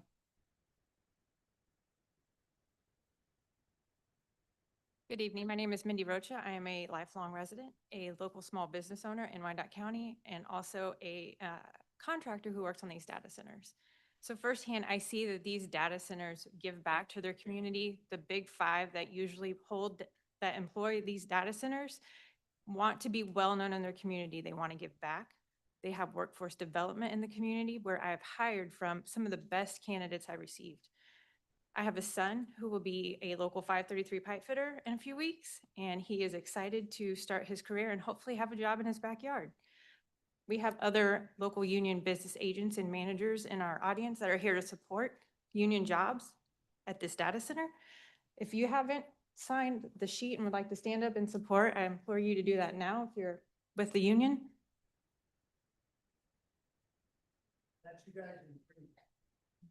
We'll Union guys. Any union here tonight that support our data center? Thank you. So they're all here to support. Thank you. Mayor, at this time, I have the late comment that was received in support. With your permission, I'll read that. Okay. This is from Matt Watkins. I'm writing in support of the change of zoning applications before the commission tonight. I cannot attend in person, so I send this letter in support of the COZ applications. I understand this is the first step for approvals necessary for this project, but I also view this as opening the door to the opportunity. As an active member of the Piper School community and a resource for the broader KCK Wyco real estate community, this is an opportunity we must take to put our community in a better position. If you didn't already know, we are in a race for the future of artificial intelligence, and we are competing with communities all around the world. This opportunity will go away as quickly as it has surfaced with advancements of the power grid and the demand for space, which will be filled by other players. We have a unique opportunity to play a role in the future of our community, and I would encourage you to take advantage of this development to put a financial step forward for our schools, our community-owned utility, and our city. I see this chance as similar to the recruitment and development of Nebraska Furniture Mart or the General Motors plant. Both are strategic in their placement by location, and both drive significant economic benefits for our community. I would encourage you to see us as the location where we can be proud to say that the future of AI computing is firmly located in our backyard. Specifically, the proposed data center project represents a significant investment into our community's future, creating substantial economic diversity as well as a number of benefits, including job creation, economic growth, infrastructure development. I have worked in Western Wyandotte County as a commercial realtor for over a decade, and this type of opportunity will be a catalyst for other high-quality development to occur in and around the area. As a board member of the Ag Hall of Fame and chairman of the KCK Housing Authority, I believe this will have far-reaching impacts that will not just support but help flourish both organizations in our community. I say with a high degree of confidence that our community will benefit for years to come with the revenue, job creation, and ability to champion KCK as the home for the future of computing in our world. Please reach out to me if you have additional questions. Sincerely, Matt Watkins, Senior Associate, Reese Commercial Real Estate.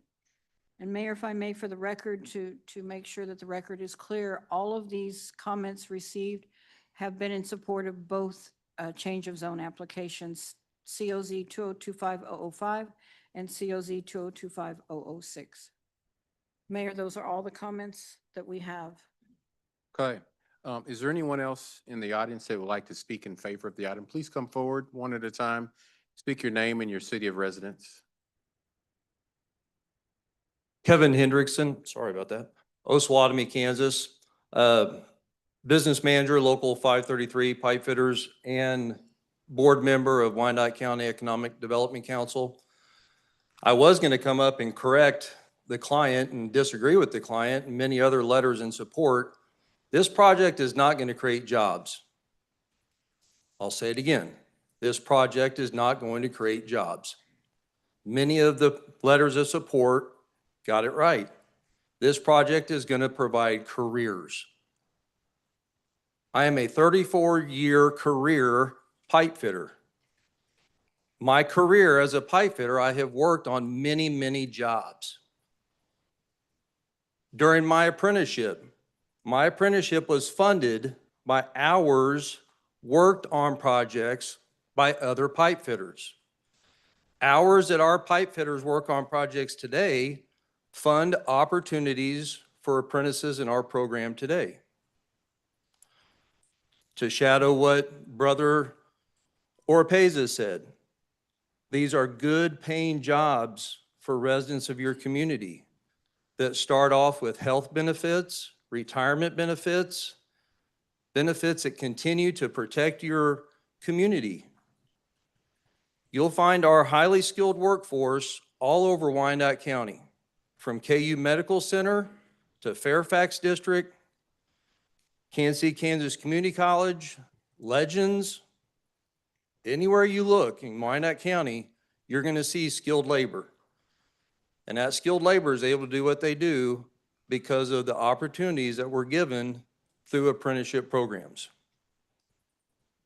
So, again, I am not a resident of Wyandotte County. I do represent 2,000 plus members.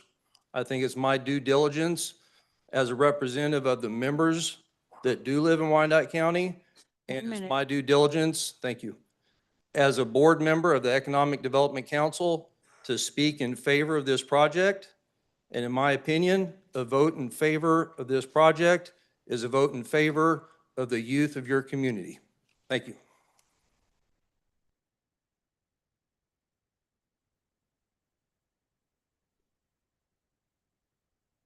Thank you for this opportunity. My name is Max Galloway. I'm a lifelong Kansan, current Leawood resident and vice president, partial owner of Max Electric. You've heard in letters from much larger companies such as Capital Electric, U.S. Engineering, and many others about why this project is great for the community and the greater Kansas City area. I'd like to share a story about my family business. A similar project in Kansas City, Missouri, Meta, allowed my family business to double our manpower, actually a little bit more than that, going from 28 to 64 employees of high-paying jobs that provide a pension, employee-paid health care, and lots of taxable income for their cities. The size of the project allowed a medium-sized construction company to purchase costly equipment such as a Trimble, usually reserved for much larger companies, making for better competitive markets, including benefits of local companies and local governments, such as WICO. Projects like this raise awareness nationwide, letting people nationwide know that Kansas City and the surrounding areas have that it factor without a beach or a mountain, and that it's a great place to raise a family. Unfortunately, we cannot count on having a strong economy all the time. Jobs like this provide stability in the construction market as they range over a long duration of time as opposed to 6 months to a year, making it a lot better for the construction market. For these reasons, and as a proud Kansan, I unequivocally support this project and all. Thank you.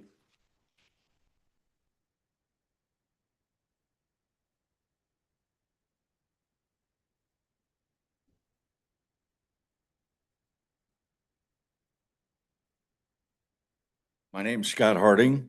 I live in Wyandotte County. We have some problems a lot of times when we have these projects. We're told that we're going to get a lot of stuff. The taxpayers are going to get a lot of relief. We've heard this for Excuse me. Mr. right on 50 Excuse- years. Excuse me. Were you in favor or opposed to it? Depends how you want to take this or not.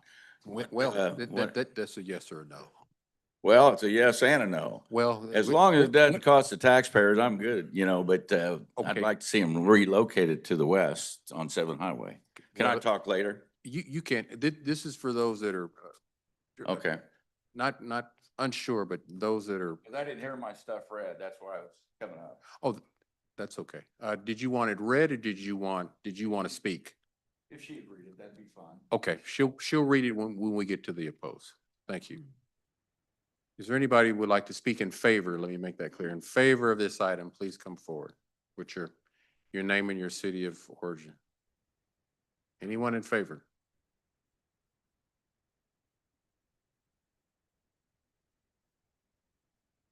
Okay.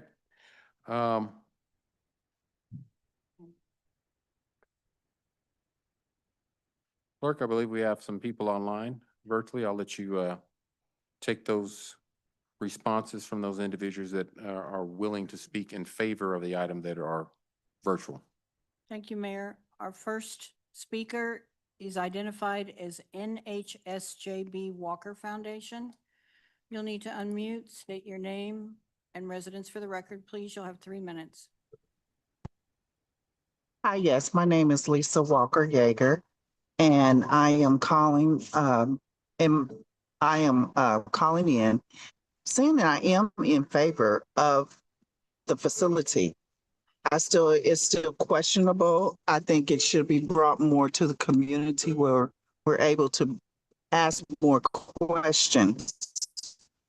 And some of the questions that we have is that the facility that is being built out there, I know there's going to be another one, and we already don't have, there's another one that was purchased down in the Fairfax district. But with both of those, there's going to be a problem with BPU and the substation part and having enough power to handle the situation.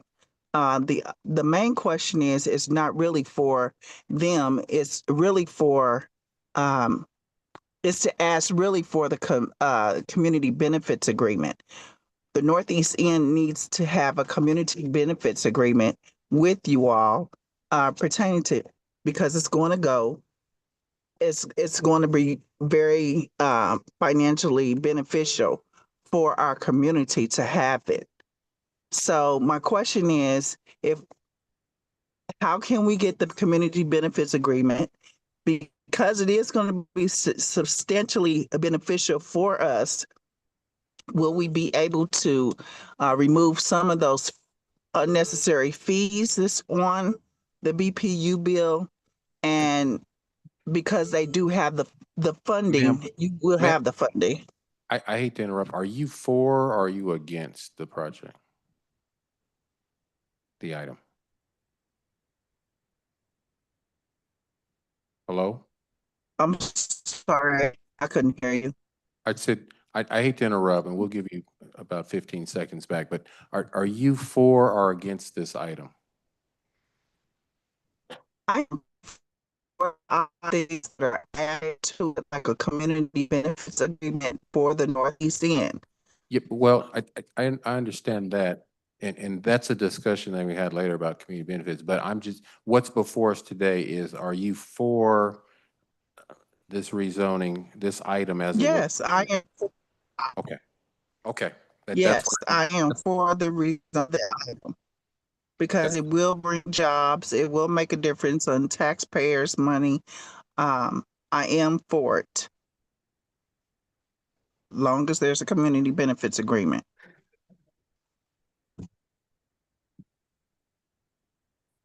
Thank you. I'm going to circle back real quick just to bring some clarity. I believe that Commissioner Davis worked with Commissioner Johnson on a community benefit agreement with Commissioner Davis, would you like to just share? That's already been approved by the commission, and just bring anybody that's within sight or sound of you up to speed on what's already been approved. Sure. Thank you so much, Mayor. So what the body passed, what the governing body passed was a community benefits ordinance. What that ordinance does is it takes half of the issuance fees and the administrative fees from economic development incentives, puts it in a fund. That fund is then used by our advisory board by which we appoint that advises and recommends on how to use those dollars. We also set up categories, 3 of them, housing, childcare, and parks, on where those dollars would go. The community benefit ordinance is different from the community benefits agreements.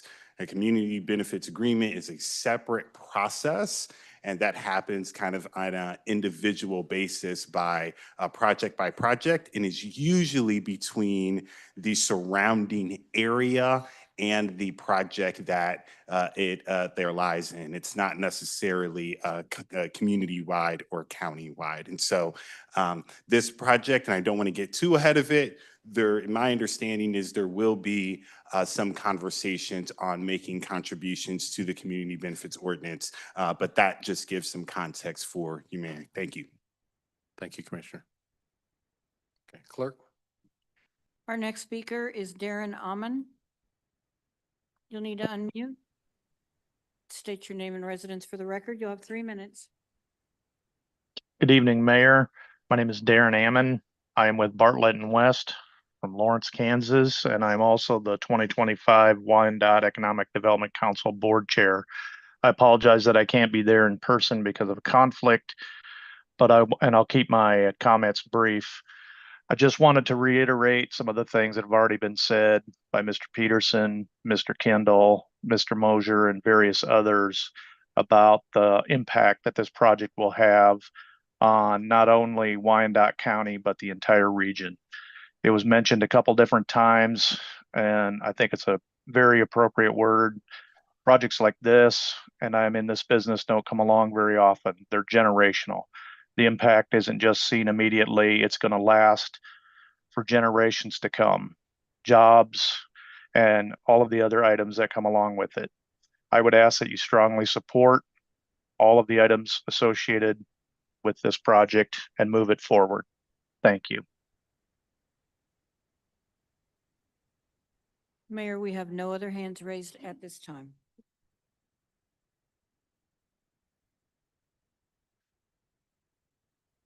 Madam Clerk, could you move on to those that may be opposed? Thank you. We have received comments in opposition, and I'll read those at this time. Says, my name is Scott Hardy. I live in Wyandotte County, Kansas. My concerns with this data center that are rezoning properties around Wyandotte County for commercial areas, this cannot be reversed. This takes away from the master plan of Wyandotte County Unified Government and gives me detrimental to other homeowners in the area in the future. Wyandotte County property tax protesters propose that they move the data centers farther out to 7 Highway. There's plenty of land out there that is already for sale that could be used. It seems like every time something is put in, the taxpayers are always having to come up with money to fund these projects when the taxpayer never gets anything back financially. Even though we have a BPU that is owned by the citizens of Wyandotte County, they never have got a dividend ever, but they're out of millions of dollars on every project. The citizens of Wyandotte County, Kansas, Unified Government would like the lawyers of Unified Government to put a safety in place to where these individual businesses and developers had to stay in the area after all their abatements in cities and free land is given to them, where they have to stay 10 years in place after all the abatements. And if they don't, they have to pay a penalty, which would be a hefty fine to deter them from leaving and selling the land. Land that was given to them, the taxpayers get a percentage of the sale of that property and add to the charter. Scott Harding.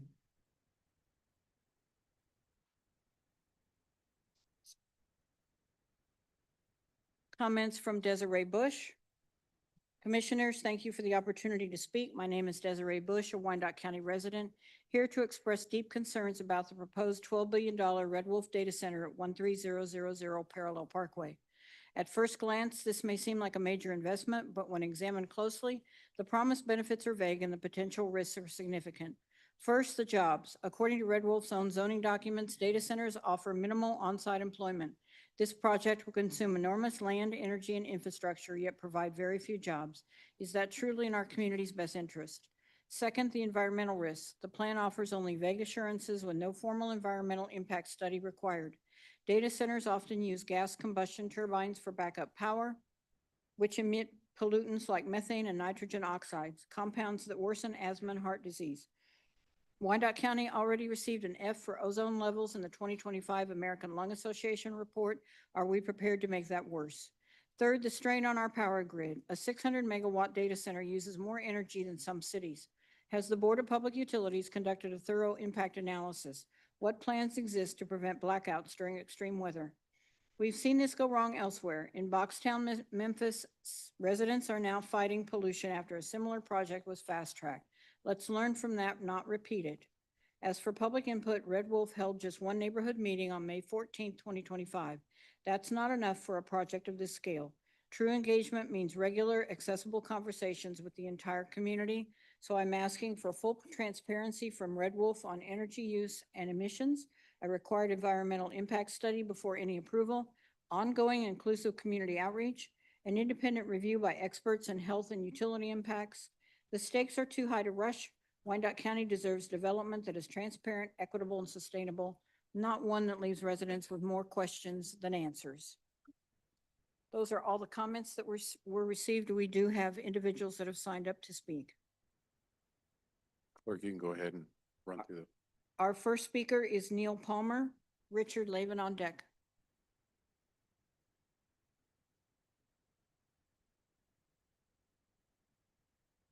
Good evening, Honorable Mayor and Commissioners. My name is Neil Palmer, 2600 North 131st Street, Kansas City, Kansas. If it please the commission, I'll keep my comments general. In this application, I have a few specifics when the North Track comes up. For the record, I am in favor of this project for the jobs they will sustain and create, and for the economic benefits will hopefully come to all of us.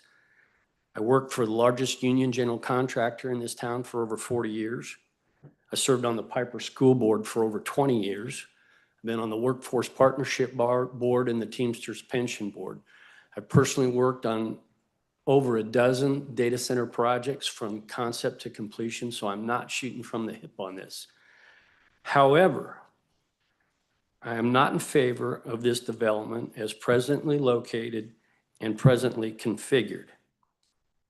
In other municipalities, zoning reviews for projects of this magnitude generally take 6 to 8 months. Data center developers are used to that. How is it we did ours in 6 weeks? In the rush to expedite approval, key ordinances were overlooked. Common sense has been uncommon. Financial accountabilities remain unanswered. And most importantly, the concerns of our citizens, especially those of us bordering these parcels, have yet to be meaningful addressed. The top things that arise when I talk to my neighbors are noise pollution, loss in property values, and the remediation of North 131st Street. Twice now before the City Planning Commission, I raised concern that Section 27.213 of the Code of Ordinances was not adhered to. This changes how the master plan gets amended, and it's been asserted that a previous director ruled these applications to be minor amendments, contrary to criteria in the ordinance. Yet according to the UG, no written record of that decision exists. 1 minute. Now, in my business, we had a simple rule. If it wasn't documented, it didn't happen. I'm not going to talk about the relocation thing because other people are going to cover that. But I think we have a huge opportunity to work together on this. We can think bigger, we can think greater, we can create an economic enterprise zone for data centers in the K7 corridor. I'm willing to roll up my sleeves and work with these folks to have what we have the best it can be, but it's going to take a little more time to do it.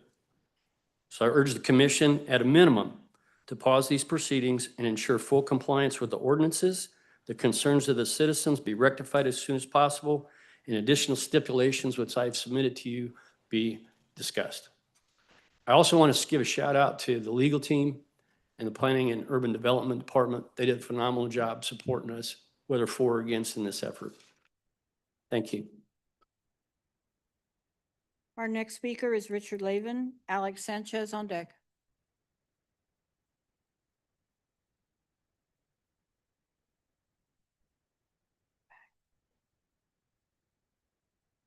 Wow, sat there so long, I didn't know if I could get up here. My name is Rich Lavin. I want to welcome, thank you very much, Mayor and your city council. I'm a member of the leadership team of Liberty Church located at 13101 Parallel Parkway, consisting of about 150 worshipers. I have been asked to speak to this committee concerning these massive data centers and the adverse effect they will possibly have on our church's future development. We are not opposed to the idea of having the data centers in Wyandotte County. We do not want to take away potential tax revenues that the citizens of Wyandotte County so desperately need and deserve. We are not opposed to the new technology coming to Wyandotte County. We don't want to take any union jobs away from anybody. You know, there isn't anything that can't happen if it can happen in another location.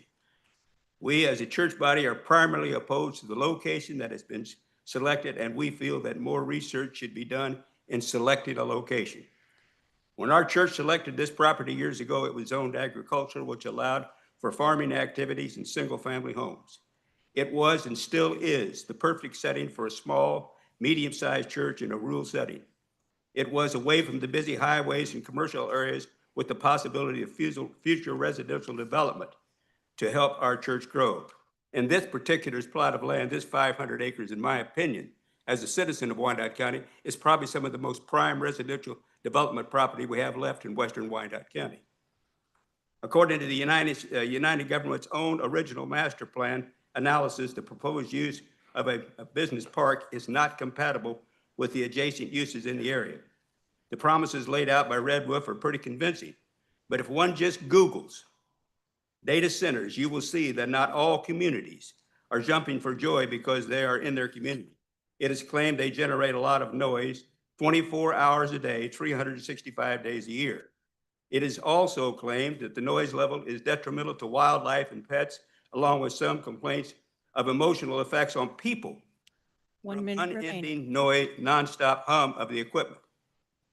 Some have said that their energy bills have raised because they are forced to buy energy from other outside sources, and that may not always be possible. Simply put, there are just too many unanswered questions concerning these large data centers and the effect they may have on people and wildlife, not to mention the effect they may have on future residential development. The specific area is prime for future residential development in Piper area, not a business park. I will have to admit it that if I were a county commissioner, it would be very hard to turn down $12 million when you think of what it could do for the taxpaying citizens of Wyandotte County. But before we roll out the red carpet on this massive project, the simple solution is to consider other locations where they may not be building homes, such as along 7 Highway there on Parallel. Keep the master plan as it is in Piper to build residential properties that may pay taxes, that will eventually pay taxes to United Government in addition to the 12. Sir, your time has expired. I'll be just 2 more sentences. We can get the 12 million and save our prime residential property for future residential development, providing more tax revenues. In my opinion, it is a win-win situation for everyone. In closing, just let me say, you are elected officials who have vowed to protect and preserve the interest of this county's citizens. I want to first of all thank you for Margaritaville. You did a great job there, and let your conscience be your guide. God bless you all. Thank you very much. Our next speaker is Alex Sanchez. David Wilson on deck.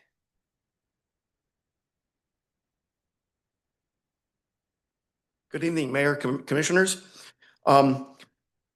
The problem that I have with the project is the Sir, your name and location. residence. KCK, Name? Alex Sanchez, I'm sorry. I object to the location. There are other locations with more land that are available that make sense. Putting a 600 megawatt operation to back up to a school is an environmental and health hazard to the kids. This has been proven in terms of cancer rates and other types of illnesses in terms of affecting these young bodies. That is a fact. There is a ton of space in Edwardsville and in Bonner. Those would be great locations, largely because they pay into the Eugene, they get no benefits. They get no services. So how about we do something positive for them? This is very clearly being pushed through very, very, very fast. This is being fast-tracked, and it really smells very political. It's kind of funny. I kind of feel like I'm in DC right now with all the lobbyists and the special interest groups that are all showing up. There is no denying that this would be a huge economic boom to this county. Kansas keeps losing residents because our surrounding states have lower tax rates. Wyandotte, of course, that's clearly obvious. You know, my property tax exceeds my principal, interest, and insurance. And it's because of the insatiable hunger of our school boards who cannot stop raising the mill levy and raising our taxes year after year after year unchecked. That is a fact. We're looking at 22,000 plus per child in our school districts, when a private school can do a better job for a quarter of the price. That is a fact. So what we're seeing here is a political situation, and Piper is involved. That's very clear, and that's very obvious. But there needs to be an area completely away from kids, completely away from residents, that is completely dedicated to a project like this. You can't have that much power, that much EMF and electrical and magnetic interference happening in the air. 1 minute remaining. It just makes no sense health-wise. Now, this is a phenomenal project, and it'd be great if there were even more projects like this to benefit our county and to benefit our state. But this is being railroaded, and I will be surprised if anybody here votes no, to be honest with you, because I think it's very clear. Everybody here has already come and decided this is going to happen, this is done, no matter what. These projects take a lot longer to get done, they get a lot longer to get discussed, and they get a lot longer to get disclosed. That is not happening. That is a concern. But the economic benefit is going to be fantastic. There is no, in the jobs represented by people here with the unions, there is no denying that. The location, in my opinion, needs to change. Thank you.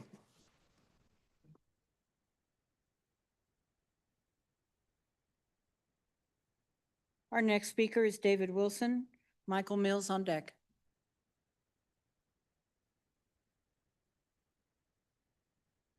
Hi, Dave Wilson again, Kansas City, Kansas. It's good to see you. I wanted to speak about both the North and the South, and then I realized we're only talking about the South, so let me start there. One of my first things is with the last planning and zoning meeting.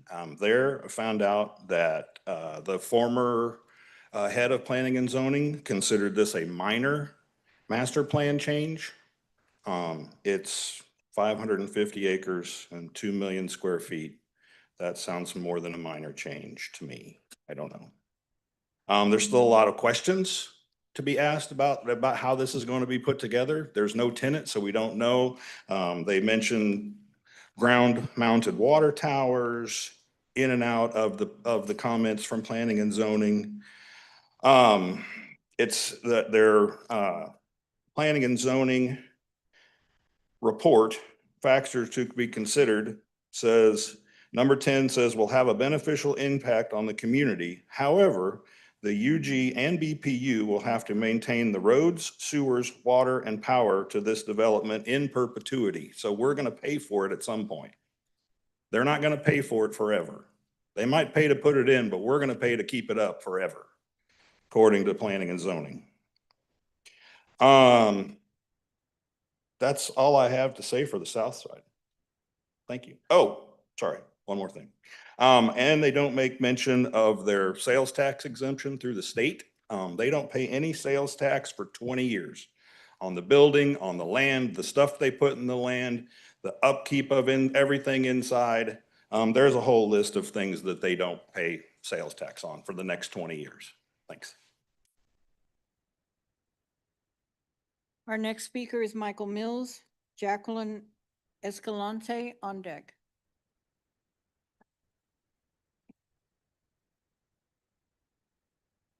Good evening, Mr. Mayor, Commissioners.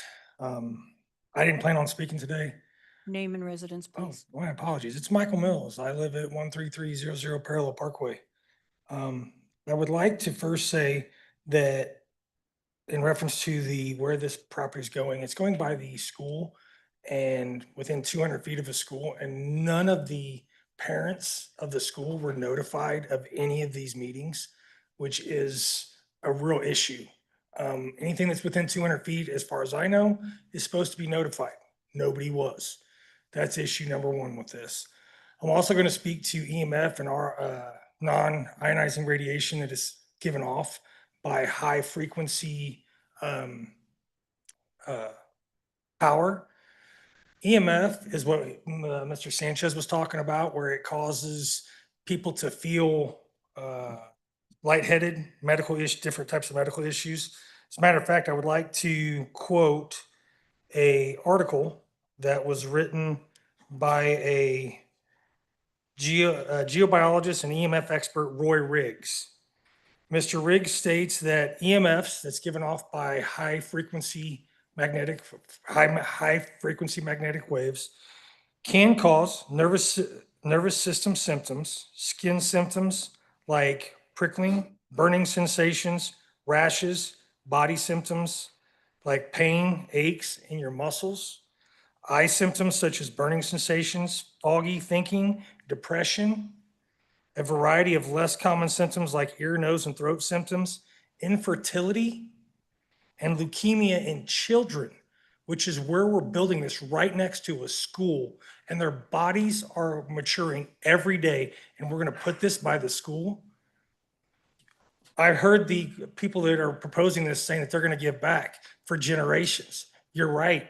Cancer and all the rest of these issues that are caused by EMFs to numerous generations after this.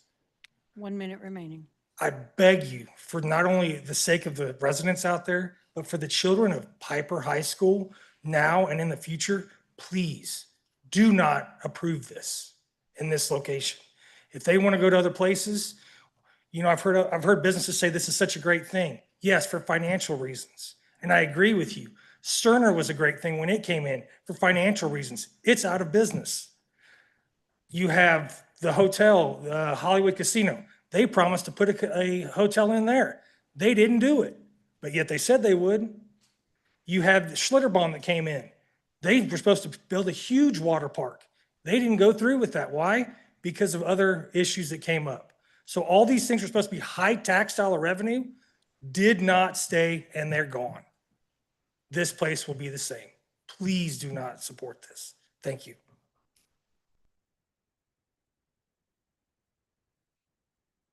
Our next speaker is Jacqueline Escalanto.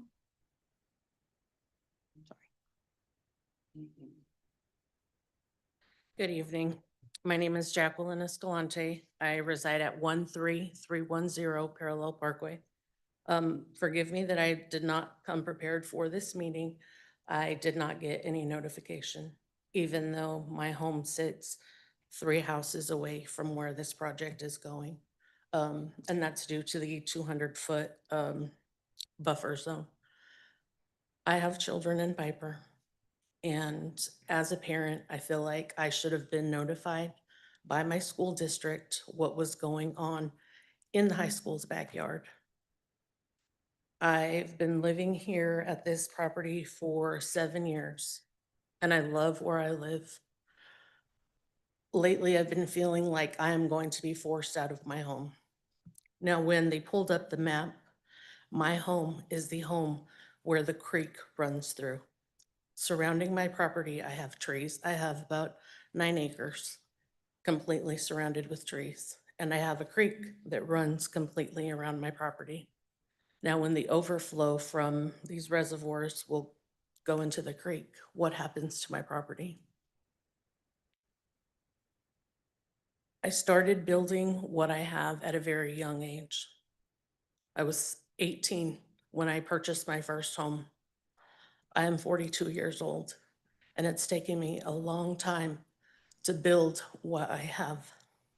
When a development comes in like this and makes me feel like I am being forced out of my home because everything that has not been disclosed, not only that, I have kids that will be at this school 7 hours a day, but they will come home to my house that is right down the street from this development. The exposure that my children will have to the electromagnetic field, the RFI, who's taking that into consideration?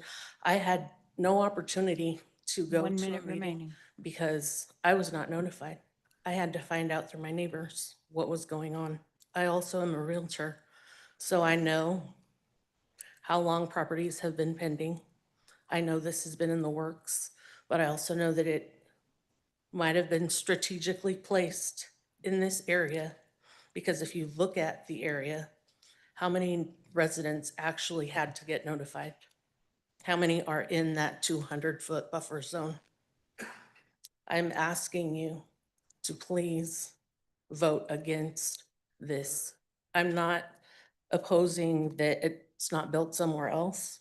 I just don't want it that close to me and my family. And I would give every penny that I have, anything that I have built to ensure that my children are not exposed to cancer. They have cancer on both sides of our family, and to expose them to this just magnifies their chances. I don't have health insurance. Your time has expired. Just one more thing, please.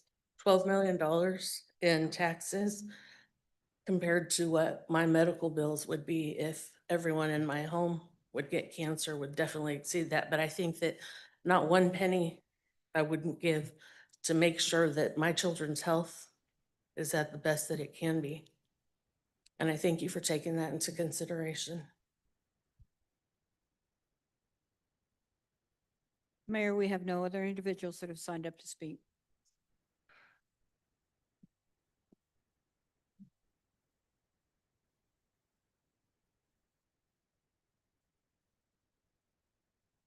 Okay, thank you.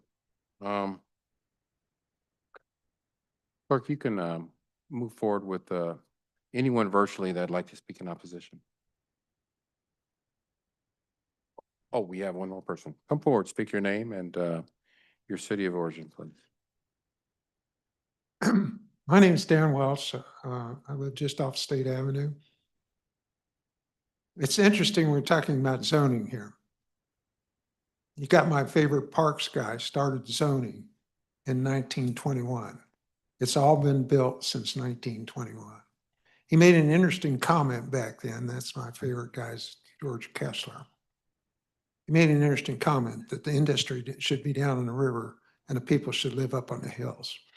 Now, we kept that pattern for nearly 100 years. And this commission has decided to change that pattern with all this confusion that's going on now. One of the things I do is I'm getting pretty elderly now, and I live primarily on retirement investments, basically the market. And you know, I read a lot of annual reports. I got utility reports. I got some electronic type stuff reports. And it's very interesting because when you read those reports, there's usually several pages of what could go wrong from an investor's view. Page after page after page with an analysis made by the company that's issuing the report. I haven't heard anything like that here or anything presented. I heard a glowing report that's nothing like what I see in an annual report. This company, you know, when I do an investment, I try to see what the background of this company is. What do they do? What do they propose to do? Mr. Wolf or Red Wolf here seems to have no track record. We don't know who they are. We don't know where the money came from. We don't know their expertise in running this or marketing this kind of thing so they can make some money. I see it as a high-risk investment. It may work. It may not work. You know, I've had my turkeys too. 1 minute remaining. But it's a high-risk investment, and you need to consider it that way. And there needs to be a lot more information on the table before you make a decision.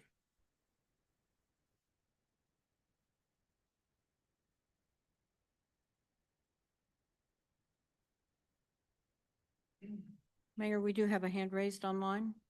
Oh, go ahead. I'm sorry, Mike Urich, Kansas City, Kansas. I actually had no intention of speaking, but listening to, I think it's Kurt's presentation, answered a lot of questions I had as to what a data center was.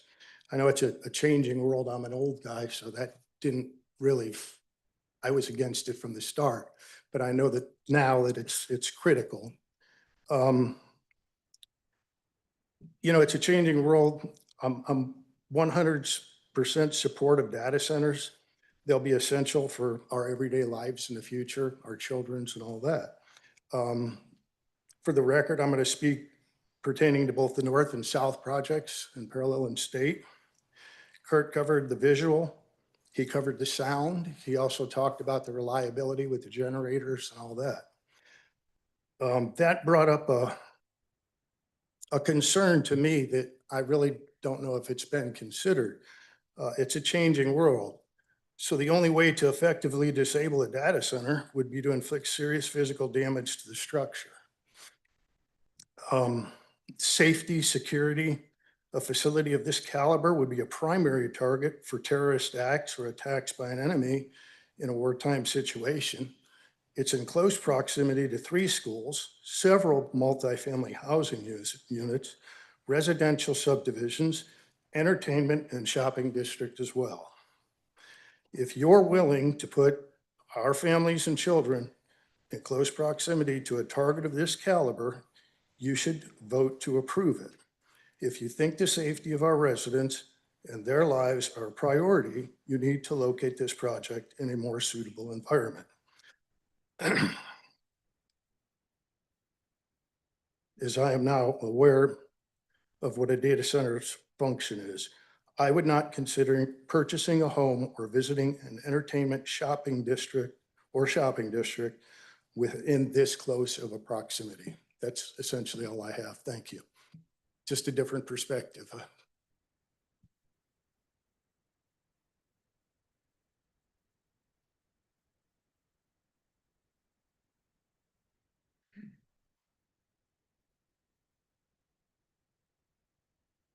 Thank you, Mayor. Our speaker is Stephanie. You'll need to unmute. State your name and residence. You'll have 3 minutes.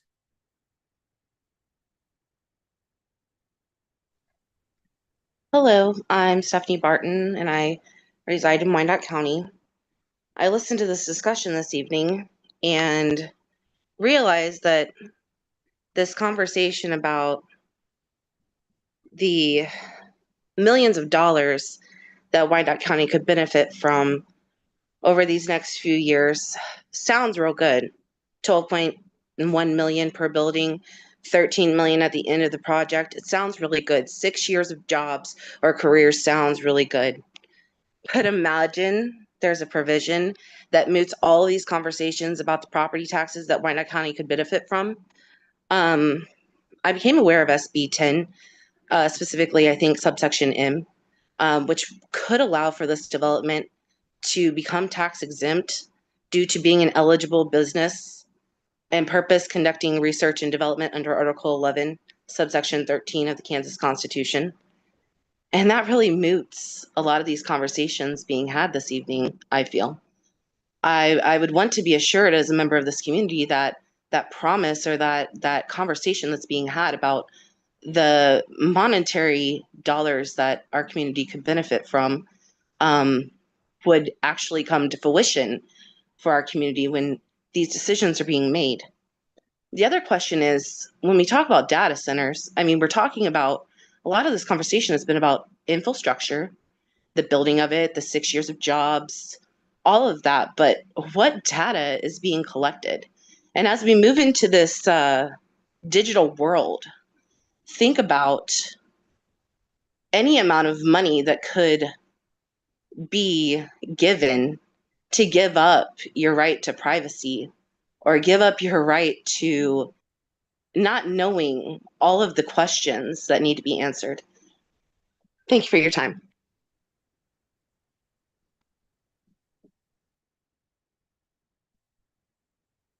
Mayor, we have no other hands raised at this time. Okay, thank you. I'm going to close the public comment. I'm going to ask the petitioner to come forward, make some closing comments, answer some of the questions. Yes, Mayor.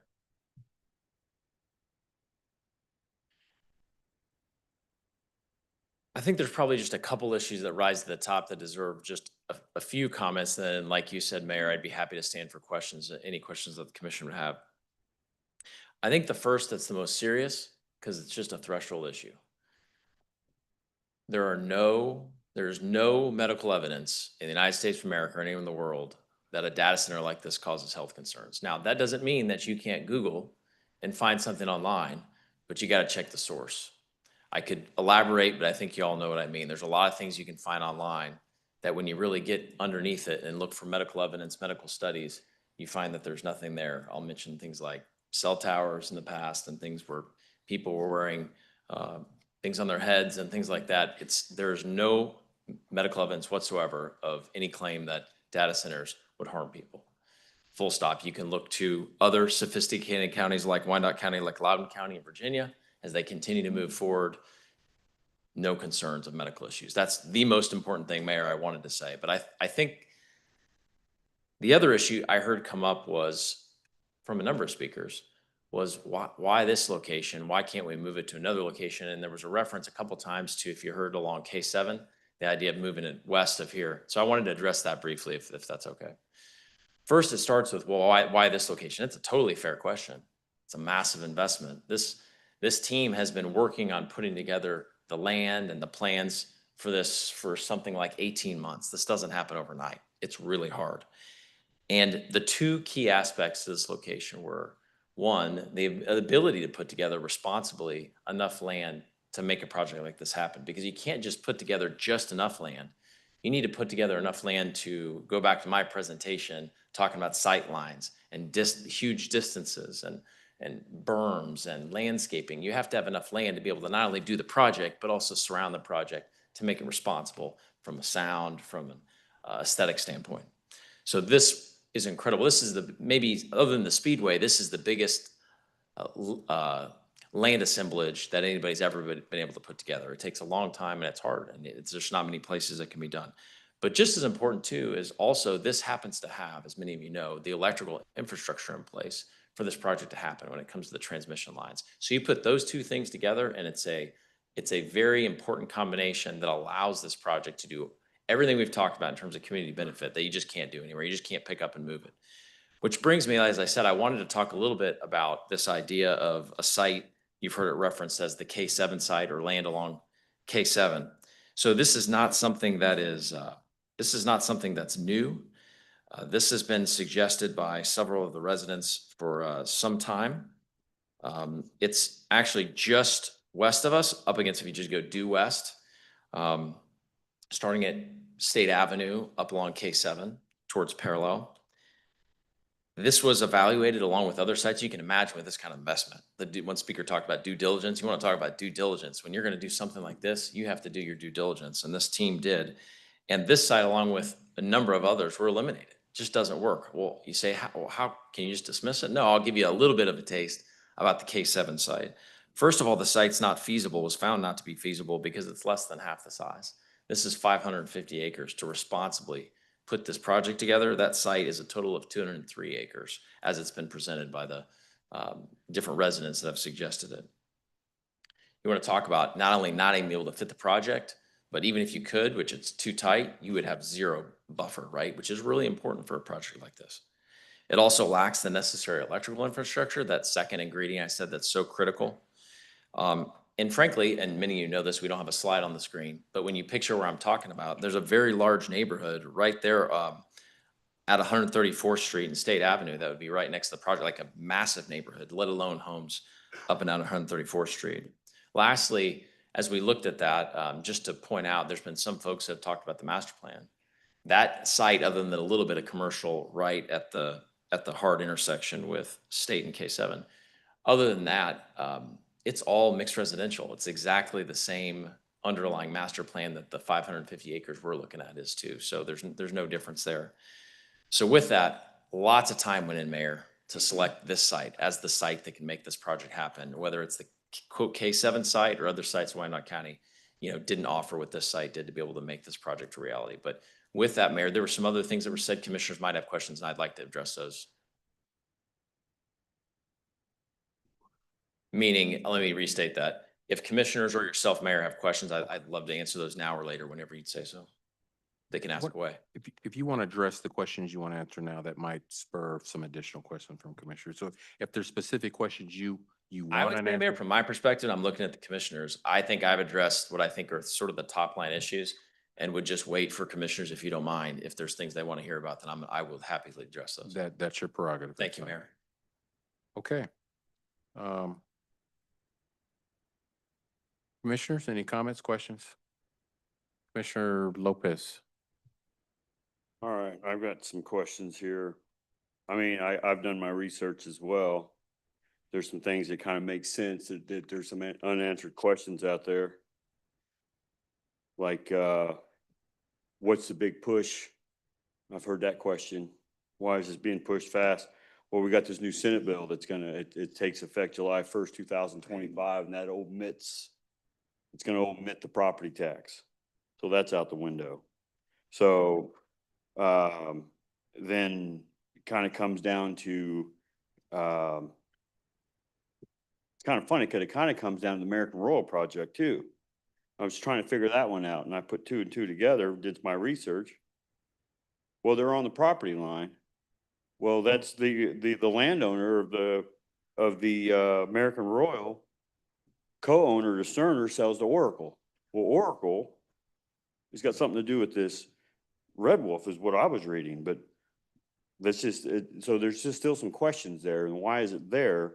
Are they is this passes, are they gonna come forward and ask for some kind of extension star bond? I don't know if they qualify for it.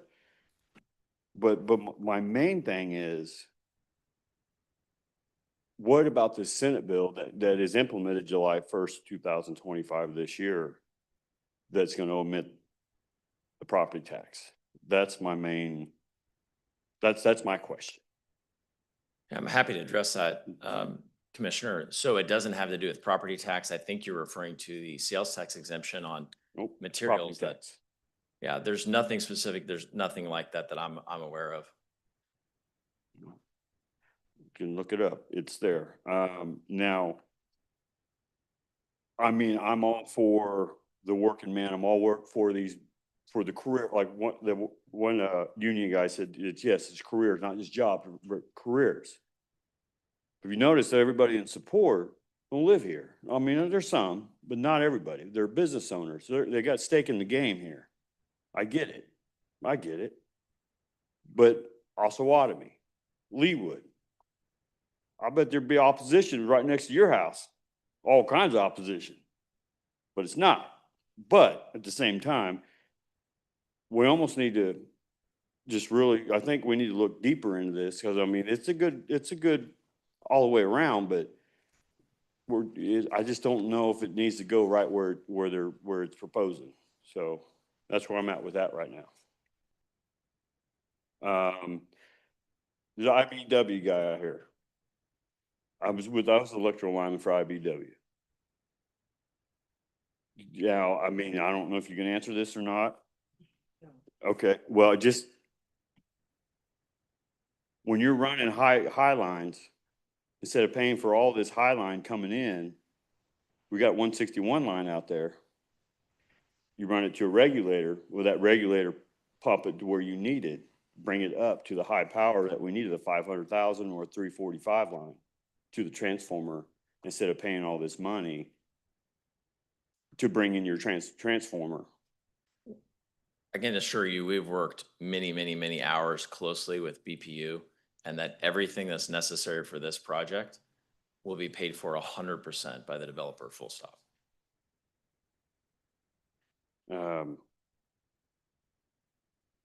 Right now, I'm still stuck on this Senate bill that's gonna hit July 1st. So that's where I'm stuck on. Thank you. I think it's, no, the 269, I believe it is. Let's, one at a time. We can bring that up. If someone from staff can look that Senate bill up, and we'll circle back, Commissioner, and hopefully have an answer for you.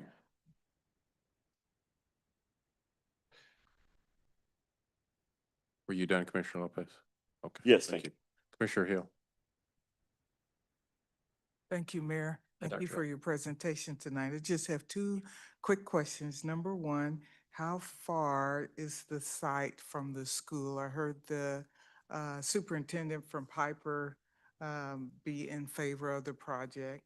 And then I heard you also mention the residents may be 500 feet from the site, and then something else was 1,000 feet from the site. So I just wanted to get a little clarity on that. Thank you.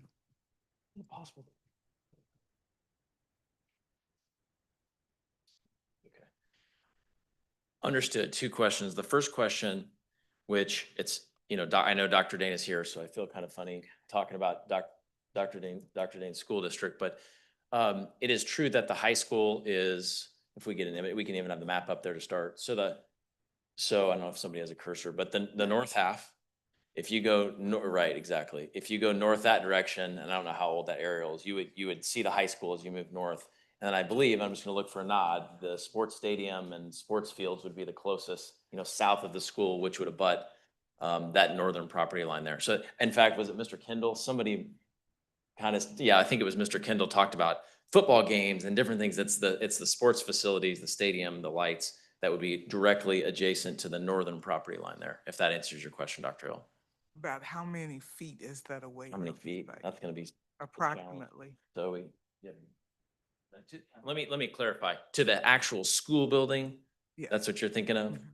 Staff, have you looked at that? We might have to measure it. Okay, we're gonna measure it and get back to you, Dr. Hill. The second question had to do with distances of residences.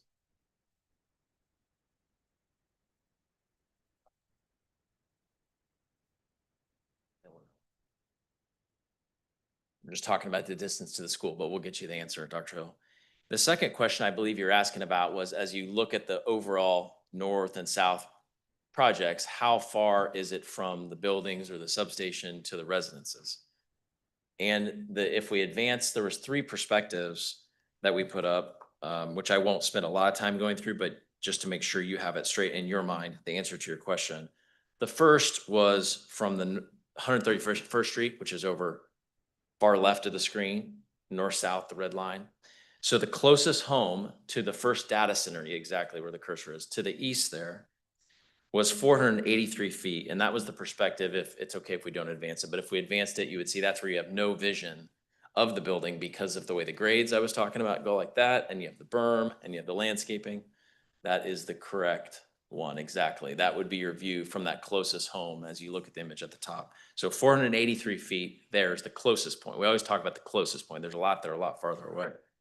The second one we measured is we went to the clear opposite end, the east side of the project, and we looked back to the west. That was from 123rd Street, which is that farthest eastern. You can see in the bottom left there, the yellow, pointing from 131st Street back to the west. And the first thing it hits is that BPU substation.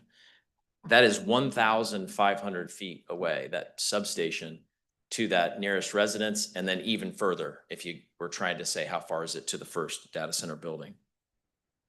And then the last measurement, Dr. Hill, that we shared was if you go down to 126th Street and look at the south project, and maybe it helps to put the, thanks for doing this, if you put the map back up maybe for a second, so we can go to 126th Street. So 126th Street left a little bit, over to the west a little bit more. Yep, a little bit more, and then down. So right in there, and you look east towards the project, that was a distance of 800 feet from the closest residence to the nearest building. And again, we had that same berm, if you might remember, and then we could show that perspective again. So Dr. Hill, that was our attempt to show the different spots in the project, the distances, and what you would see both with the native vegetation and with our berms. Thank you. Thank you. Thank you, Commissioner. Commissioner Ramirez. Thank you, Mr. Mayor. I'm sure council will bring it up when she's ready, but it is Senate Bill 98 that was signed and approved by Governor Kelly. That's the one that's pertaining to what has been the subject. And it's just sales tax, a 20-year sales tax exemption. That is all it is. There's no property tax exemption, nothing. Red Wolf will pay full property tax once every building is up and operational. It's just the sales tax. And that is only including, it exempts, covers purchases for development, acquisition, and operation of the data center, land and site improvements, buildings and data center equipment. It excludes electric generation equipment. So all of the equipment that is generating the electricity will pay the sales tax as well. So I want to make it clear, it's just sales tax. It says nothing about property tax. Red Wolf will pay full property tax on each building as it comes online. Thank you. Mayor, staff has can we say the answer to Dr. Hill's question now about the school building? Yeah, please go ahead. Staff, and this corresponds with what the development team has in their head, but we wanted staff to make sure that they agreed, about 2,000 feet from that northern up to the school building. Thank you. Thank you, Commissioner Ramirez. Commissioner Bynum. Thank you, Mayor Bynum, at large one. A question that our staff may have to answer, but we aren't going to wait 6 to 7 years for these data centers to fully be on the tax roll. For example, if the first one is built and operational on January 1, 2027, it is fully on the tax roll. Yes, ma'am. If the second one is fully operational on January 1 of 28, now we have 2 fully on the tax Correct. roll, et cetera. Correct. So we don't build all 7 and then start getting taxes. I just think it's important to clarify, once something is built and operational come January 1, it's fully on the tax roll. 100% correct. Okay, thank you. I just wanted to clarify that. I want to say thank you to every single person that spoke tonight, every single one. I want to specifically thank Ralph Oropeza and Mr. Kiefer. And I want to thank all of these Wyandotte County residents. They raised their hands, who gave up your evening tonight to be here. That's impressive to me. My spouse is a 35-year IBEW 124 journeyman environmental construction electrician. And he worked more than 18 months on the Meta project up north. During that 18 months, he worked 40, 50, 60, 70 hours a week. It's brutal work, so I really appreciate all of the blue collar workers, as they were referenced earlier, that showed up here tonight to support this. During that time that he worked on that project, he earned the highest wages of his entire working career of 35 years, earned working on that data center project. He worked extremely hard for those wages. He worked harder than most of us in this room would work, with the possible exception of the folks in the colorful t-shirts. But I can tell you that he was beyond proud to have worked on that project. And I just wanted to make that point. I live in a household that understands the economic benefit of the jobs that can come from this project. I don't know if folks are aware, I certainly wasn't until this project came up. There's already 23 data centers in the metropolitan area. So data centers aren't new. We don't have to like them, but we do have to acknowledge them, and the future is actually now. And so I thank you for your time. And again, I thank every single person who has spent their evening here with us tonight. Thank you, Mayor. Thank you, Commissioner. Commissioner Stites.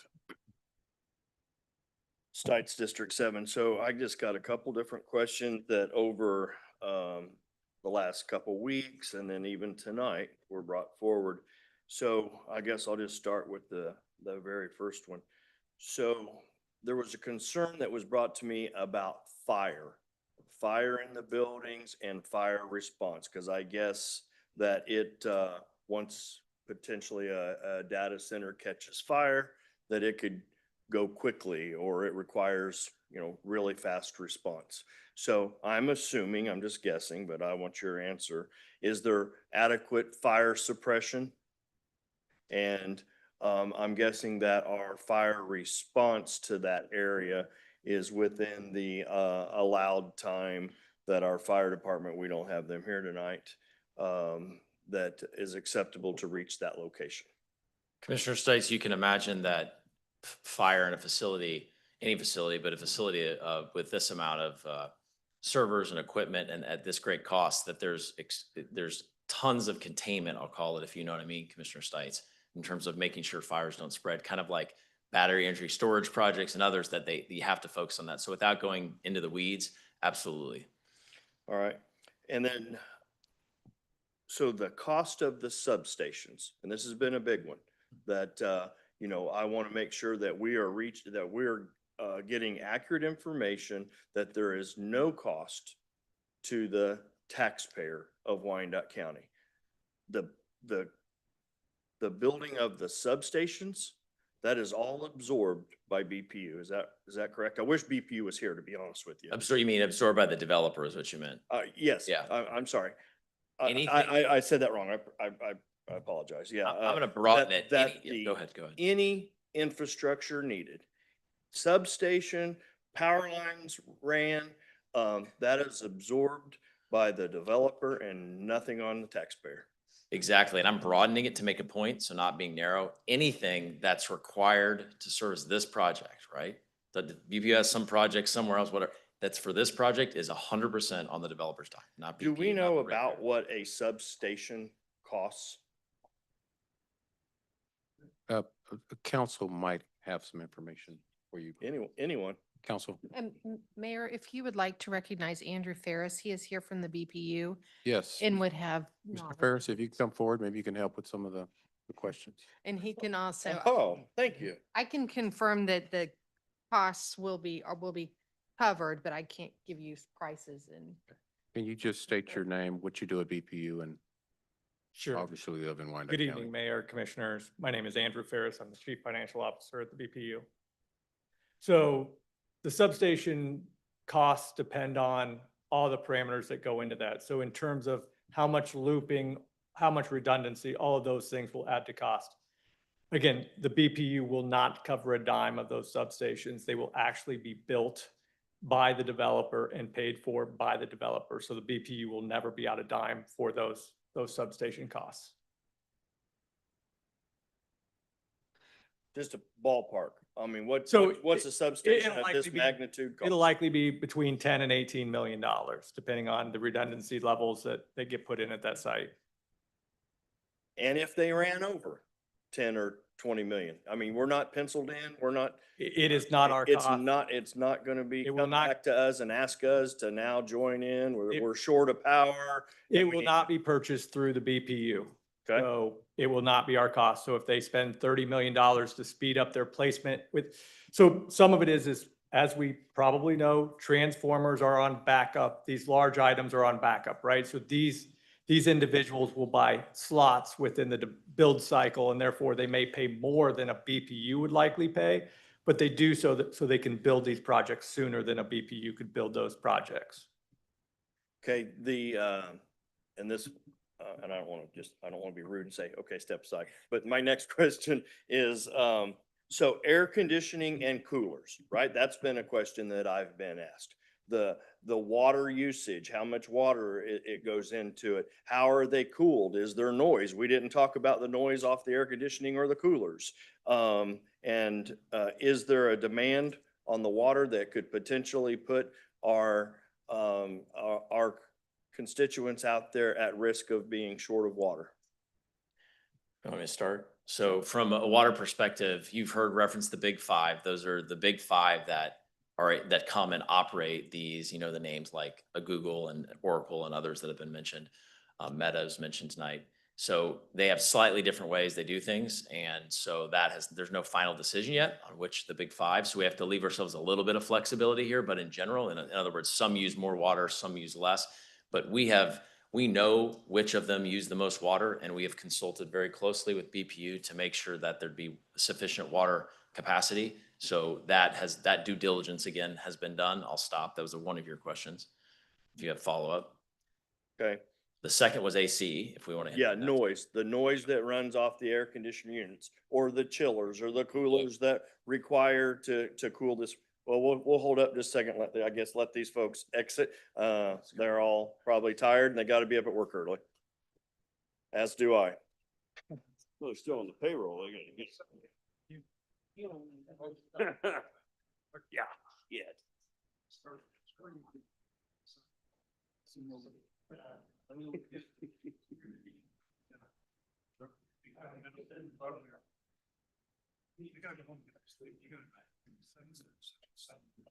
Much appreciated.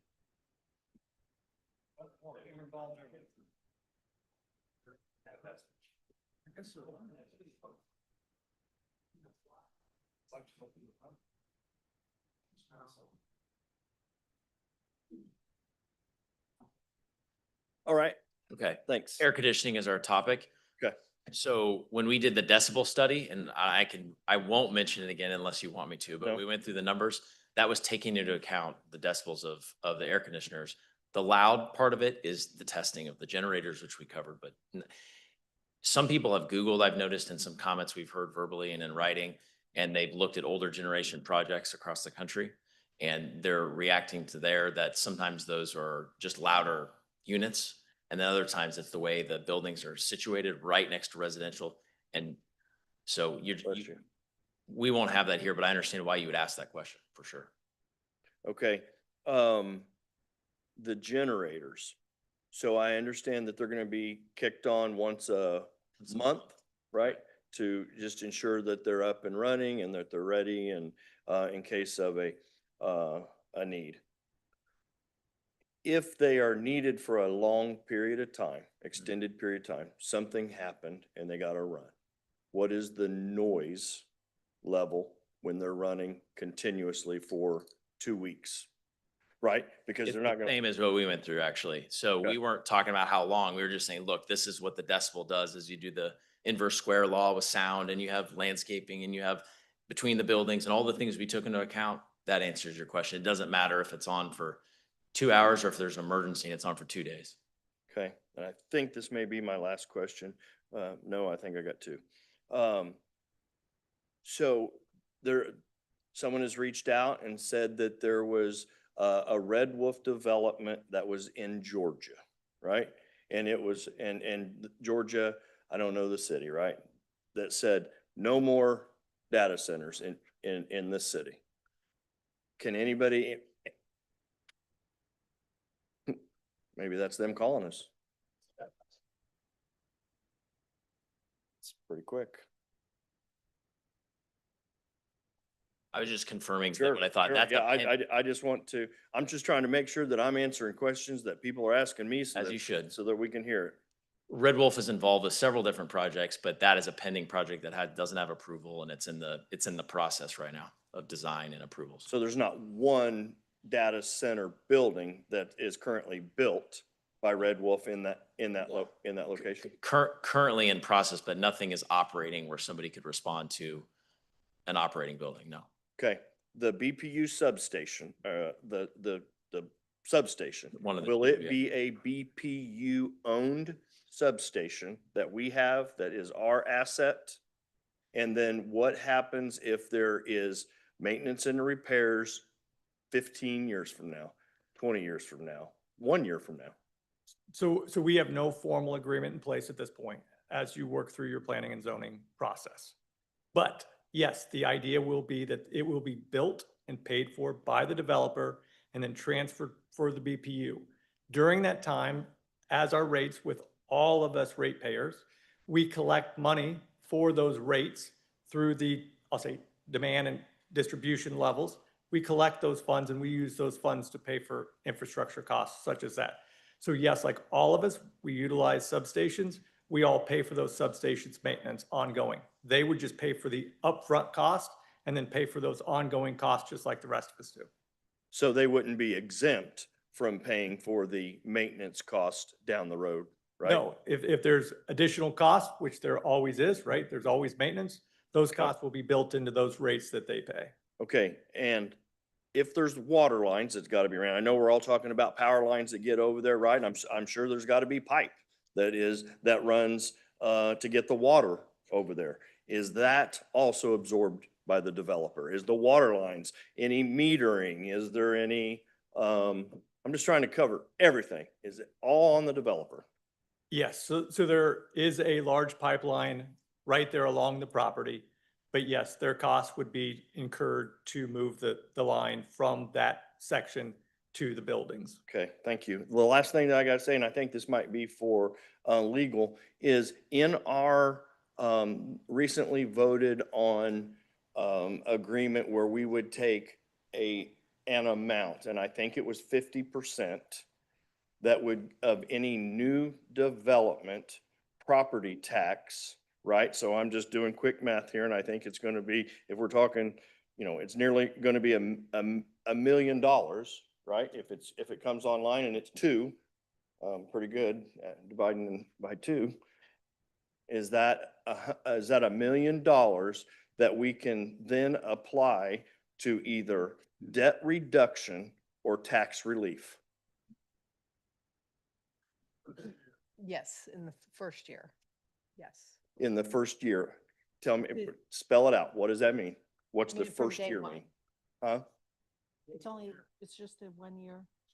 It is a 1 year. I'm sorry, I didn't correct. It is a 1 year. Not cumulative. Right, it's not cumulative, but the money would ultimately go to the unified government. The commissioners could decide after that how to allocate it.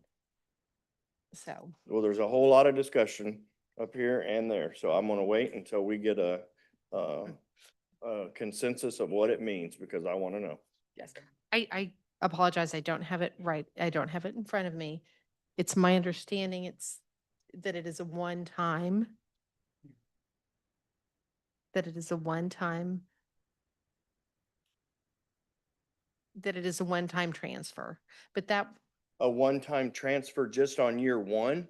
So the next year that they pay $2 million and it's just still one building, that half of that amount doesn't go to tax relief or debt reduction?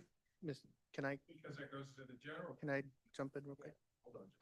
No. To be, at the end of the day, just to make it clear, that was passed by the commission, but future commissions will always have the opportunity to direct to the administrator by virtue of the power of this commission, how you want these tax dollars to be budgeted and spent on behalf of your residents here in Wyandotte County. So if you want that to be used to, for example, $12 million, I believe we talked about for the first half, once it's all built out.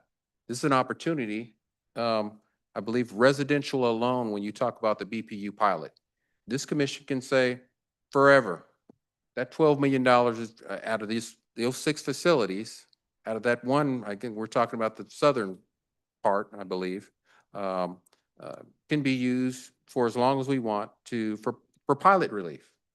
So now our residents, if this commission chooses, can say there will be no more pilots on the backs of our residents if this commission chooses to do that. At the end of the day, I get it, 1 year, with what was passed, the 50%, that's initial, but this commission, not administration, not the mayor, has complete autonomy and authority to use taxpayers' dollars as it sees fit on behalf of the residents. And I Yeah, want but to we make that haven't clear. done that very good for the last 20 years. So what makes us think that we're going to get good at it now?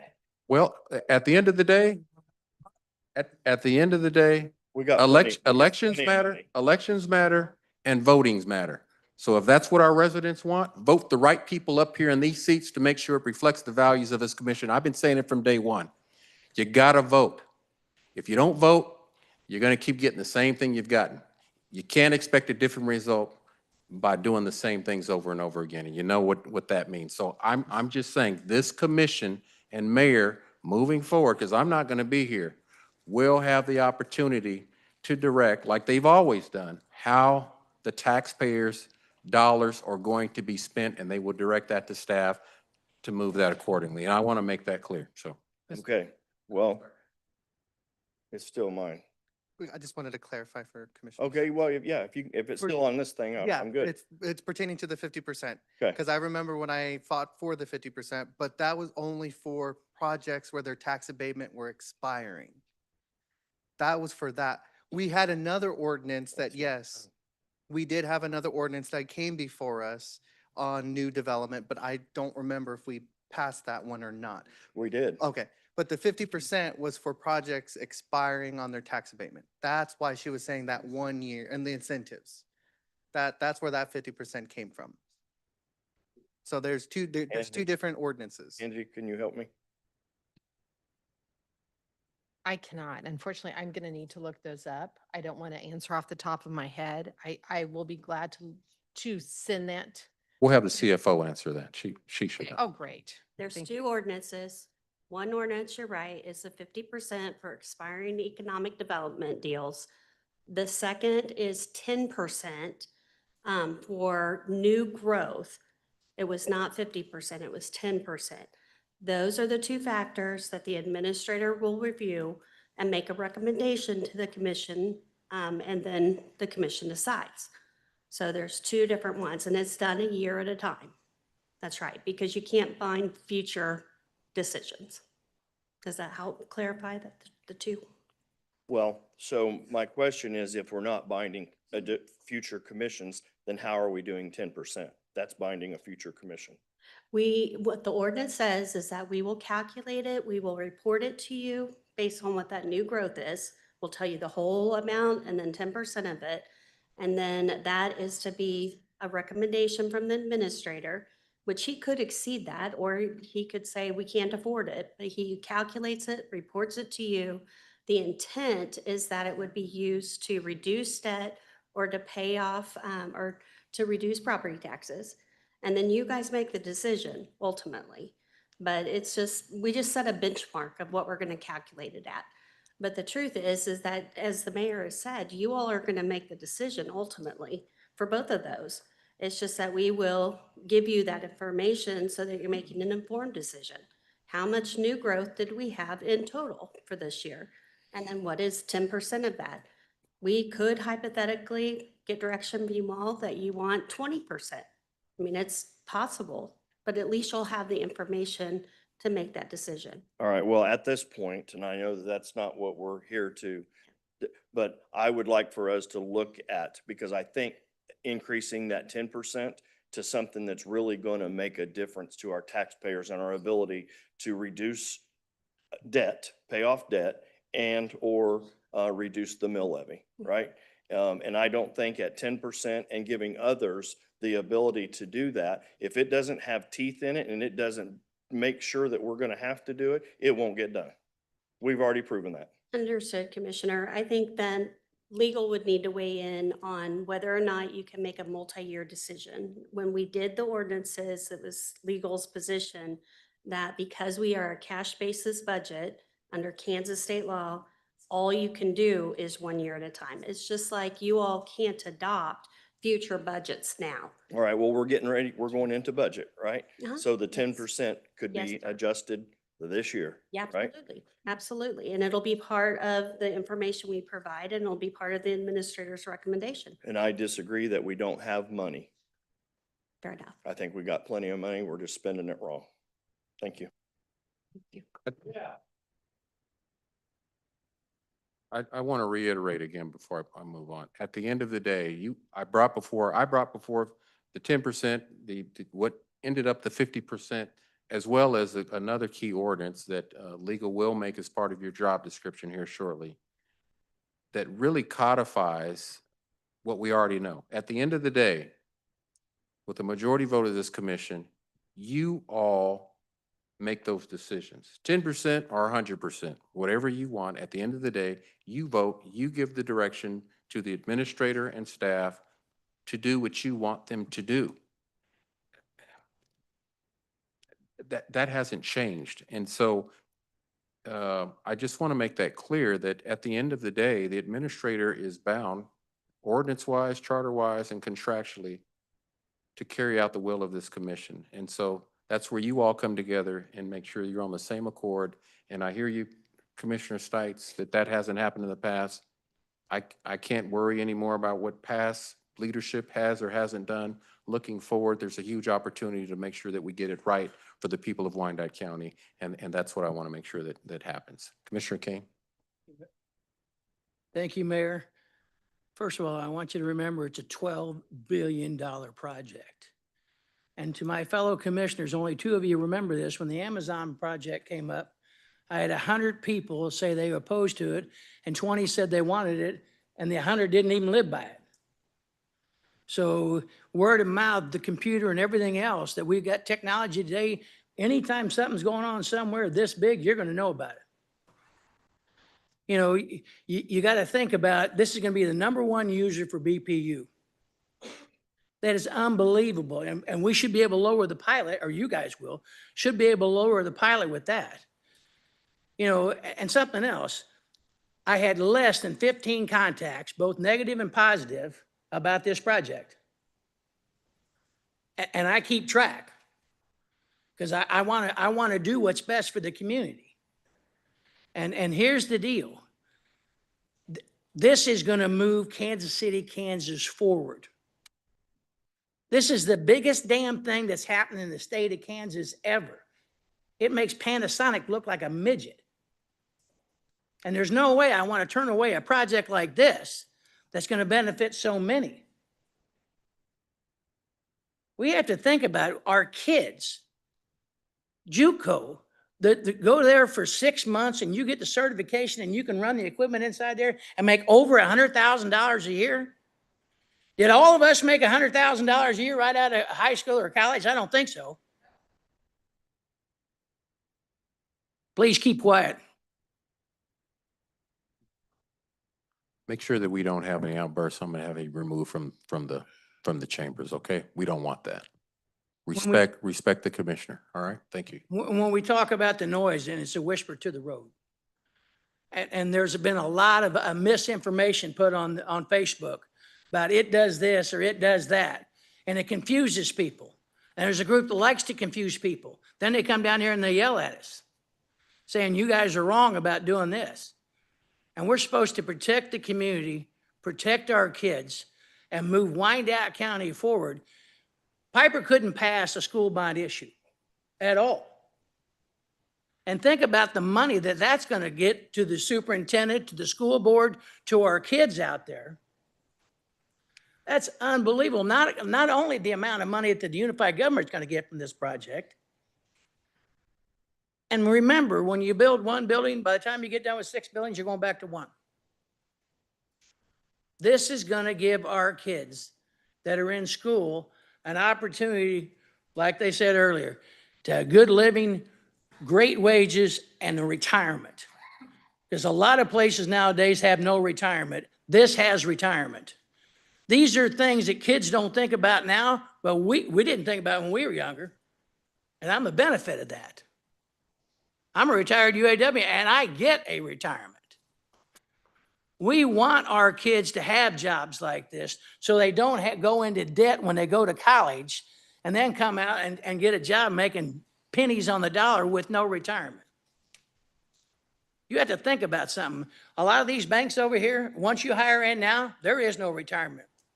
My wife just retired from one of them, has a retirement. The new owner took it over, no retirement. What are we doing? It is time for us to move forward, accept this project. In fact, Mayor, I want to make a motion to approve this project. Second. Okay, before I accept that, Commissioner Townsend has some comments. Thank you, Mayor. I don't know to whom to address it in the room, but somebody in the room could address it. Tonight, we're talking about whether or not to make a zoning change only. And this will come, I believe, correct me if I'm wrong, staff, Mayor, this will come to some committee to fully evaluate a lot of the things I've heard tonight that have to do with economic benefit. Is that correct? Okay. So when I vote tonight, I will be taking into account some things that I've heard that I think have to do with the zoning issues. For example, the issue about whether or not there are aspects of this that will be harmful in a health perspective. I've heard allegations, and let me get the terms right. Someone said EMS, RFI, and I appreciate the dissent. It's good, speech about rounding out what we're talking about, the pros and the cons. But I also heard Councilor Peterson say that there's no medical evidence the data centers cause any medical issues. Did I get that right? That's right. Okay. The other issue was it's almost one and the same, the proximity issue. But when we talk about money that's coming in, jobs, I look forward to evaluating that more fully in a different setting.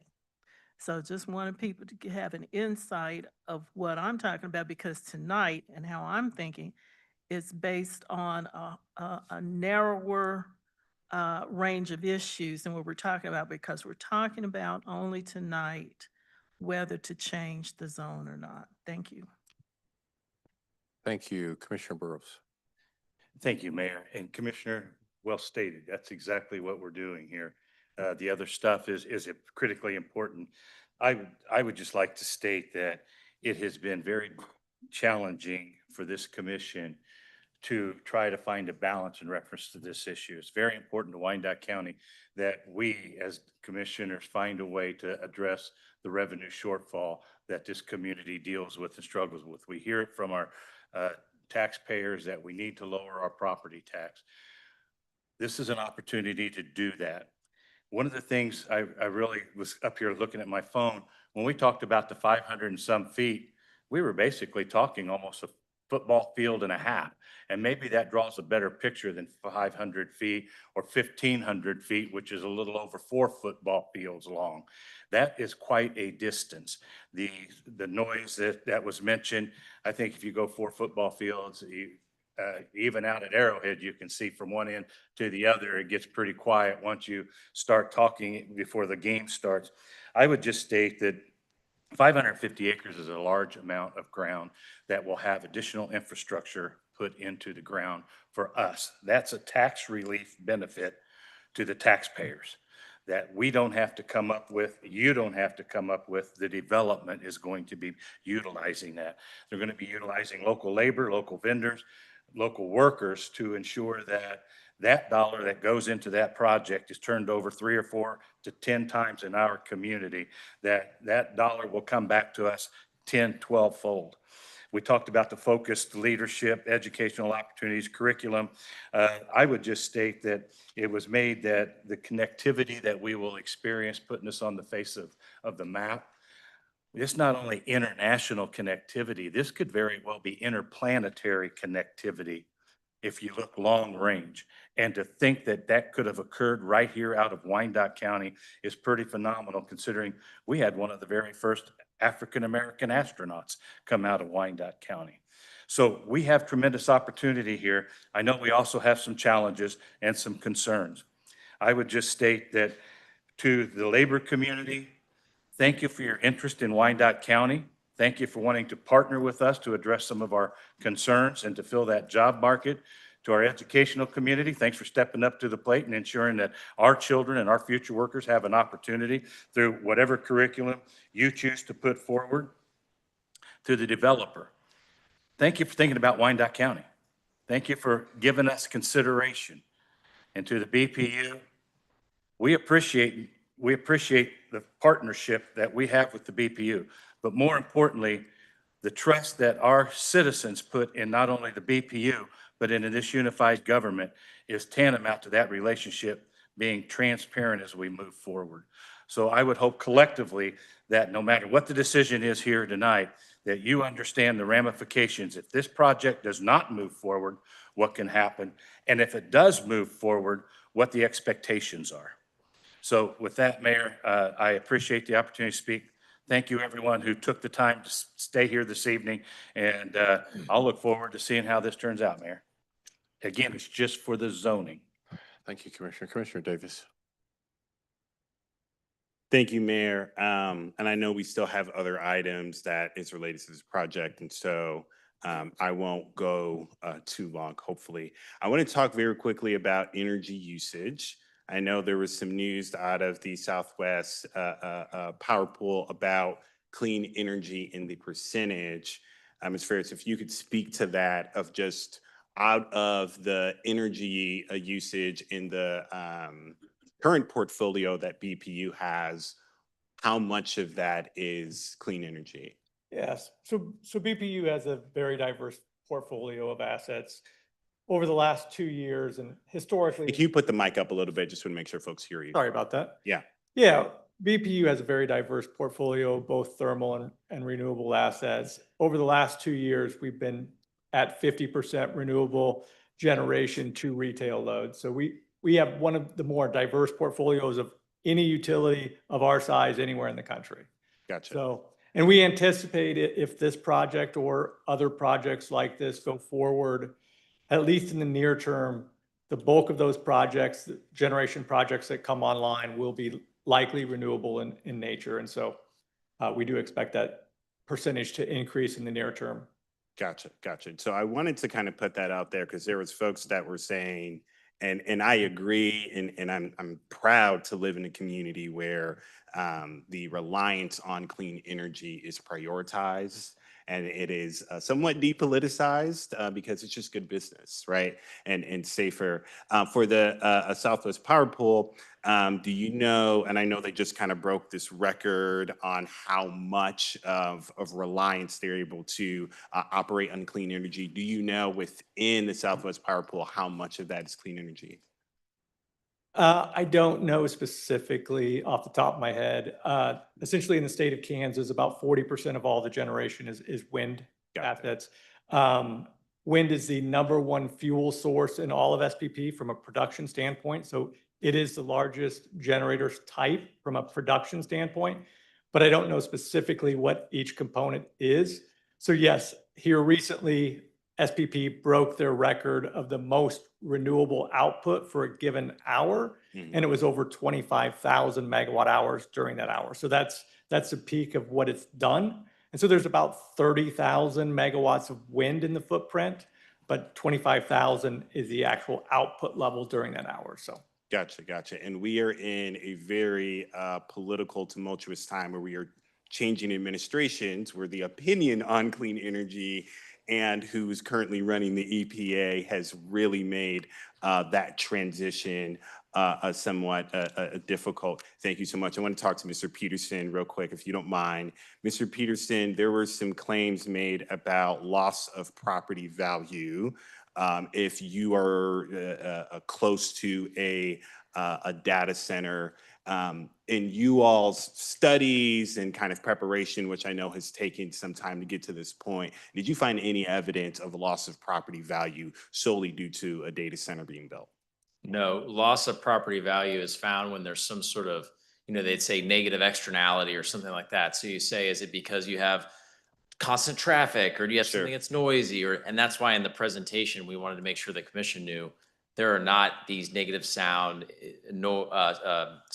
visual, any sort of impacts, like certainly not traffic. So no is the answer. Without any of those negative impacts, we have not seen any decrease in property values. Gotcha. And the types of, if folks go, because I've seen these documentaries as well, and if you look at the documentaries that are currently being promoted and the type of data center that is built, type of data center that's currently being proposed, they are not the same. That's right. Whereas you are adding, 3,000 trees, right? And there's this buffer from the street. A lot of these data centers that folks are complaining about do not have those things. They do Or not jammed in a have. small area, right, Commissioner? Yes. That's what we see a lot of, just into a very tight Exactly. area. And I say that because we are not having these conversations in a vacuum and being ignorant of the very things that our constituents see. We see the same thing. Y'all have access to YouTube. We have access to YouTube. This study that folks are referencing regarding health impacts for data centers, while I think is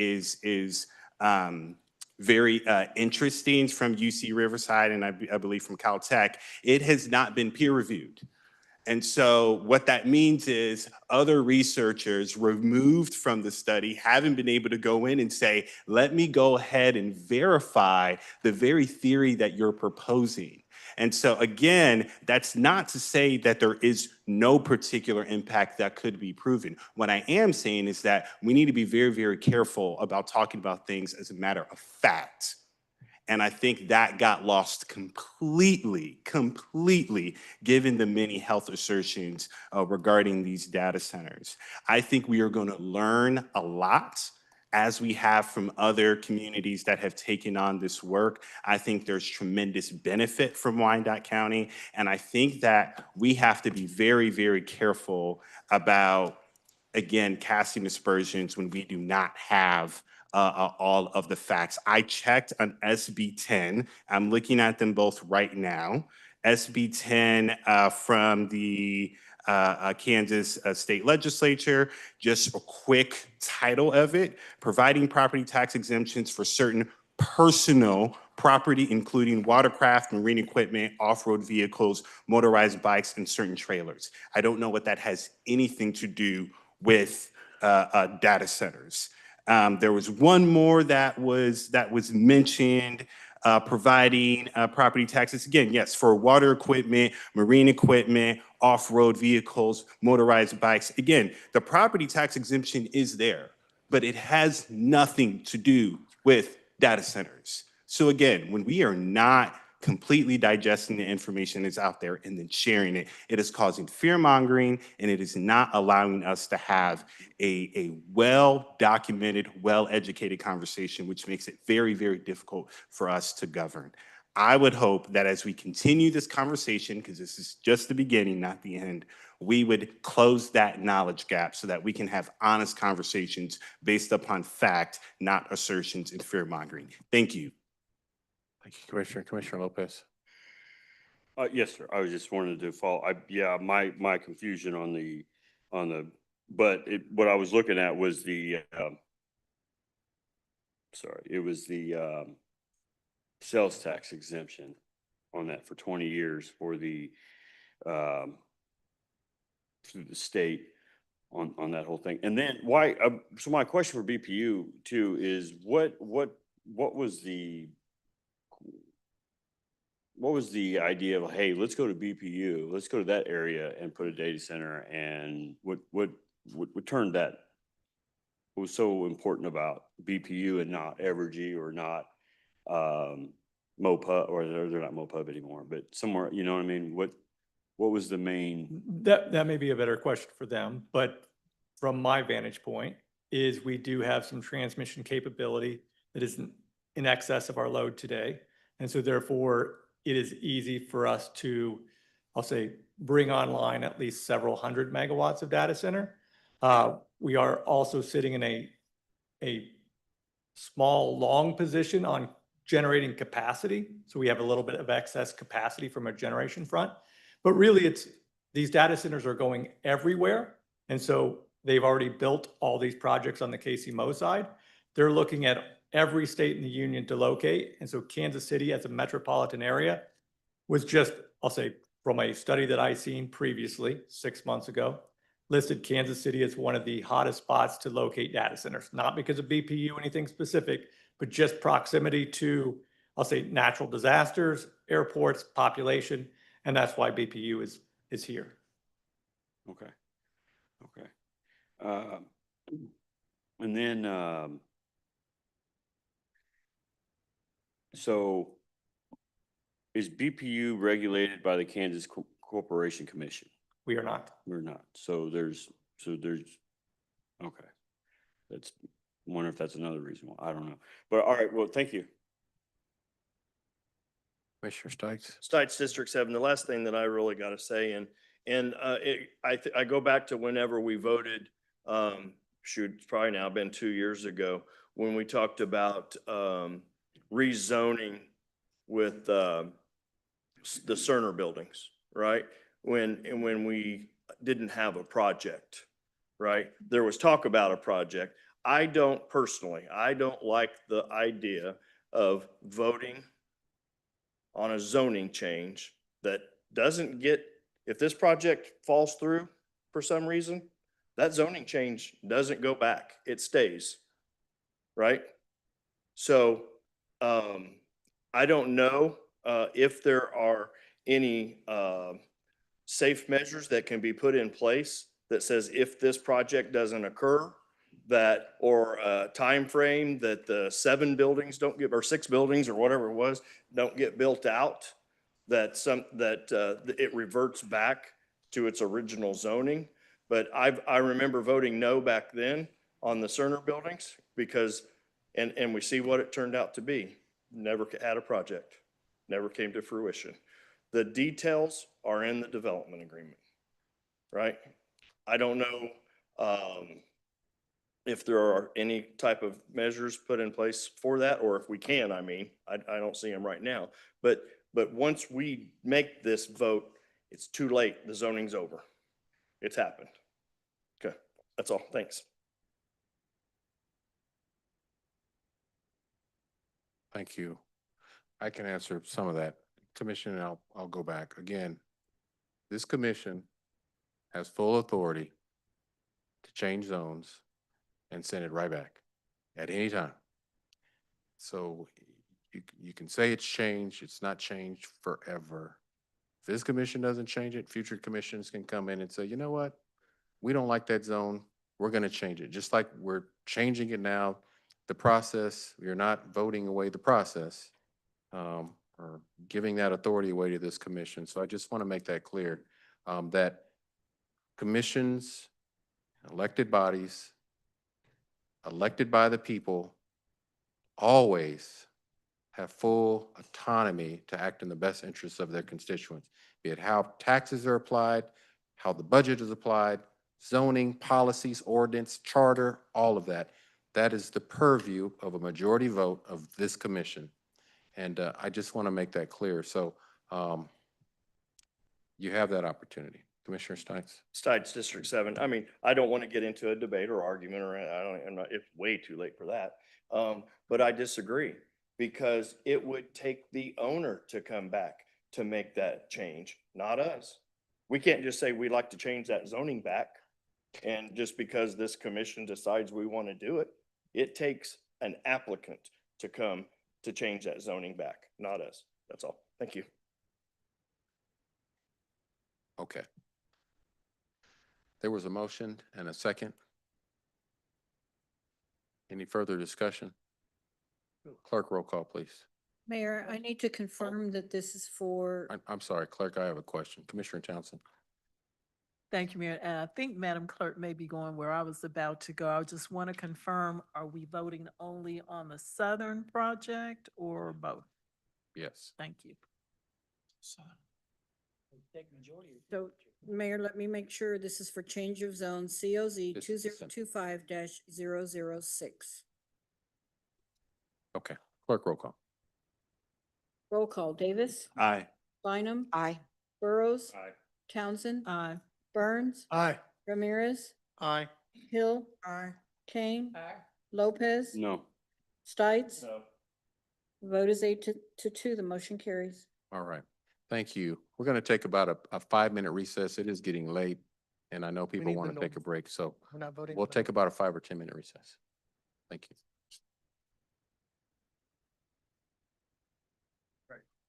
We still need the north.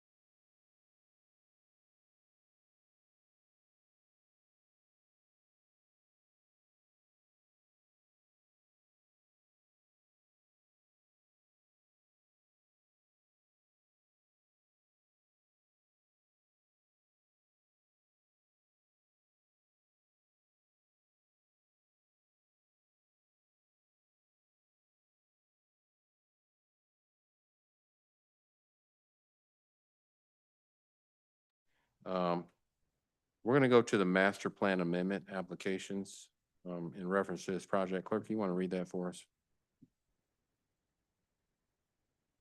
This is item number 9.2.1, MPL 2025-003. Aaron, nope, wrong one. Planning, is it 3 or 4? 4. Thank you.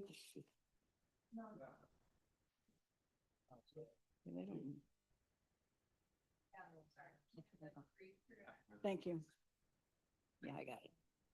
So it is MPL 2025-003, Aaron Wolofsky, Master Plan Amendment from Mixed Residential and Commercial Business Park to Business Park for the development of a data center at 12425 Parallel Parkway, 12301 Parallel Parkway, 12171 Parallel Parkway, 12165 Parallel Parkway, 12133 Parallel Parkway, 12129 Parallel Parkway, 12117 Parallel Parkway, 11914 Wood Avenue, 1800 North 121st Street, 1753 North 124th Street, 12137 Wood Avenue, 12037 Wood Avenue, 1401 North 126th Street, 12402 State Avenue, 12252 State Avenue, and 12198 State Avenue, recommended for approval by a vote of 4-2.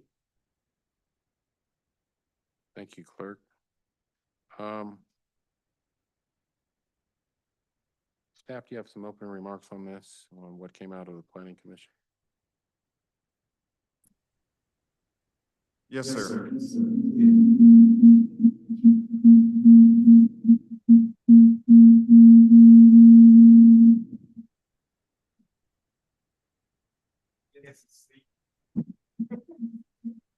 How's that? Is that better? Yes. So we like. You have to turn one off, I believe. You should be. Is this better? Mayor? Yes. Well. Try coming to the podium. Try coming to the podium.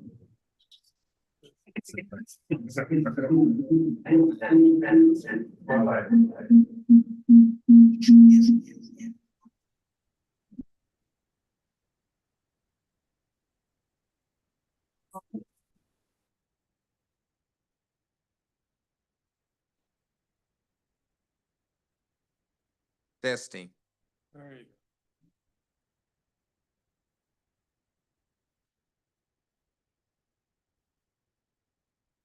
Mayor, Commission, this City Planning Commission heard on May 28th, Master Plan Amendment, and it was approved by 4-2 vote. There was a protest petition on this that was for the South that was invalid.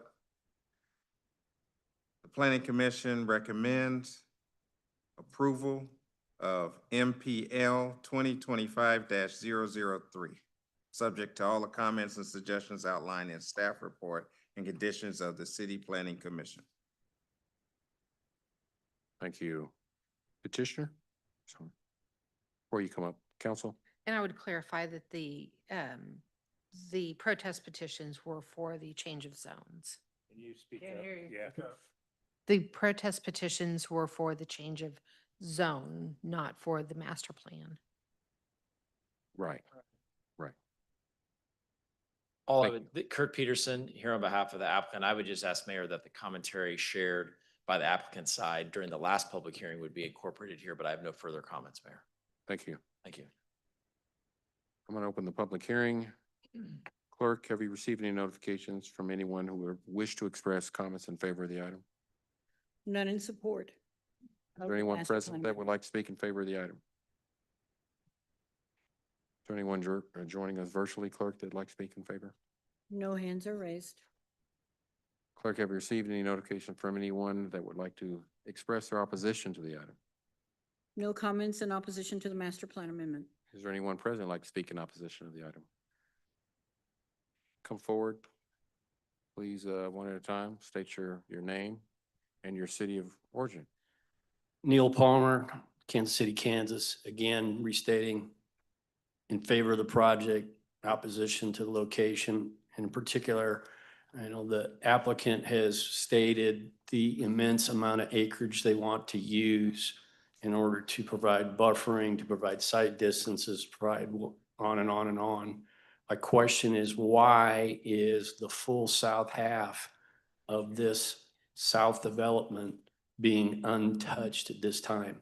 I know a lot of it has to do with topography. I recognize that, but you know, everything on this development is pushed to the parallel side of the parcel. I think it deserves being revisited to see if there's other alternatives. I've suggested those. They have been found not to be amenable, but I think it deserves further discussion. And I'll reiterate that again in more detail, particularly on the north track. But we have a chance here to work. You don't get to review the plat, but you know, the two applications went through the planning commission on the minimum quorum.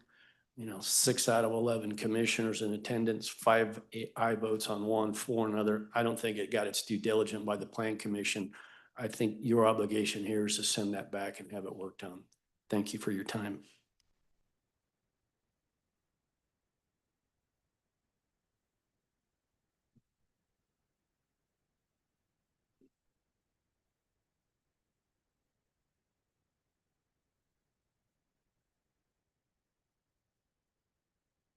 My name's Scott Harding, Wyandotte County. Again, since 2022, we've been fighting these taxes and stuff. I've watched these projects. I've been to different meetings.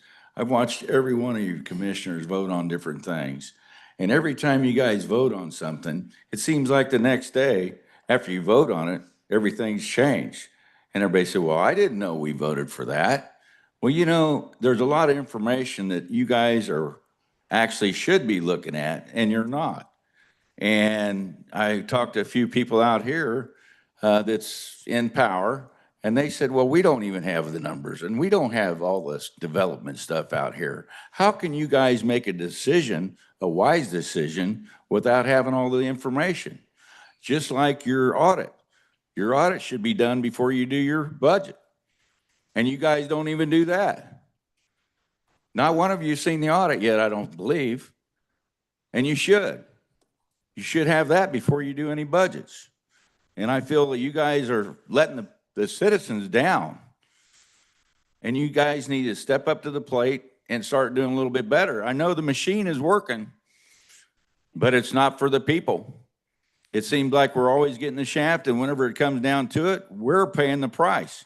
We're paying higher taxes. You guys told us 35 years ago, oh, if we do this or we do that, we do the legends, our taxes are going to go down, the speedway, and so on and so on. Every project you guys do. Okay, anything. We're paying the price. You guys live here too, but you guys make a lot more money than a lot of us guys that are senior citizens and the veterans and the poor. And you guys have took 4,000 people's houses or property through the deal, and you got, what, another 3,500 with the city? And I don't think that's quite right. We need to start taking some of that money that you get in all these nonprofit stuff that you're giving away and actually take care of some of our debt. 1 minute. You owe $4 billion at what the state says, so I don't know who's not looking at this stuff, but you guys need to start looking at it. And I don't know if that's a problem or what. I think it is a problem. And with these other businesses, I'd love to see these people coming and get union jobs and stuff. I really would. I'd like to see them get out there at 7 Highway. I know he's talking State Avenue. Go north, go to parallel on 7 Highway. There's a lot of land up there. Do something up there, and then you probably get farther away from the schools.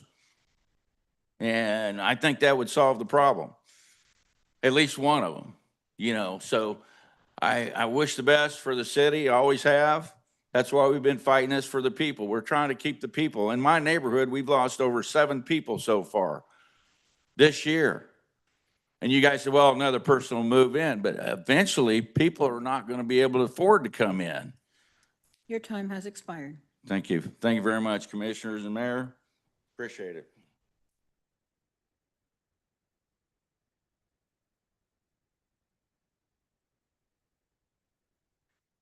Mike Yurich, Kansas City, Kansas. I just want to say, I can't believe what I just witnessed. I sat here for 4 hours. And I sat through the proclamations and I sat through the presentation for the last vote for the zoning. This is just the zoning. And every one of you had questions that didn't seem to be totally answered. Commissioner Davis is Googling things and going to the salesman to ask them the questions about the product. I'm sorry, I can't believe that with all of the questions concerning just the zoning, that you made a decision like that.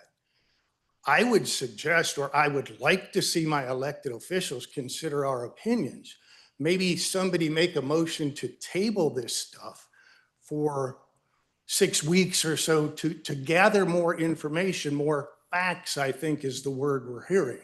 Because I don't hear a lot of facts coming out. I hear people saying, well, this is what happens, that's what happens, and these documentaries and this and this. I don't know how you can vote on this stuff, honestly. Y'all have questions, they're unanswered, but you vote on it anyway. Thank you.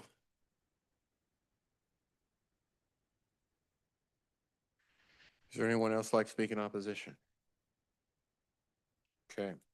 Clerk, is anyone joining us virtually? Sorry. Who would like to speak in opposition? No hands are raised. Okay, I'll close the public hearing. Petitioner, any closing remarks? No, Mayor, thank you. Okay. Questions from the commission? Commissioner Davis? I just want to respond, asking, so let me just provide some context, and I'll just talk about Commissioner Davis. When I'm asking questions to staff or folks that are here at the podium, it is not because every single question that I ask, I have no answers to. What I'm trying to do is be transparent. If we all sat up here, said nothing, and voted, y'all would say, wait a minute, why didn't you ask questions? And so we're trying to have an exchange that you all can see that will allow you to see the information that we're seeing that leads us to the decisions that we're making. And so I just wanted to make that very clear. There were some other assertions that I won't necessarily engage with, sir. If you want to find out more about the land bank, we have an entire standing committee that I chair that will give you the correct information regarding what is available. We do not have homes that are sitting in the land bank. None of them are homes. They're all vacant properties, and we are actually on the pathway to disposing more of them this year than we've ever done before. But yes, I do not want some of the misinformation and disinformation that has been said quite loudly to cloud the decisions that we're making, because some of that stuff is just not accurate. Thank you, Mayor. Thank you, Commissioner. Commissioner Bynum? Thank you, Mayor. I wanted to address the Planning Commission and the makeup and the number of people that are required to be present to have a quorum of that Planning Commission, and whether the meetings that were held of our Planning Commission for this project were deemed to have a quorum, which I have to believe that they were. And I'm looking at Alyssa Marcy or legal because I feel like we've had an assertion made that the number of people present for the Planning Commission vote was inappropriate. But if it was inappropriate, then we wouldn't have been able to hold that Planning Commission meeting. And if we're going to decide how many people on the Planning Commission need to be present in order to conduct business for this, then that should be across the board. It shouldn't be, well, this is a big project, so we need 9 of our 10 commissioners here. If we have a quorum, we conduct our business. Is that correct? Same as this commission. Correct. And sometimes at this commission dais, we don't have 10 people here, but we have a quorum and we conduct our business. So I just wanted to clarify that. Thank you. Thank you, Commissioner. Commissioner Burns? Yes, right along with what Commissioner Bynum just said. I have it from a good source that usually there's only 3 people on the Planning Commission that show up personally. The others want to call in and do it that way. It's not fair to the three that are getting criticism from people because they get blasted all the time. And no one, you know, if you're on the phone, that doesn't happen. So I recommend that we strongly encourage every one of the persons we have on the planning commission to show up in person. And if you don't have the time or if you don't want to do it, resign your position. Thank you, Commissioners. We've got 2 minutes. I'm going to make a motion to suspend the rules so we can go past our 12 o'clock, 517, Rule 517. Rule 517, according to legal, to be specific. Second, Bynum. Okay. There's a motion and a second. Clerk, roll call. Roll call, Davis. Aye. Bynum. Aye. Burrows. Aye. Townsend. Aye. Burns. Aye. Ramirez. Aye. Hill. Aye. Commissioner Hill. Yes, aye. Thank you. Kane. Lopez. Aye. Stites. Motion carries. Thank you. Commissioner Stites? Stites District 7. I've been saying it for 2 years and requesting that the planning commission gets asked to come back and be in person. We're out of COVID. It's time for them to be present. I've been assured that that's going to happen now but for 2 years, and it hasn't happened. Thanks. I just, I'll weigh in on that note. I think each one of us has an appointment to the Planning Commission. And each one of you can pull your appointments at any time. Trust me, I've done it. So that's an option. So if you might check with who you've appointed, if they're not showing up, and if that's something you want to do, you can make a recommendation. My office can help with that. My chief of staff is here. She usually helps with those types of things. And we can get that, we can get your new appointment assigned and get those new appointments appointed at your convenience. So it's just an option. Okay. I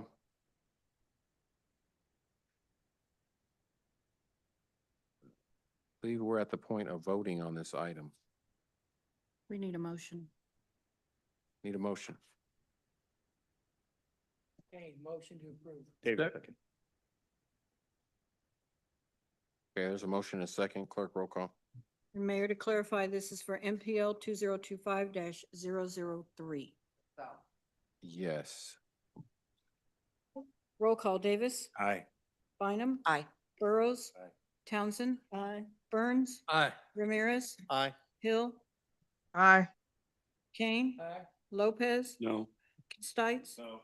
Vote is 8-2. The motion carries. And we have, along the same with the master plan, I believe we have MPL 2025-004. Needs a separate vote.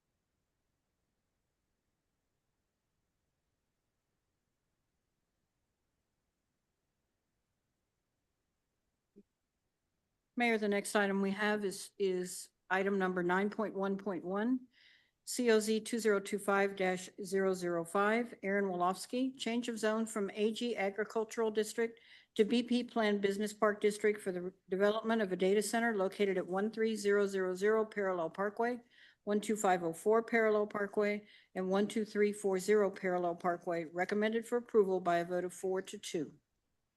Thank you, Clerk. Council, if you would, I believe we had a valid protest petition. If you would just bring the commission up to speed on that dynamic. Yes, that's correct, Mayor. The protest petition was submitted to the Unified Government Clerk in a timely manner. There were no notarization deficiencies because notarization is not required on these forms, and it contained enough valid signatures under state law to account for representation of 20% of the eligible land. Therefore, the Board of Commissioners, to approve the application, would take at least 9 members voting for the approval. And if you have additional questions on the protest petition, Mike Farley is here, who again did extensive research on the petition and the law. Thank you. I'm going to turn it over to Mr. Lucas, just briefly. Thank you, Mayor. The City Planning Commission heard this change of zone on May 28th and approved it 4-2. And the City Planning Commission recommends to the Board of Commissioners approval of petition COZ 2025-005. Thank you. Applicant, any remarks? Mayor Kurt Peterson, on behalf of the applicant, just would ask that the prior public hearings, all the comments made would be incorporated into this public hearing. Thank you. Thank you. I'll open the public hearing. Clerk, have you received any notifications from the public who wishes to express comments in favor of the item? Mayor, the prior comments that were read applied to this change of zone application as well. Thank you. Is there anyone present who'd like to speak in favor of this item? Clerk, is there anyone joining us virtually who'd like to speak in favor of the item? Mayor, no hands are raised. I also want to clarify that the speakers that spoke earlier in support also were applied to this change of zone application. Thank you. Clerk, have you received any notification from the public who wish to express their comments in opposition? Mayor, I'm sorry, we do have a couple hands that have been raised. In favor? Yes. Yes. Go ahead. First one is James. You'll need to unmute.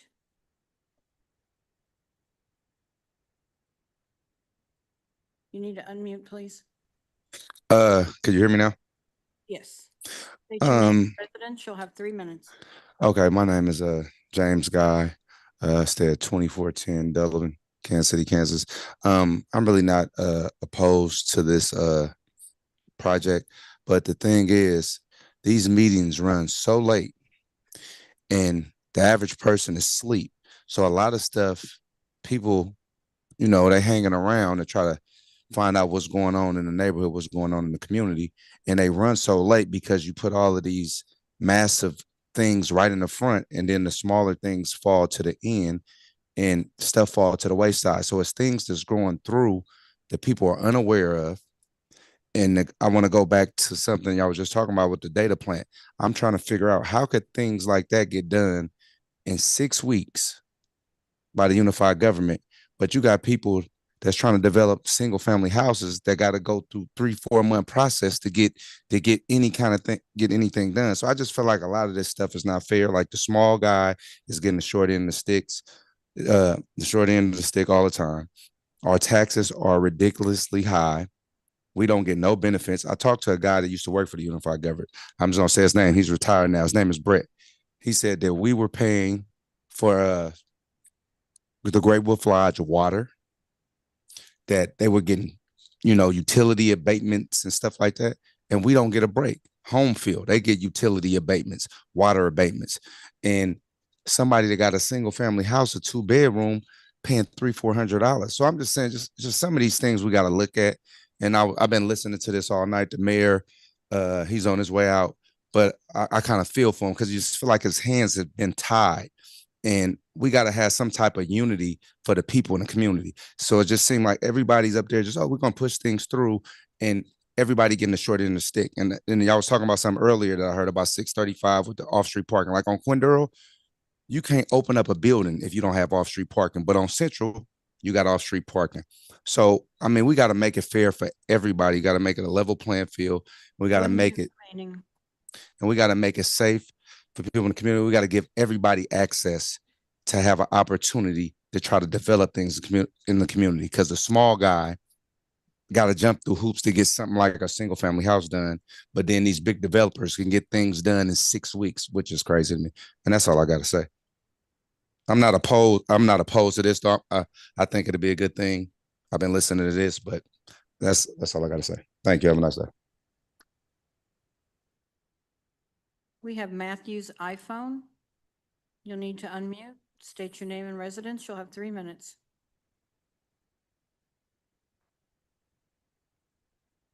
Go ahead and unmute.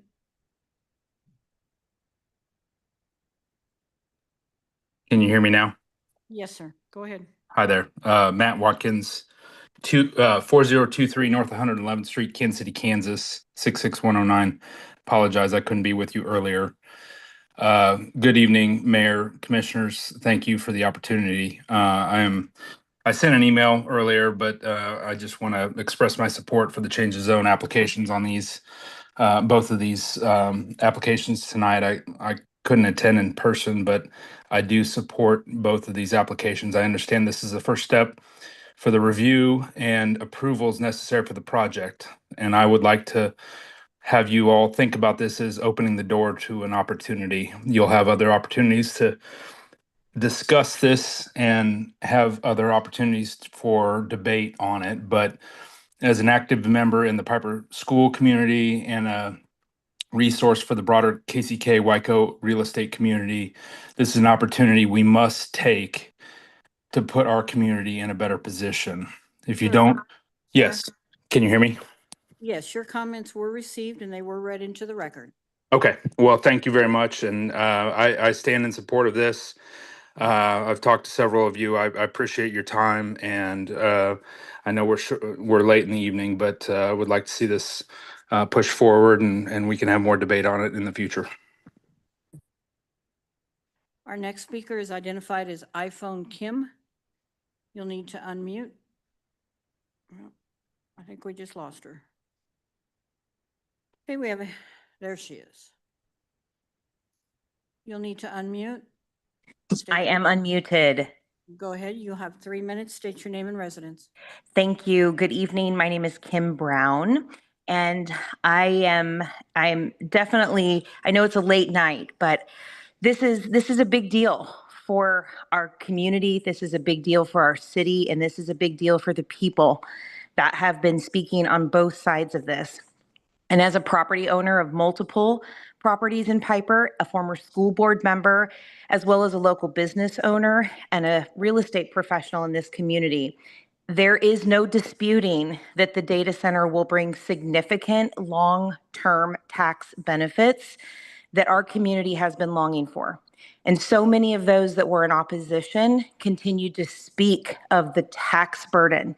The truth is that this development on this sizable portion of ground that is in our community is actually less likely with a data center to produce heavy demands on public services, and our schools won't be so negatively impacted with additional students. So our emergency services and those that something that would have more density in that area would actually cause frustration for us as a people.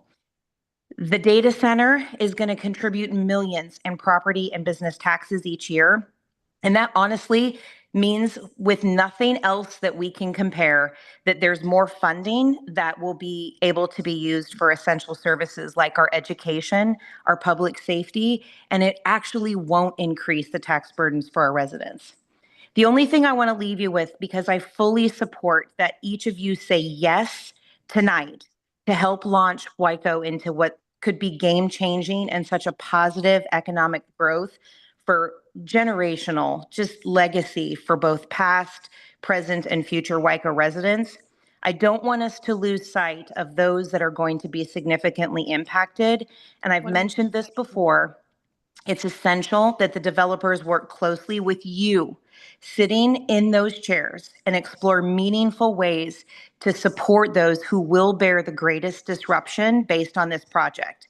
But whether it's property enhancement opportunities, creative tax rebates, or some type of compensation, it is important for those that are living closest to the project receive some type of just benefit, and the community as a whole, so that we can reap the benefits as a greater community for what the data centers will bring.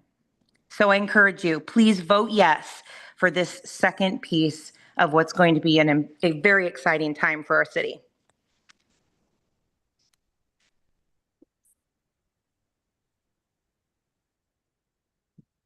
Our next speaker is identified as Mike.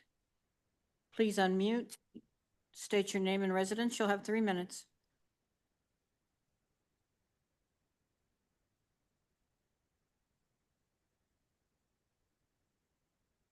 You'll need to unmute, sir.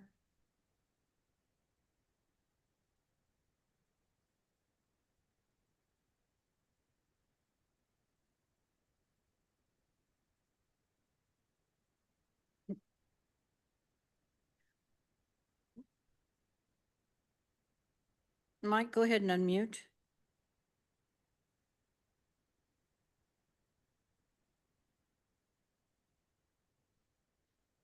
Or you can move to the next one. That's the last hand we have raised. Okay. Clerk, have you received any notification from the public who wish to express their comments in opposition to the item? Mayor, the comments that were formally read into the record also apply to this change of zone. Is there anyone present like to speak in opposition to the item? Please come forward, speak your name. Residents of. Good morning. Neil Palmer, Kansas City, Kansas. Before my time starts, could we pull up the building layout while we're talking specifically about this tract? You know, I did not like walking door to door to collect signatures in opposition of this change in zoning. Because in concept, I support it. I did it to protect myself and my neighbors. 97% of the residents within the buffer zone signed that petition, regardless of what the acreage was. 97%. Only one person elected not to sign the petition. When you look at this, you know, there's 55 acres and more on the east side of the project that is untouched except for a short portion of road. Why is everything pushed to the west side, directly south of the high school, whether it's in X proximity to the school building or the ball fields or whatever? I've suggested, without result, that we move one of these buildings from the west side to the strip on the immediate east side of the cemetery. That will double the distance from 450 feet to 900 feet. For the people on 131st Street, we don't have a natural tree line there. You can build berms and you can plant trees. They take 20 years to establish themselves. We're naked. I've given a list of a whole, I think we need to slide the building south, have a 300-foot setback from the school district's property line to these buildings. We have the room to do it. They're going to cite protected wetlands and jurisdictional streams. I've already debunked all that with the Corps of Engineers. I think it would be good business if you've already approved one change in zoning to hold one in abeyance, give us 6 to 8 weeks to work together with the developers, which I think they have the intention to do that with the neighborhoods. That will intersect the business agreement on or about the end of August. It's good leverage, it's good negotiations. 1 minute. You all have the power as the Board of Commissioners to send back to the Plan Commission anything you want to for further analysis, further work, further betterment. I'm not even going to talk about relocating this to another place. That ship sailed. Let's work with what we have. Let's make it the very best we can be. I think the neighborhood would sign off on something like that and some other stipulations that I'm happy to share with them. I know the school district would like it. I think it's the best win-win solution we could come up with for this specific track. And I urge you to take the time to help us get it right for the longevity these buildings are going to be there. The size and scale that they show in these sketches, go down to the Turner Diagonal, look to the northeast, that's what we're gonna see. They're huge. They're 150 feet longer than the buildings are already there. You can't hide them. It's a Berlin Wall. Let's Your do the time best has we can. expired. Thank you very much. Have a safe trip home.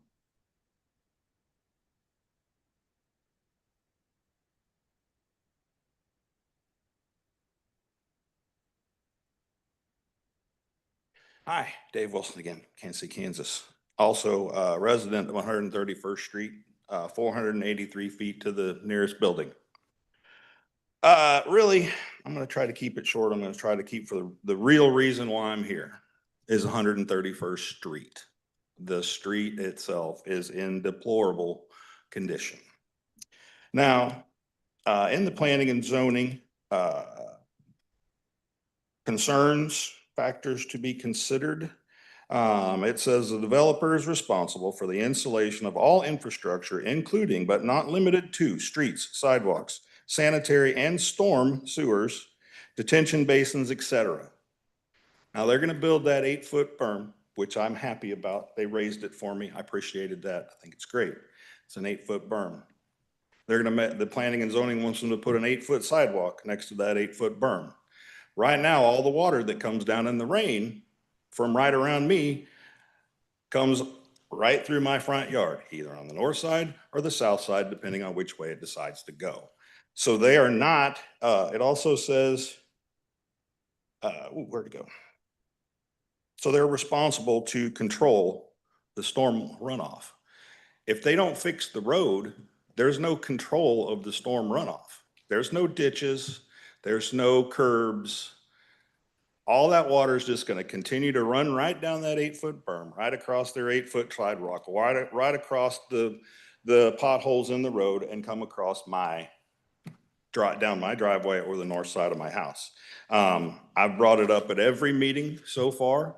Mr. Maxwell, that was their lead speaker before, was adamantly opposed to doing anything with 131st Street. He said they don't have an entrance or an exit on it. We don't care. 1 minute remaining.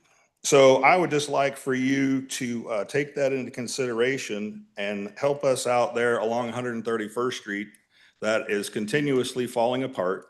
They're not controlling the storm runoff that they're supposed to. It says we'll have a beneficial impact. However, the UG and BPU, we're managing perpetuity, so we're gonna end up paying for part of that. Dang it, where's the other one? Oh, it says this block along parallel is rural in nature with a suburban and large lot, single-family homes on septic service as well as open ditches for stormwater runoff. I don't have a ditch. I have my front yard that runs down to my backyard that gets all wet. Thank you.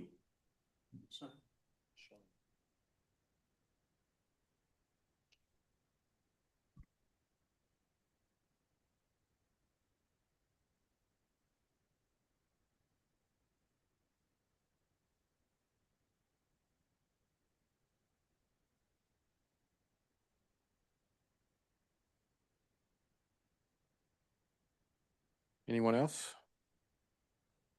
Okay, Mayor, we do have hands raised online. you can proceed, clerk. Thank you. We have someone identified as Zoom user. You'll need to unmute, identify yourself, state your name and residence. You'll have 3 minutes. Yes, hi, my name is Mike Mills. I live at 13300 Parallel Parkway. I was there earlier and I left. I can't be heard, correct? Go ahead, sir. Okay. And I wanted to just touch on some things that I wasn't able to speak to earlier. So because I had to leave. So I wanted to touch on the EMF that we talked about. And I know one of the salesman, I'm sorry, the person that is for this is saying there's no such thing as EMF. If there's no such thing as EMF, why did the DOD in May 12th of 2001 put into effect personal protection from electromagnetic fields laws for all government personnel? this is the EMF RFI is a very, very real thing. They can try to sell it, but our kids are the ones that are paying the price. Before they figured out that tobacco caused cancer, there was no proof that that caused cancer because they're not going to put cancer in anybody. There is studies that are coming out that are showing RFI EMF does come from anything that is electrical, power lines, the utilities, all that. It comes from that, and you're putting it all in one spot next to our kids at a high school. And they say that the high school is 2,000 feet away. Guess what? The softball field is about 200 feet to 300 to 400 feet from there. They can say that it's not the school.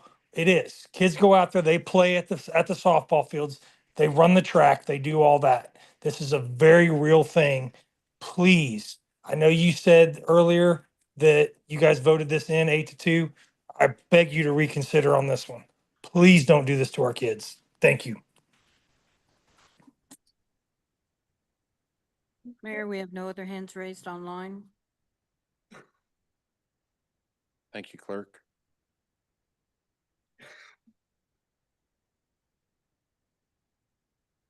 Clerk, I think that closes the public comment at this time.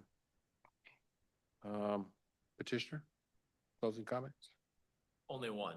At the late hour, there was a comment brought up by Mr. Palmer about whether or not this project should be shifted, take more time and shift it to these. I just want you to know, lots of time. This is not a new discussion. Lots of energy has been put into that, and briefly stating it, it does help to have it on the screen. Thank you. There is a stream, there are wetlands over on the east side. And not only that, remember when we looked at the rendering and I said, let's go over to 123rd Street and look to the west, and you couldn't see anything. You couldn't see the substation. You couldn't see the buildings. That's because there's an awesome native tree line and all that. You can't move a building over, stay out of wetlands, not mess with that, and not be in those folks' backyards. Look at the screen on the east side. Those are people that don't even have a public street in between. And that's different than over on the west side of 131st Street, where you can do a berm and you have a street. This is a totally different situation. We've tried really hard. I don't want the implication to be you think we haven't worked as hard as we could. This is the most responsible layout for this site, and we think it does a great job. So I just didn't want you to think there was short shrift, like take more time to think about it. We've had a lot of dialogue, and we think this is really responsibly done. But if you have follow-up questions, I'd love to answer them now. That's the only thing, Mayor, I wanted to speak into the record. Thank you. Thank you. Commissioners, any questions? Is this the one that takes 9? Yes. Commissioner Burrows. Thank you, Mayor. So, Mr. Palmer, if I may, you're the one that spearheaded the petition.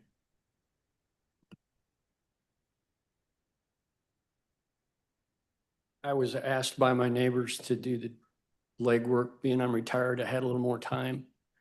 And I volunteered to go do that on their behalf. I didn't get everything right. I'm not a lawyer.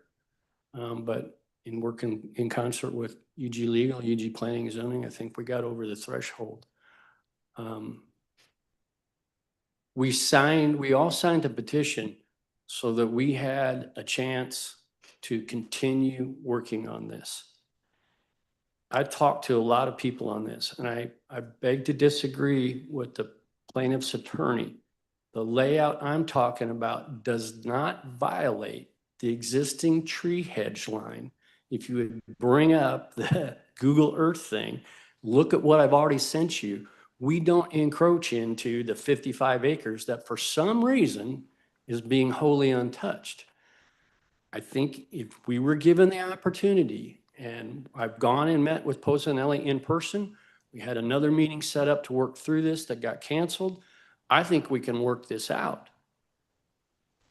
There's a lot of information. I've been looking at this ground for over 33 years. I know how the water flows. I know how the sun rises. I know how the sun sets.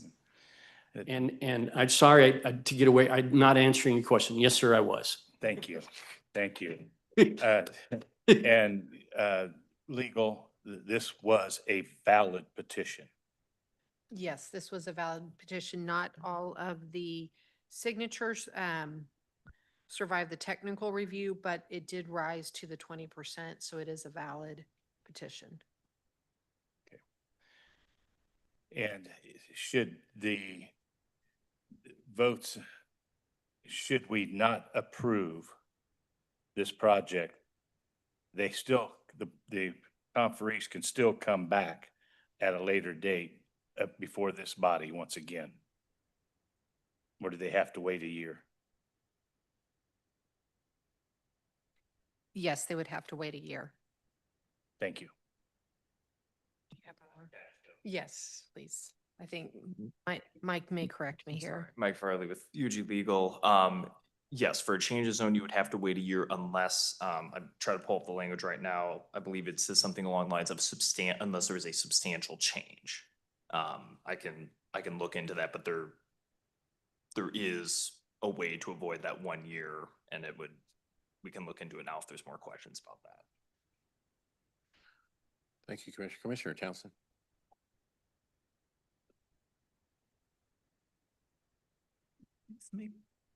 Excuse me.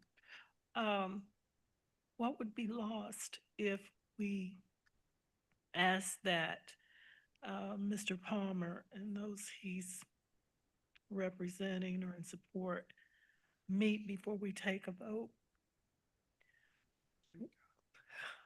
I'm sorry.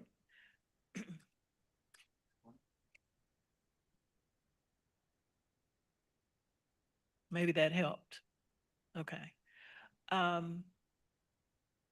What would be lost, and we might gain something if we send it, do we have to send it back? I don't mean send it back to planning and zoning, but this body, since it's the first time it came, we can hold it over. Can we not, Counselor, and ask that the specific ask I'm contemplating, with it Mr. Palmer and the proponents meet in the month to see if there's any ground that can be gained.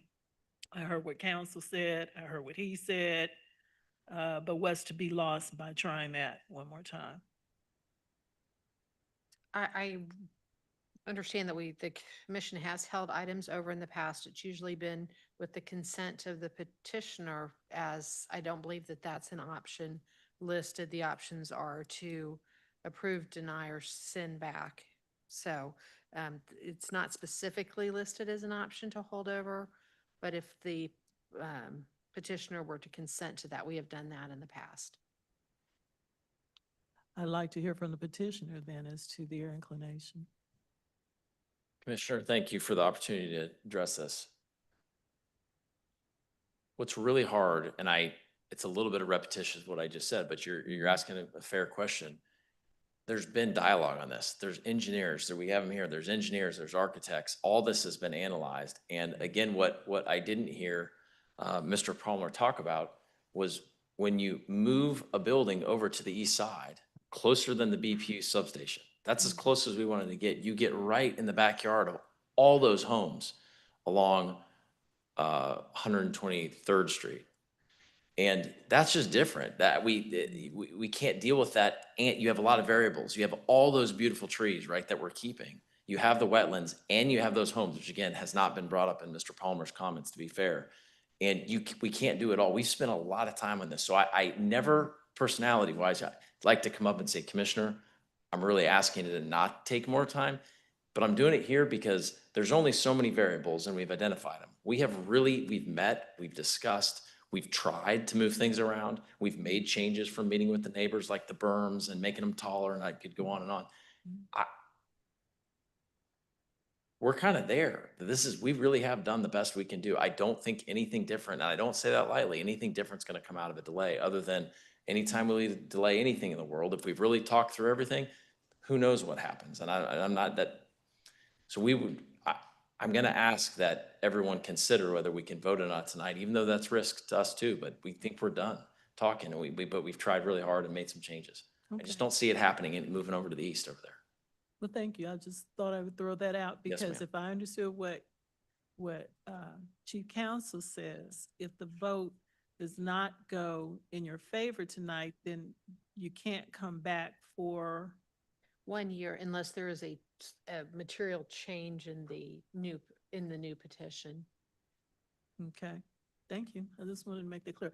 I will take the opportunity to address the gentleman who spoke, maybe 5 or 6 people ago. I hope he's still awake, but I appreciate his comments.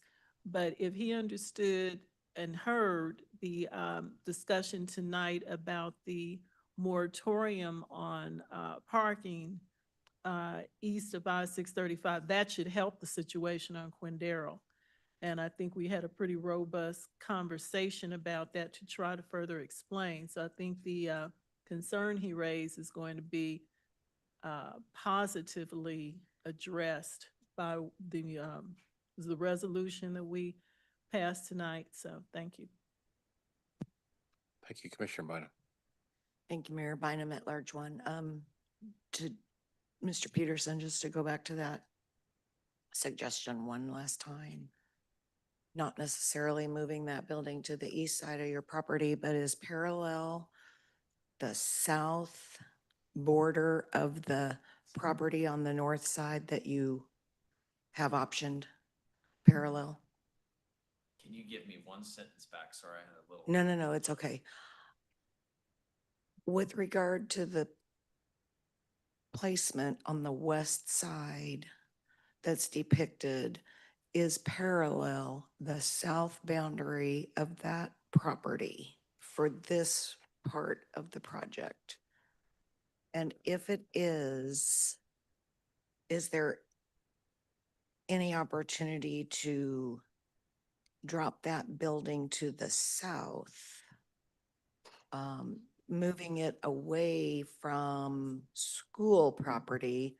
The only concern I would have with that is we had a number of people who live on Parallel speak to us tonight with health concerns. So if we did what I'm suggesting, we'd be dropping it down closer to them. So just address that for us if you wouldn't mind. Yes, ma'am.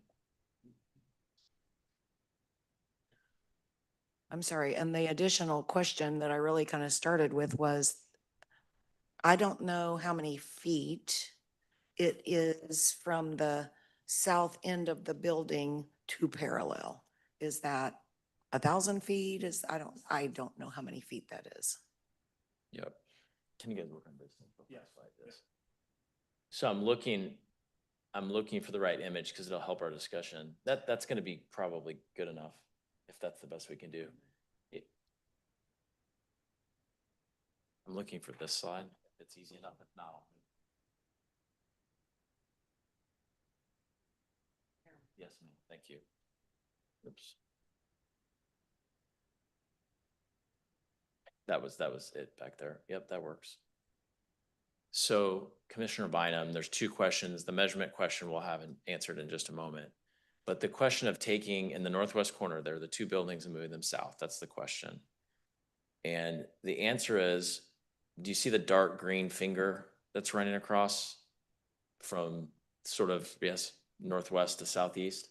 So that represents a huge hedgerow. I mean, it looks small there. And also that represents water again. And so I can elaborate, but it's very much why when you look to the east side, past the substation up there, and you see the 2 large fingers coming down, and I keep referencing the huge, we do not want to touch, it's not only wetlands issues, but also sightline. It's very much what we've been saying. We're trying to protect and screen. And so that would be very challenging to move to the south there. And the distance, 1,200 feet from the property line to the south. From parallel to the southern tip of the building. Second question and answer is from the southern tip of the 2 vertical buildings we're talking about in the northwest corner there. It's approximately 1,200 feet from the southern tip of the building to the southern property line that ends at Parallel. Thank you, Commissioner. Commissioner Kane. Thank you, Mayor. We're not voting on the positions of the building. We're voting on the zoning change. And that's it. Mayor, I want to make a motion for approval.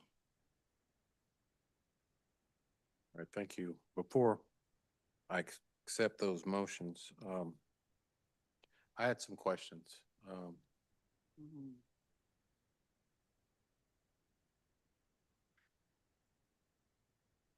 The, how much in taxes, if one of you want to come up? Just for clarity, the north, I believe a parallel, that's 6 buildings. So 3 buildings on the north, it's hard because there's so much noise. 3 orange buildings on the north, 3, they're not actually orange, you know what I mean. Identified on the screen, 3 orange buildings on the south. Okay, so 6 total. Yes, sir. Okay. And so in each, so the exact taxes is 12, a little over $12 million when it's all. 13 million, to about 2.3 million per building. Okay. That answers that question. Well, I just asked the commissioners, I mean, this is one of those moments that we're here to try and make things better for Wyandotte County than what we all inherited when we got elected. I've heard both sides. I've sat here and listened. And one thing I've learned in life, and you know, is that I'm not really sure about what the key to overwhelming success is in life, but I can tell you the key to failure is trying to make everybody happy, and you're not going to make everybody happy. But I think what we need to look at is what's in the best interest of our residents and what is going to bring the greatest value to Wyandotte County long-term. And when you look at where our country is going, with AI, innovation,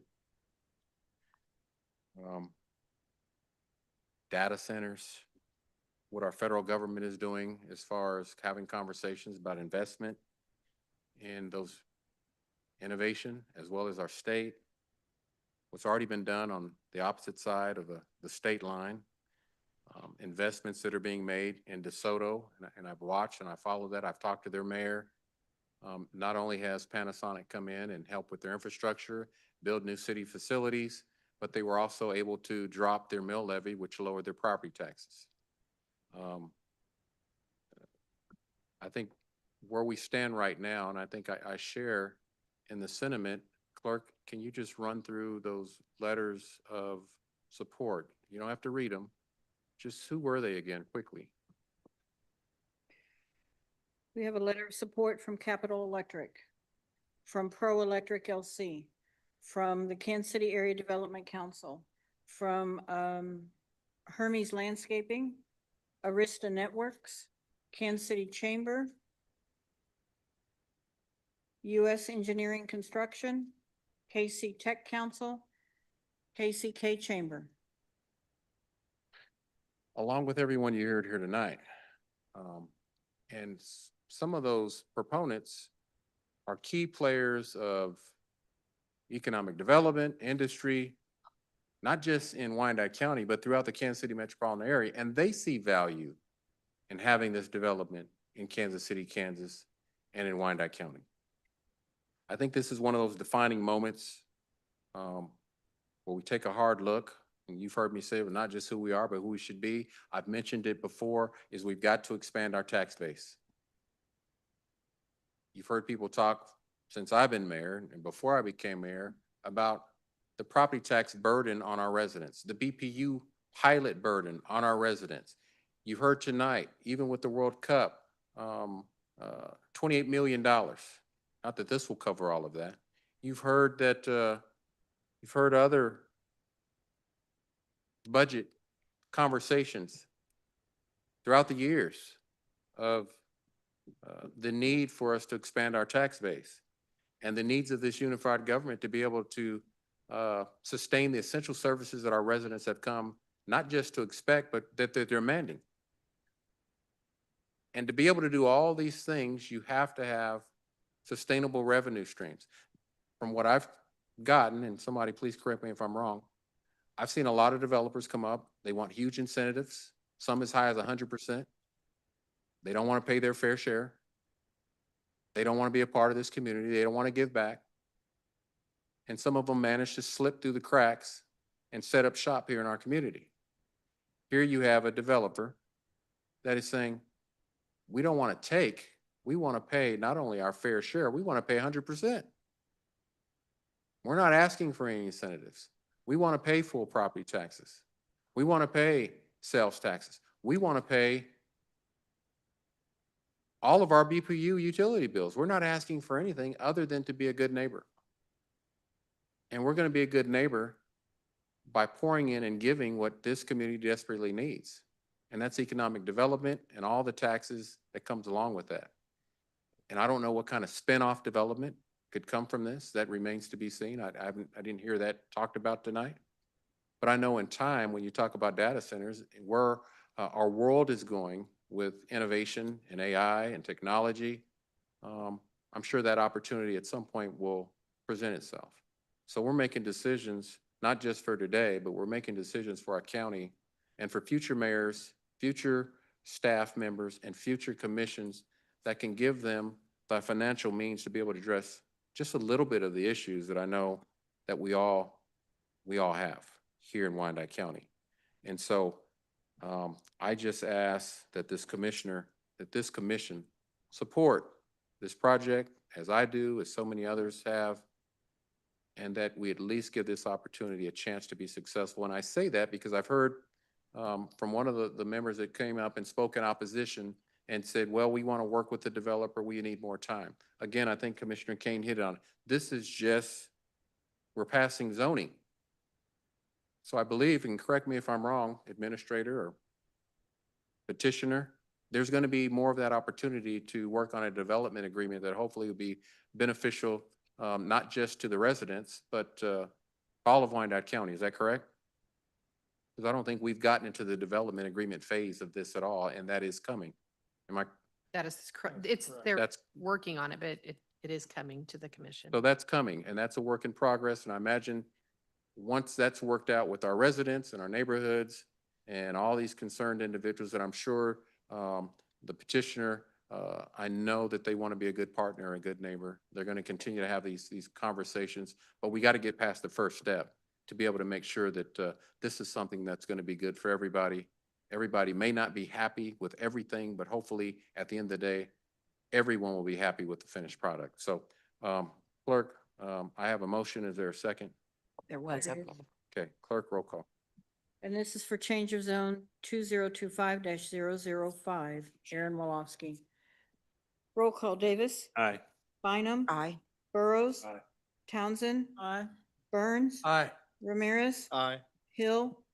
Aye. Kane. Aye. Lopez. No. Stites. Garner. Aye. The vote is 9-2. The motion carries. Thank you.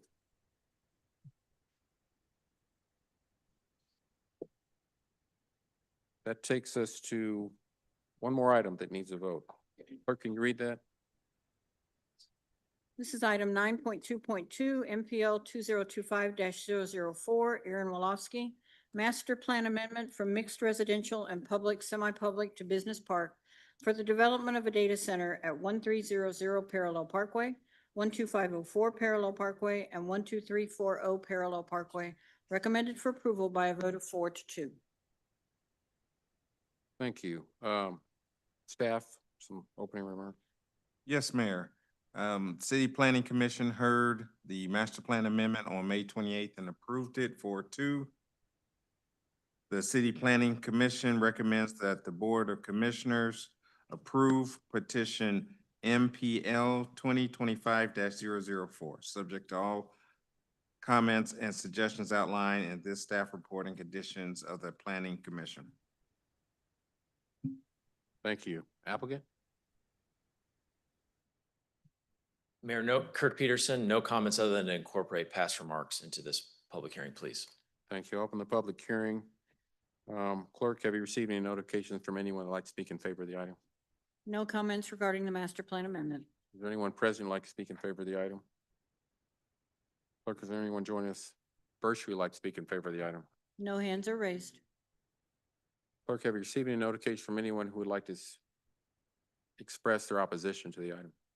No comments regarding the master plan amendment. Is there anyone present who'd like to speak in opposition to the item? Come forward, please state your name and residence. Good morning again. I know the hour's late. We all want to get home, so I'll try to be brief. State your name, please. Neil Palmer, Kansas City, Kansas. Comments they had on the previous South Tract apply to this one as well.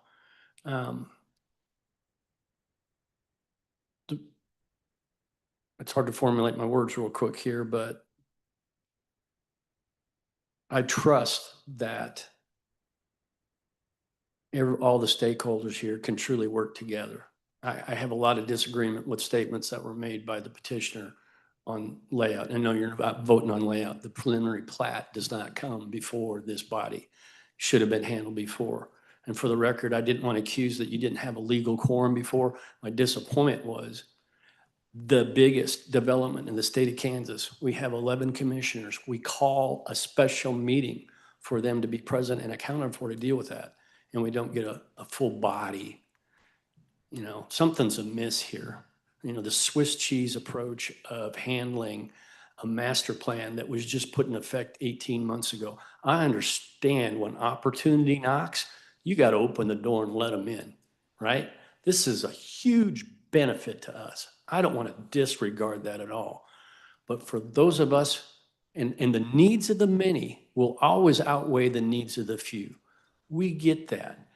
I hope and I pledge and I pray that the commitments that the petitioner's making to continue to work with us will not go unheeded because they have now what it takes to go do what they want. The truth of the matter is, they're looking for a tenant. When the real tenant gets here, a lot of what we're looking at is most likely going to change. Might not be the same shape of the building, might not be the same cooling configuration. A whole lot is yet to be worked out. We got to remember all the discussions we had here tonight, they're the foundation for us to continue to build and work together that we can get something we are all going to be proud of. 1 minute remaining. And I hope I have your commitment and that you have our 6 to go work on that together. And with that, I'll be quiet. I'll congratulate these guys on getting through these votes. But there's a lot of work to do that we got to roll up our arms on this thing. I promise you, our neighborhood will give that undivided commitment. We got to have reciprocation as well. Thank you.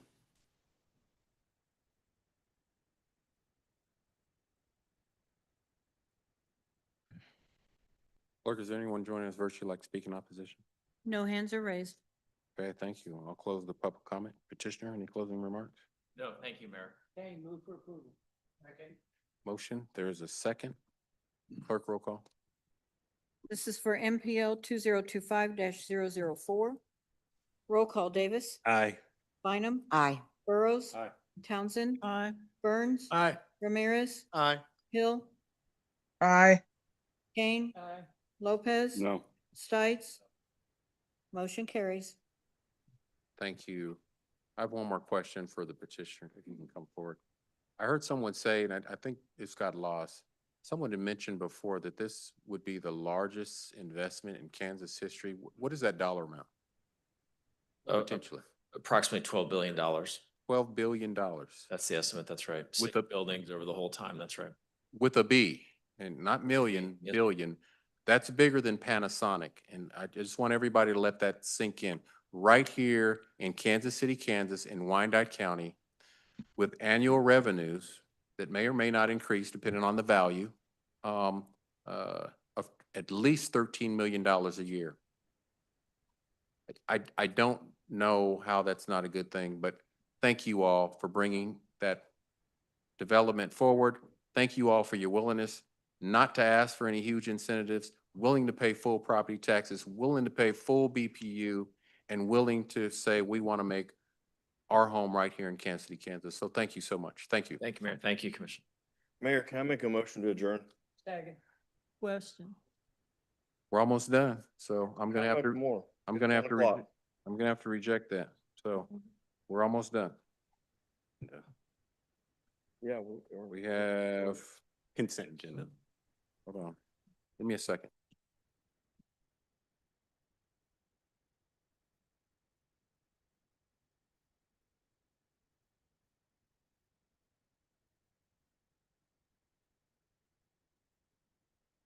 All right. That takes us to the end of the planning and zoning agenda. That concludes the planning and zoning portion of tonight's meeting. We'll move into the regular portion of our agenda. It's a regular consent agenda. Do any members of the commission or county administrator wish to set aside any items on the regular consent agenda? If an item is not set aside, all items on the regular Davis consent move to agenda. approve. Okay, Item I second. accept that. There's a motion. There's a second. Clerk, roll call. Roll call Davis, Aye. Bynum, Aye. Burrows, Aye. Townsend, Aye. Burns, Aye. Ramirez, Aye. Hill, Aye. Kane, Lopez, Aye. Stites, There you go. motion carries. All right, that takes them to the next item, a public hearing. Resolution ordinance issuance of taxable industrial revenue bonds for the Homefield Atlas 9 project. The first element is conducting a public hearing to receive comments regarding the issuance of industrial revenue bonds not to exceed 30 million related to the Homefield Atlas 9 project. The second element, which will require a vote, is adopting a resolution amending the previous resolution of intent to issue industrial revenue bonds to add a 10-year, 100% ad valorem property tax abatement.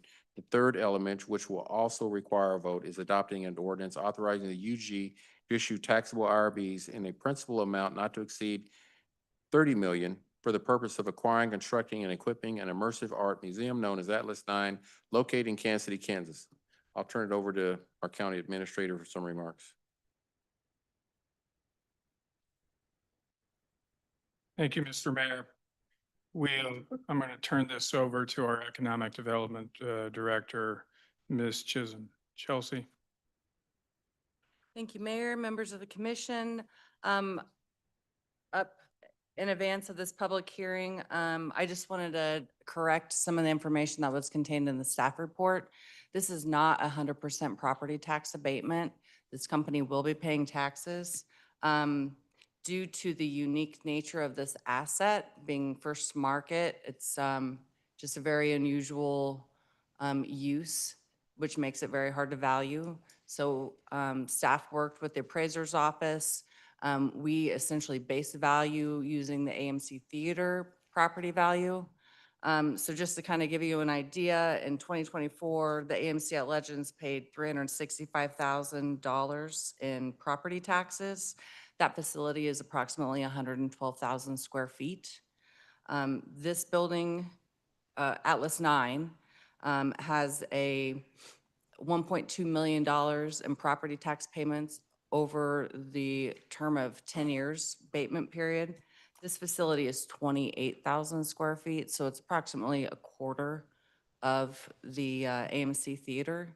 So they're very similar. So AMC is paying full property taxes. In a sense, this building would be paying full property taxes. It is just giving some certainty to what the property taxes would be for the developer. So I just wanted to provide that bit of information in advance of opening the public hearing. And that's because, correct me if I'm, there's no comparable comp to base Atlas 9 off of. Precisely. Thank you.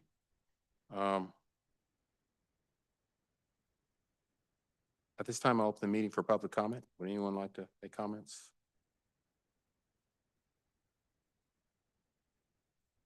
Mayor, Commissioners, Greg Kendall, Wyandotte Economic Development Council, KCK resident. I just wanted to note that we agree with the way in which the unified government team has come about finding value. There's no easy way sometimes in these projects to figure out an exact dollar amount. And so we think that using the AMC Theater as a baseline and using that formula is about as good and consistent way of valuing this as any other way we could choose to do it. And at the end of the day, the Atlas 9 project is exactly the kind of projects that we actually need in the Homefield 98th Street corridor and drive sales taxes, and is the kind of projects we need in Star Bond District. So we just wanted to come and be supportive of it and let you know that we think that you're going about it in the right direction. Thank you. Thank you. Clerk, do we have any written comments? No comments were received. Okay. Any hands online, clerk? No hands are raised. Okay, I'm closing the public hearing. We have a question, Commissioner Davis? Not a question, just a statement before I go ahead and make a motion. Just wanted to make it very, very clear to the public that, again, and reiterate, these folks will be paying into our tax coffers at year one, it's $100,000. And then at the end of the life of this incentive, it'll be $142,000. So they're paying in between that range to the unified government for 10 years, six-figure amounts, as well as BPU pilot payments as well. Just if you all know about the Alice Stein Museum, they use a lot of electricity, and so we stand to benefit from that, and that is full market rate that is going into our coffers. And so I want to make sure that folks know that even at almost 1 a.m., we are still being responsible and adding to the benefit of our community. With that, I'll make a motion to approve. I'll accept that motion. Is there a second? Motion second, clerk, roll call. Mayor, I need to understand this is a motion to amend, adopting a resolution amending the previously adopted resolution. Yes. Item number 2. Yes. Yes. Yes. Second concurs. Thank you. Roll call, Davis. Aye. Bynum. Aye. Burrows. Aye. Townsend. Aye. Burns. No. Ramirez. Aye. Hill. Aye. Lopez. Aye. Motion carries. All right, thank you. We have no further business tonight. Yes, we do. We do? Oh, item 3, I'm sorry. I stand corrected.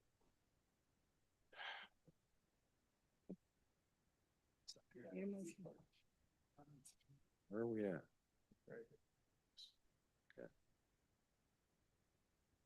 Clerk, can you read the next item, please?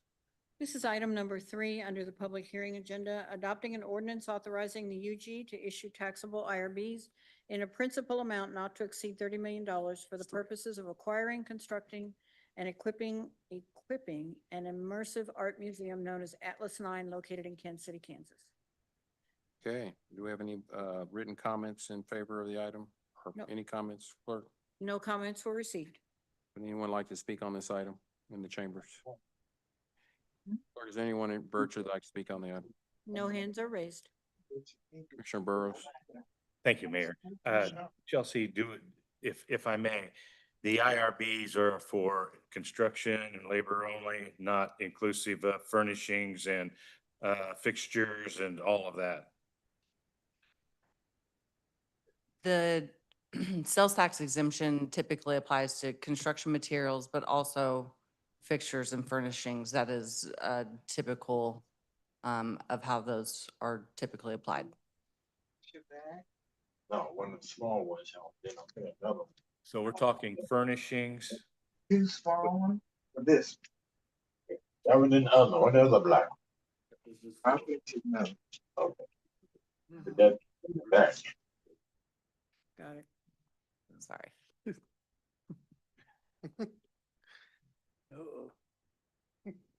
It's, I'm not opposed to the IRBs. I just want to ensure that the public knows that the products that are being purchased, that are being tax exempt, are not everything that decorates the walls and decorates the waiting rooms and everything else within the facility. That's correct. We may want to look at how we use the verbiage on furnishings and what we talk about, because maybe my perception of furnishings and fixtures is a little different than what somebody else's perception is. Just want to make sure that the IRBs have really grown to incorporate more and more and more. And that takes sales tax away from the state. It takes sales tax away from our small businesses here locally. And if we don't tighten it up, it'll just continue to get bigger. That's my only comment about IRBs. But thank you. Thank you. Okay. I need a motion. Davis move to approve. Motion second, clerk, roll call. Roll call, Davis. Aye. Bynum. Aye. Burrows. Aye. Townsend. Aye. Burns. Nope. Ramirez. Aye. Hill. Aye. Lopez. Aye. Motion carries. Okay, can you read the last item, clerk? That was the last item. That was it? Okay, well, all right. All right, there is a motion to adjourn. I will Second. accept that. Second. There's a second. Clerk, roll call. Roll call, Davis, Aye. Bynum, Aye. Burrows, Aye. Townsend, Aye. Burns, Aye. Ramirez, Aye. Hill, Aye. Lopez. Aye. Motion carries. Thank you all for bearing with us and have a good morning.